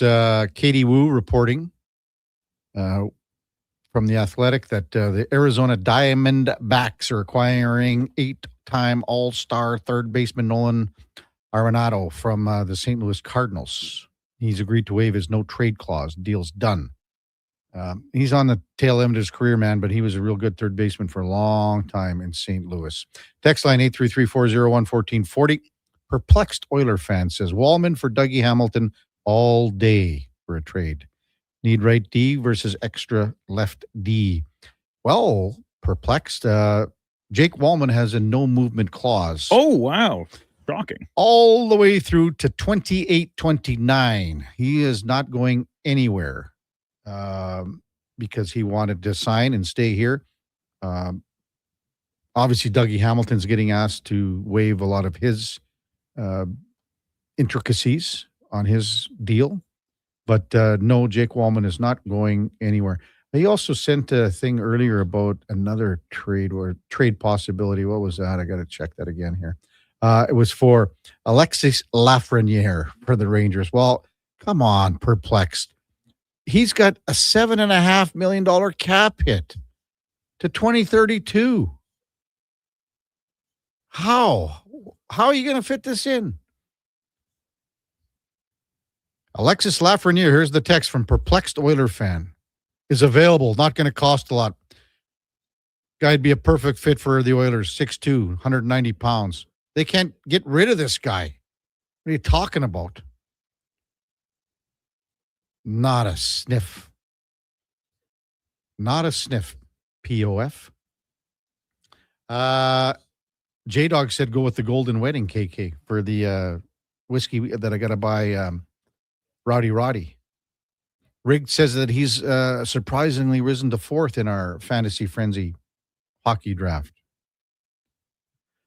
Edson, I text in, hey, KK, I missed most of the show, but not sure what you've hit. Thought Frederick played his best game as an Oiler last night. Don't know what it is, but I'm really rooting for him.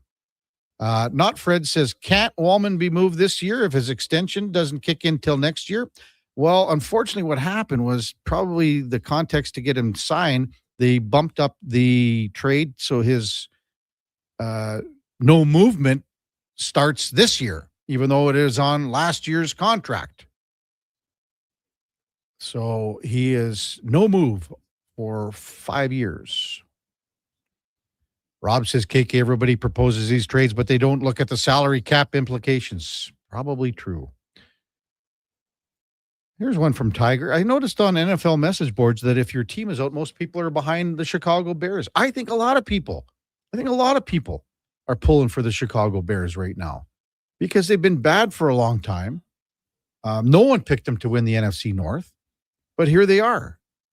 And when you look at how the division played out with, the Vikings from what they did last year, you knew they were coming back a little bit. The Lions, with what they accomplished last year, had a terrible season when you think about it. And the Packers they made the playoffs, but they lost 4 in a row to close out the season. 4 in a row. They lost 5 in a row when you tack on the playoff game, but 4 in a row in the regular season. The Bears lost the last 2 games too. Vikings won their last 5 to make it interesting. But I think a lot of people are pulling for the Bears. I think that one of the craziest stats when you think about the quarterback situation with the Chicago Bears, and this is going to change now with Caleb Williams. And it's a crazy stat.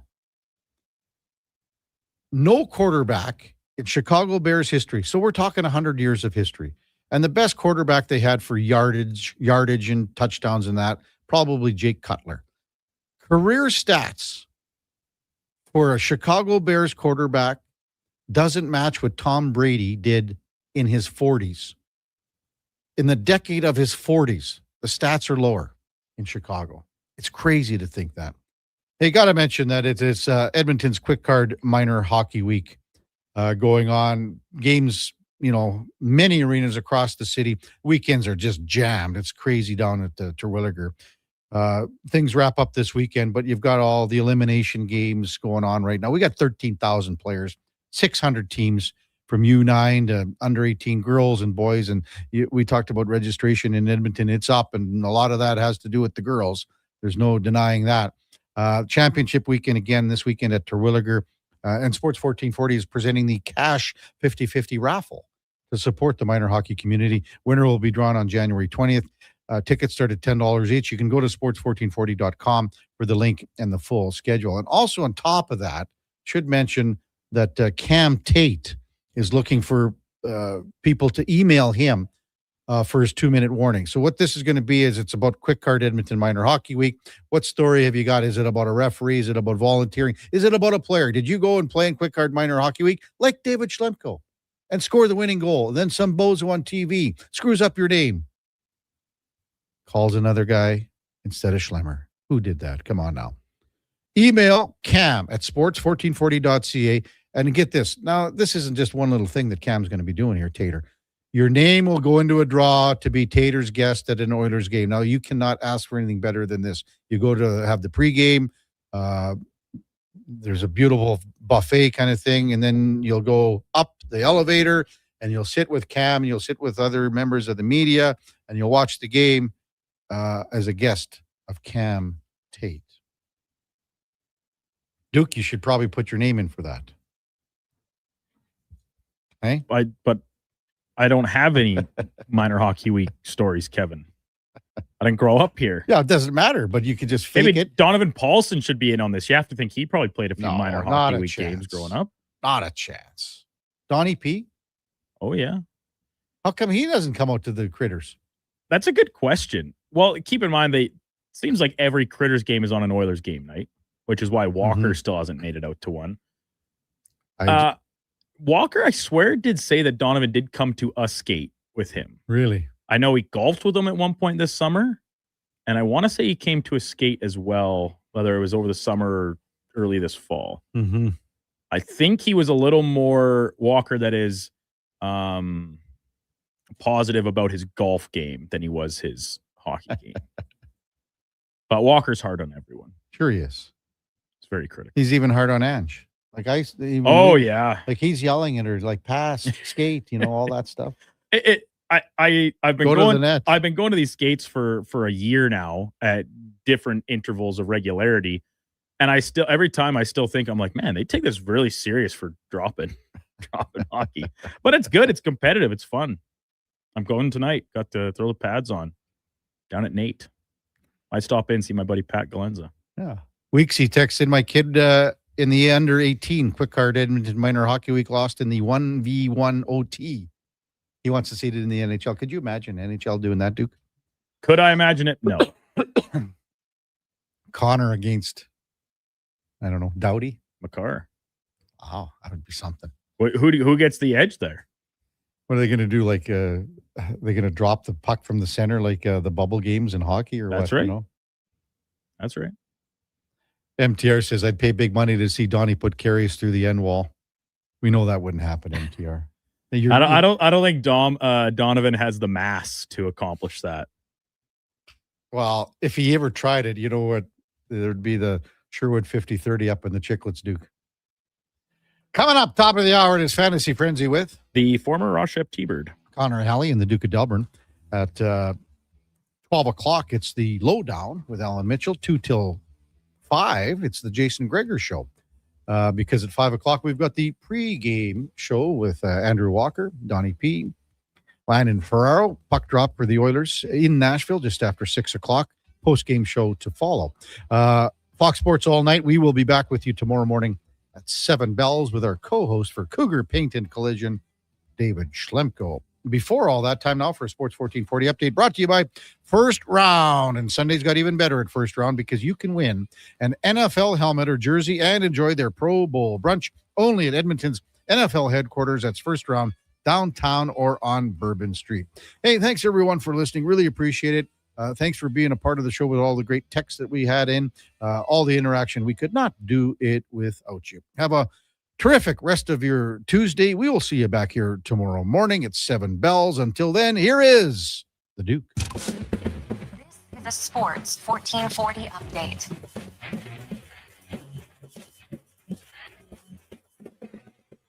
Game day for the Edmonton Oilers as they finish off their Central Division back-to-back with a stop in Nashville going up against the Predators. Puck drop scheduled for 6 o'clock pregame coverage starting right here on Sports 1440 at 5. Off the ice, the team has activated goaltender Tristan Jarry and defenseman Jake Wallman from long-term injured reserve.